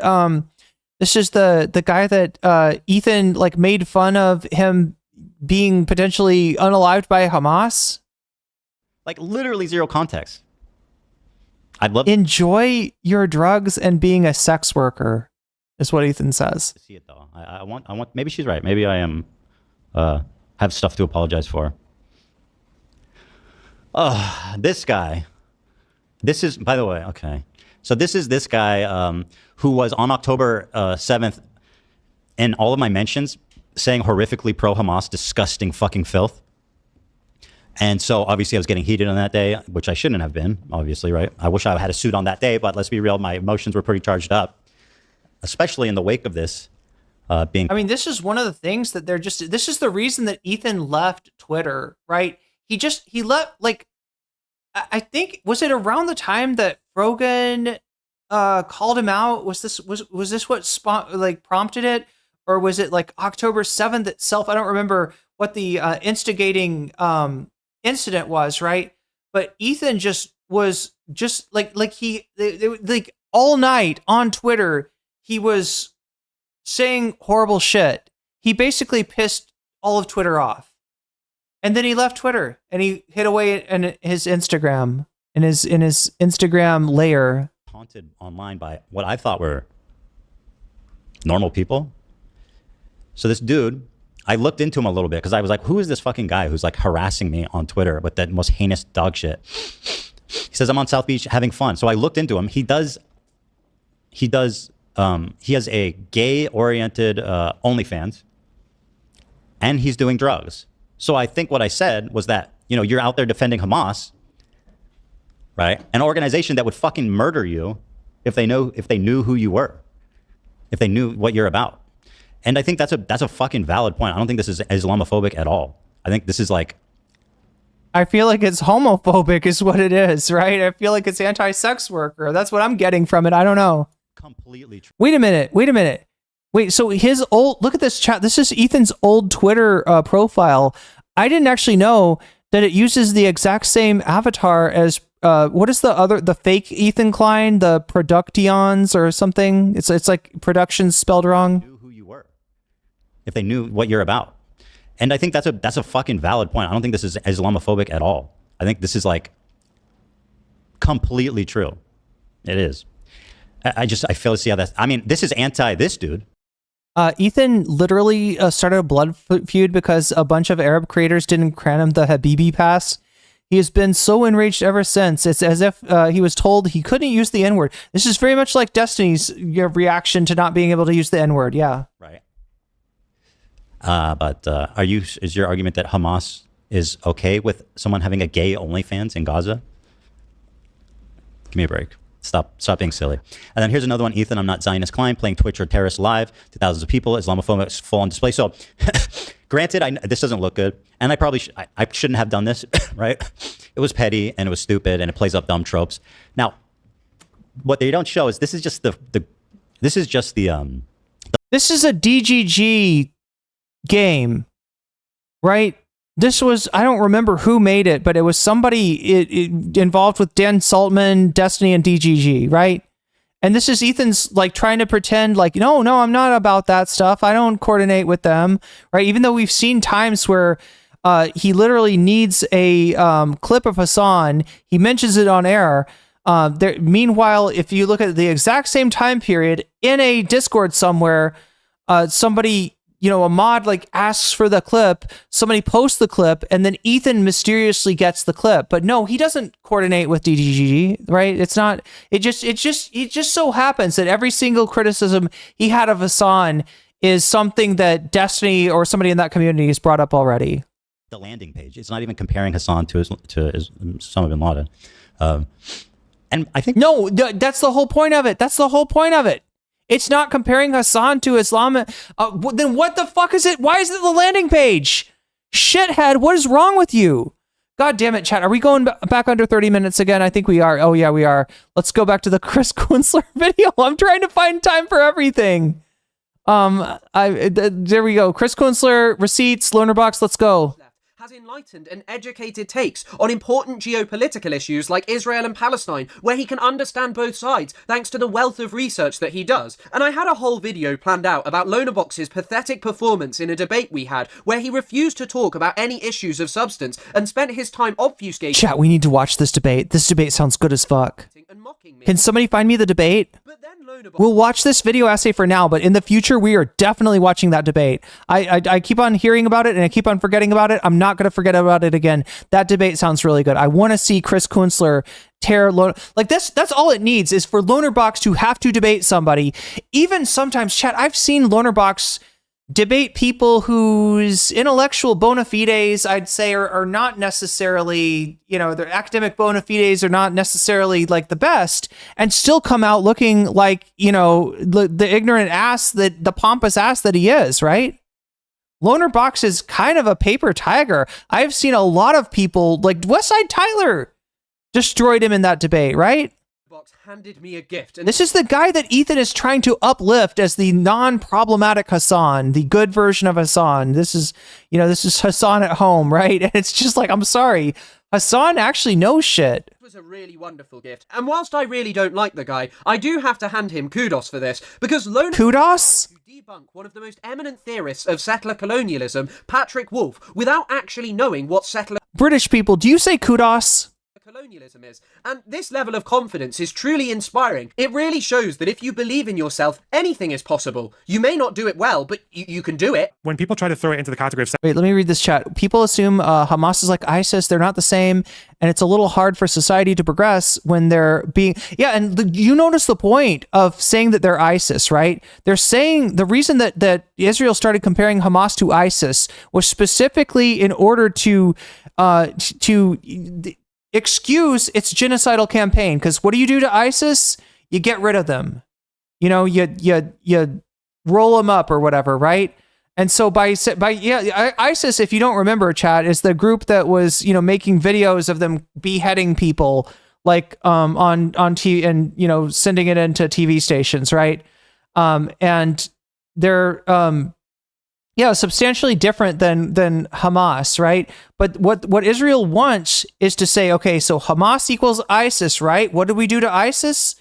Completely got rid of them. So what do we do to Hamas? Completely get rid of them. Only they know that by virtue of the oppression that they're doing in Gaza, they're not going to completely get rid of Hamas. Any oppressive action they take, including the genocide and ethnic cleansing they conducted in Gaza, is going to increase the recruitment. So Hamas will never be gotten rid of. Therefore, they can keep on killing Palestinians ostensibly forever. That's the angle that they're on there, right? It's a little hard for society to progress. Yeah, exactly. When they're being bombed and murdered. Exactly. What More Talk is pointing out here, right, is that when when this kind of oppression is being enacted on a society, the group that's likely to rise to the top is going to be a militant group, and it's likely to be a non-socially liberal one. It's likely to be a more a more reactionary group, right? And so, that's why it's hard for the society to progress and move forward on social issues like that when everything that's being done to them, being bombed and murdered, is empowering a militant group that's going to tend to be socially conservative, socially reactionary, and to assume that someone queer would not be okay with genocide because they're not as progressive as literal pinkwashing. Yeah, exactly. Settler colonialism, especially when settler colonialism is usually understood as economic projects by capitalist powers trying to plunder nations. There's so many qualitative differences that people overlook to their peril, like to their detriment. Now, Lonerbox, if you're going to try and discredit an entire essay, it might be... Oh my god, I got so much interesting stuff from chat here. Also, remember when Destiny threatened to dox J-Stalk? It was just after J-Stalk said that Dan coordinated the H3. Yo! Oh, shit! Fuck! Play something. Damn. Wait, I feel like there's a I feel like we could put the receipts together. I feel like there is a closed, like, you know, line of logic here that we could establish, right? It was just after J-Stalk said Dan coordinated with H3 during the Twitch anti-Semitism bans. Damn. Sounds like somebody was a little too close to the truth there. And that's saying a lot. J-Stalk is not a great guy himself. Hassan said on stream a few weeks ago that AB's fodder literally works for care. Yeah, I think AB said that as well. Stop infantilizing the crew. They deserve the smoke too. No sympathies for co-conspirators. No, they would be, wouldn't depend on the person in younger generation is probably more like, I don't care if you're gay, just stay away from me, or they just don't care. Yeah, and again, you're not talking about the group that's empowered. You're not talking about the group that's conducting systemic violence against an identity. That would be Israel once again. Box Loner, Boner Locks is just Timu sex pestiny. Yeah, pretty much. I take no responsibility for the turf hellhole of a nation I find myself stuck with. I'm sorry, Vamps. That Israel is has more in common with ISIS than Hamas has with ISIS. Interesting. I need to smoke a bowl. Me too, M85. Me too. Lonerbox is such a loser driving. I'm driving. We do say kudos. Okay, I'm okay with that. Look, in the past, I would have made fun of a British accent saying kudos because we say kudos. But you know, look, I don't know. Maybe it is kudos. Who knows? I'll allow it. Be a good idea to first of all read that essay, but if you can't be bothered to do that, at least have a basic idea of what settler colonialism is. Because I gotta say, this is a very productive stream in terms of the chat. Like, right? Chat is actually really making the stream better, and I love it. Thank you, chat. Like, I am blessed with an absurd amount of engagement, and I don't know which lucky stars to thank for it, but thank you nonetheless, lucky stars. And throughout his video is not at all what settler colonialism, as discussed by Patrick Wolf, actually is, because Lonerbox seems to think that it has a lot to do with the exploitation of resources. But this is the Wait a minute, chat. Maybe you're my lucky stars. Exact opposite of what Patrick Wolf describes. You might be my lucky star, but I'm the luckiest by far. Colonialism as, because what Wolf says is that unlike classical colonialism, the kind we would think of with, say, the British Empire and India, there may have been settlers in that place, but the principal goal of Britain's colonization of the area was the extraction of resources and returning them to the mother colony. However, in the case of settler colonialism, as Patrick Wolf argues, what the key goal is not the exploitation of the natives, although often this does end up happening. What it principally is their elimination, whether that is physically. Choki, I'm glad you got home. Good to have you in chat. So as to destroy the alternative society which these people propose. Europeans went to places like Australia, North America, or Palestine, not in order primarily to exploit the natives, although they certainly did so, but that wasn't their primary intention. They went rather to replace the natives. They went to become Australians, to stay there over the generations, which is an entirely different kind of formation. The logic of settler colonialism... Wait, I think that's really important. Let's re-listen to that.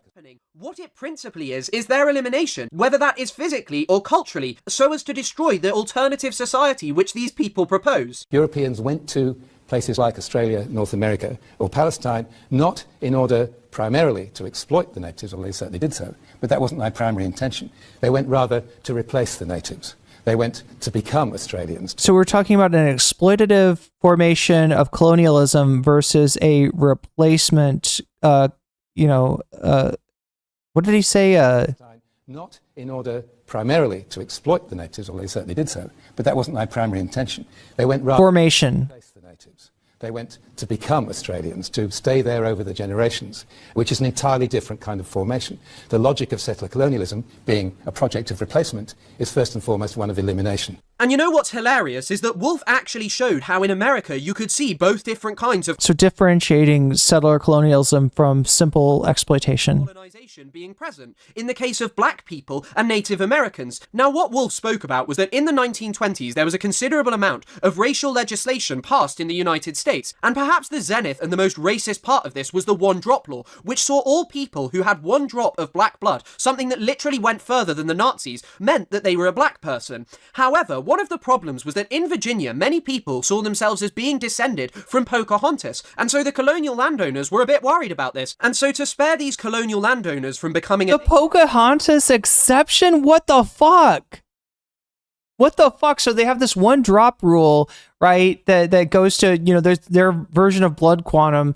And then, but they make an exception for the you know, area where people can sit, you know, have a story about being related to Pocahontas, right? And they're like, yeah, no, but not with Pocahontas, right? She's cool. The Pocahontas exception, which meant that you were not a Native American by virtue of having one drop of native blood. And what you see here is the difference between settler colonialism and classical colonialism expressed in the legacy of slavery. On the one hand, a black person, a human being seen as a useful source of cheap labor, needed to be maximized as property, whereas the Native American, on the other hand, who had no place within settler society because of the alternative that their existence posed, well, the law sought to eliminate them. This is how administrative means can be used to eliminate someone without actually having to do it physically. You do gain something from looking at the settler colonial aspects of Zionism and the fact that they, again, even if it wasn't like settler colonialism and like exploiting the locals, because what they tended to do more often was they would exclude Arabs. They would exclude Arabs from working on areas that they owned. And they did that even though Arabs were willing to often work for less. So they could have exploited them, but they chose not to because they wanted that whole contiguous Jewish presence. Now this part is so incredibly stupid because what Lonerbox thinks here means that Israel was not a settler colony shows exactly why Wolf calls it a settler colony. Because the Zionist project, much more than being interested in the exploitation, was interested in eliminating the alternative society proposed by the natives. They didn't want to welcome Palestinians as workers because it would undermine the Zionist project. It would make it difficult to build a Jewish supremacist state within land that was dominated by Palestinians demographically. And so what is this? Canadians and Americans say kudos, but kudas? Kudas? What did he say? Kudos. Yeah, kudos. Yeah, is the English word established in the 1800s. Kudos is a plural, but the English language says kudos. Wait. So kudos was first. I never knew. I think my dad used to say kudos.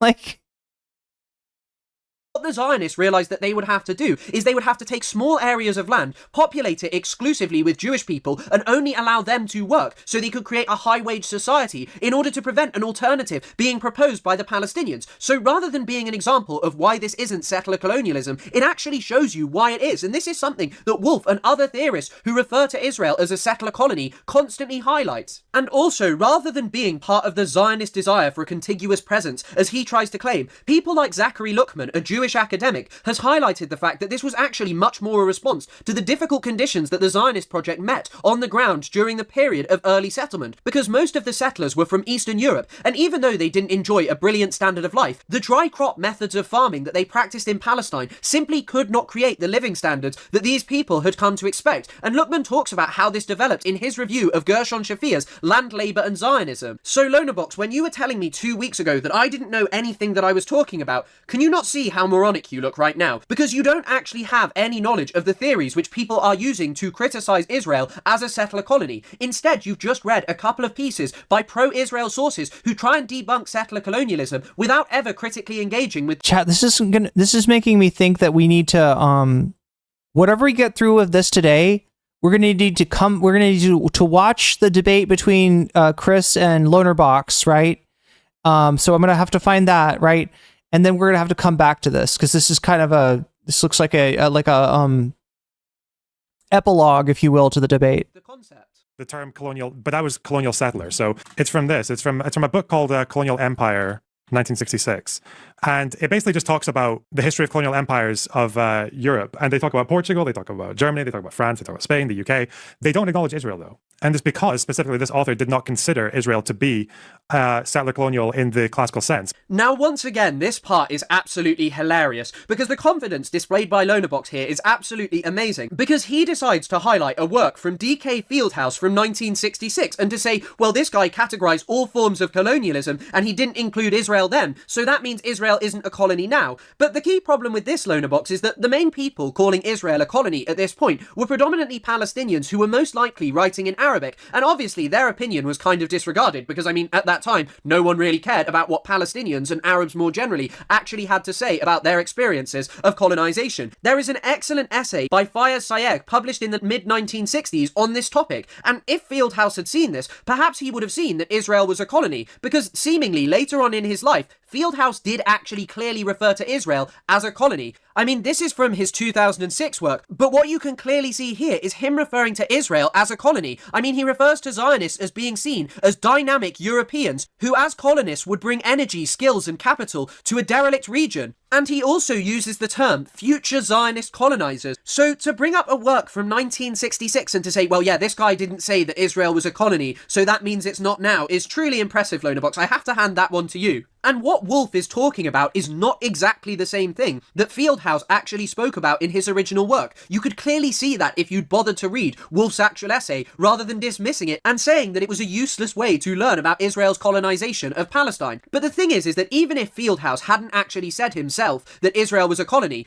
it wouldn't matter, because Gershon Shafir produced Land, Labour and Zionism, which drew on Friedrichsen and Fieldhouse's typologies of colonialism to classify Israel as a pure settlement colony. And what this refers to was the pure settlement established a colony based on white labour, which together with the forcible removal of the native population allowed the settlers to regain the sense of cultural and ethnic homogeneity that is identified with a European concept of nationality. And how can you really say that this is not accurate when the slogan of one of the early Zionist political parties, Hapoel Hatzer, was a necessary condition for the realization of Zionism is the conquest of all jobs in Palestine by Jews? You literally mentioned how they excluded Arab workers even though they were willing to work for less and were more competent workers because they were used to the environment. And this would fit perfectly with the person who you try and draw on to debunk Patrick Wolf. The mind honestly boggles. And this should also be coupled with the statement of Theodor Herzl, I am a German-speaking Jew from Hungary and can never be anything but a German. At present, I am not recognized as a German, but that will come once we are over there. What Herzl is saying here is that by practicing colonization in the land of Palestine, he will be transformed into a European. He will get to experience European nationalism for himself. And you could also highlight the fact that Herzl talked about forming a rampart of Europe in the Middle East, and Max Nordau, another key early Zionist figure, also spoke in an incredibly similar manner. Like, honestly, sitting there and trying to say, well, Israel didn't want to bring a culture from Europe there, they wanted to bring something different, is so funny, because it doesn't align even with what the early Zionists saw.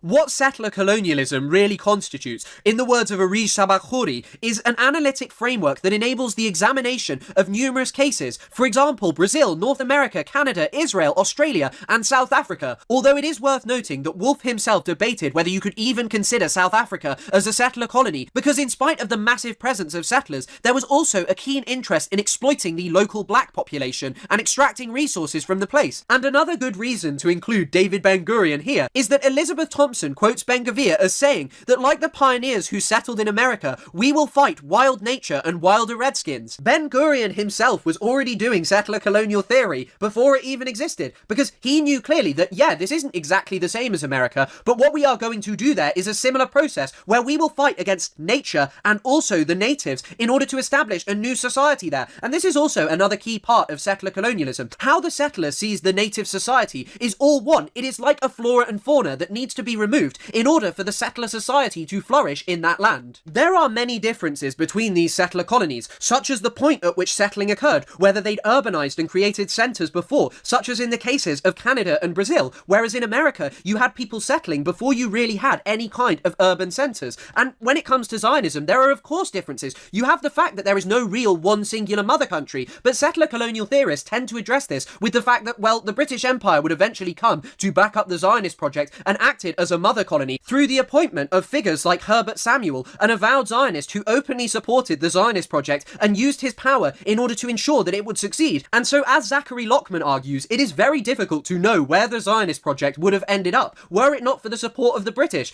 Now, Lonerbox is correct to note that initially the conditions in Palestine were not conducive to Zionist settlement. In fact, Baron de Rothschild, someone who had been heavily involved in the settlement project of Algeria, had sought to revolutionize the small handful of Jewish settlers. I got people in chat asking me if I have a name other than nocommentchick. Some people call me NCC. All right, and if that's comfortable for you, then you can call me NCC. But I do have a name, and it's Irene, so you can call me that as well. Chat, I feel so bad that I got started so late because like there's this really interesting stuff. Both on the Chris Kunstler versus Lonerbox side, and there's more stuff here with this Frogan video, right? I swear to God, there was more stuff here. I'm gonna have to take a look at it. I guess I'll find a way to cover it again or something. As well as I want to watch the Lonerbox debate, the like Chris Kunstler versus Lonerbox, and then maybe take another look at this video in light of that, because I feel like Chris is really coming with some in the late 1800s. Fire. However, he quickly soured on the project as it was pretty clear that he wasn't going to make any financial return. It's why the early Zionist project floundered so much. In fact, whilst David Ben-Gurion was campaigning across America in the early 1910s, he could barely muster up 100. Yeah, I can feel it getting late for people in the chat, and it's Jewish people who were willing to go and settle in Palestine.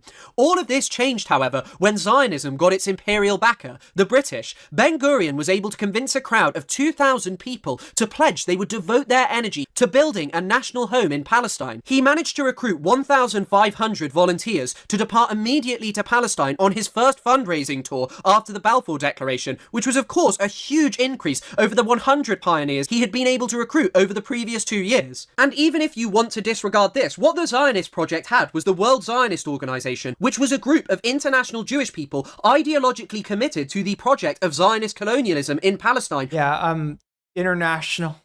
God. Gotta be careful how you use that word, but I think I get what he's saying from different parts of the world. And willing to throw considerable amounts of capital at that project with no expectation of major returns. And Wolf, the man who you dismissed, deals with this excellently. He says, first of all, always the frontier was led from behind by speculators, but also, how does this have any consequence for the Palestinians? Although there was no singular mother country backing it, they still experienced dispossession in a similar way to the Native Americans and such. Although it was through purchase, there are clear examples of violence, coercion, and many other duplicitous tactics in order to expel the Palestinians and destroy the society which existed in Palestine prior to Zionist colonization. Quotation marks mostly empty. Choo-choo train, if you can prove otherwise, that the Zionists initially mostly settled in parts of Palestine that were already inhabited in 1880 for the 20, 30, 40 years. Feel free to show me. Otherwise, just cope. And I've decided that I'm not going to include the full segment of what Lonerbox says here, but he encourages a chatter who mocks him for saying that Palestine was mostly empty to take their own life. And I just have to say, this is a 33-year-old man. How pathetic and miserable do you have to be to respond this way to some random chatter on the internet? I have been live. People have said heinous things to me, and never would I once think, yeah, I should respond this way to a random person over the internet. It is sad and pathetic, Lonerbox. And the funniest part is that in many ways this chatter is correct, because Ahad Ham, an early Zionist settler, said that when Zionists had claimed, oh, Palestine is an empty land, there's no one living there, he said it was hard to find a space that was not owned by Palestinians. Similarly, Yitzhak Epstein, an early Zionist settler, spoke of the founding of Rosh Pina, a settlement set up in the early 1880s in the Eastern Galilee, and what Yitzhak Epstein said of the founding was, if we do not wish to deliberately deceive ourselves, we can certainly admit that we have thrown poor people out of their derelict homes and taken away their livelihood. Whence will the castaway turn with only a few coins to his name? To this day, the lament still rings in my ears, the weeping of the Arab women on the day their families left the village of Jaouni, which is Rosh Pina, to go and settle in the Hauran, which lies beyond the Jordan River to the east. The men rode the donkeys and the women followed them, walking shrieking and weeping, and the entire valley reverberated with their moans. From time to time, they would stop and kiss the rocks. And also, Haim Margaliot Kalvarisky, who was the director of the Jewish Colonization Association and bought 25,000 acres in Palestine, also said of his early settlement activity in 1919, over the 25 years of my colonizing work, I have dispossessed many Arabs, removed them from their land, and you realize that this work, removing them from their land, people who were born on it, as were perhaps also their fathers, is not at all something to be trifled with, particularly as the dispossessor does not consider the dispossessed a herd of sheep, but rather human beings with a heart and soul. I had to carry out the dispossessions because the Yeshuv required this of me, but I always tried to perform this surgery easily and conveniently so that it wouldn't be so painful for the dispossessed. I would also try to make sure that they do not leave their land empty-handed, and that they offendees, who were always the mediators between sellers and buyers, do not rob them blind. But of course, rather than confront this or even think about it, you would rather speak to someone in this way. What a moron you truly are, Lonerbox. But I would also like to say that even if this was the case, it really wouldn't matter, because clearly... You see, I got a little Finkelstein in him, like a little bit of that Norm energy. In the early 1900s, the Zionists moved towards the project of Hebrew exclusivist labour. They made it clear that they didn't see the Palestinians as having a part in the society that they were seeking to create. So these new settlements that they were creating in that land, eventually with the support of the British Empire and the declaration of their support for a Zionist state. Thomas Jerome, I need to hypnotize myself to sleep. Yeah, I'm feeling it too, even though it's the middle of the day, or it's like that late afternoon here in Thailand. It's I'm feeling the chat being mostly in North America and how late it is for you. But there's some interesting stuff here. I swear to God, like I think there's more interesting stuff in the second half of the Ethan going over the Frogan video, and there's definitely something. I want to watch this Lonerbox debate. Now, this just got me hyped to watch maybe we'll do that tomorrow, chat. Maybe that'll be the main thing. Watch Chris Kunzler. Here, let me see if I can find it. Lonerbox, Chris Kunzler.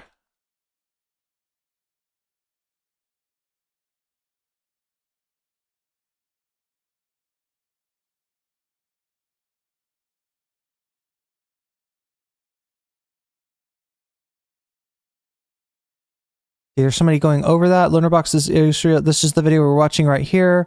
Lonerbox versus Chatter. Is this the one? It's on the Lonerbox channel from 3 weeks. Was it 3 weeks ago, chat? I think this is it. I think this is the one, right? The guys who basically said that they were going to keep fighting until Israel's destroyed since they were born. So you're saying even if Hamas was was sincere in saying that they... Is that Chris? Intentional, that they were fully... it can be handed over to another... I don't think so.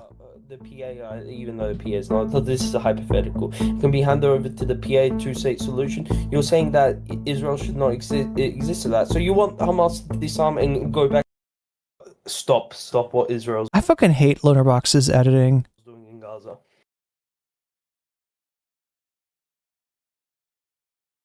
Yes. So do you think he's going to be able to successfully... Do you think Ethan is backing a genocide? Yes, but I think he's much more pro-Israel than he shows. Yes, like the way he talks about, I'm gonna... I don't think this is it. I don't think this is it. I might have to do a little bit more research. If anybody wants to send this to me, oh yeah, there's Lonerbox reacting to what we reacted to today.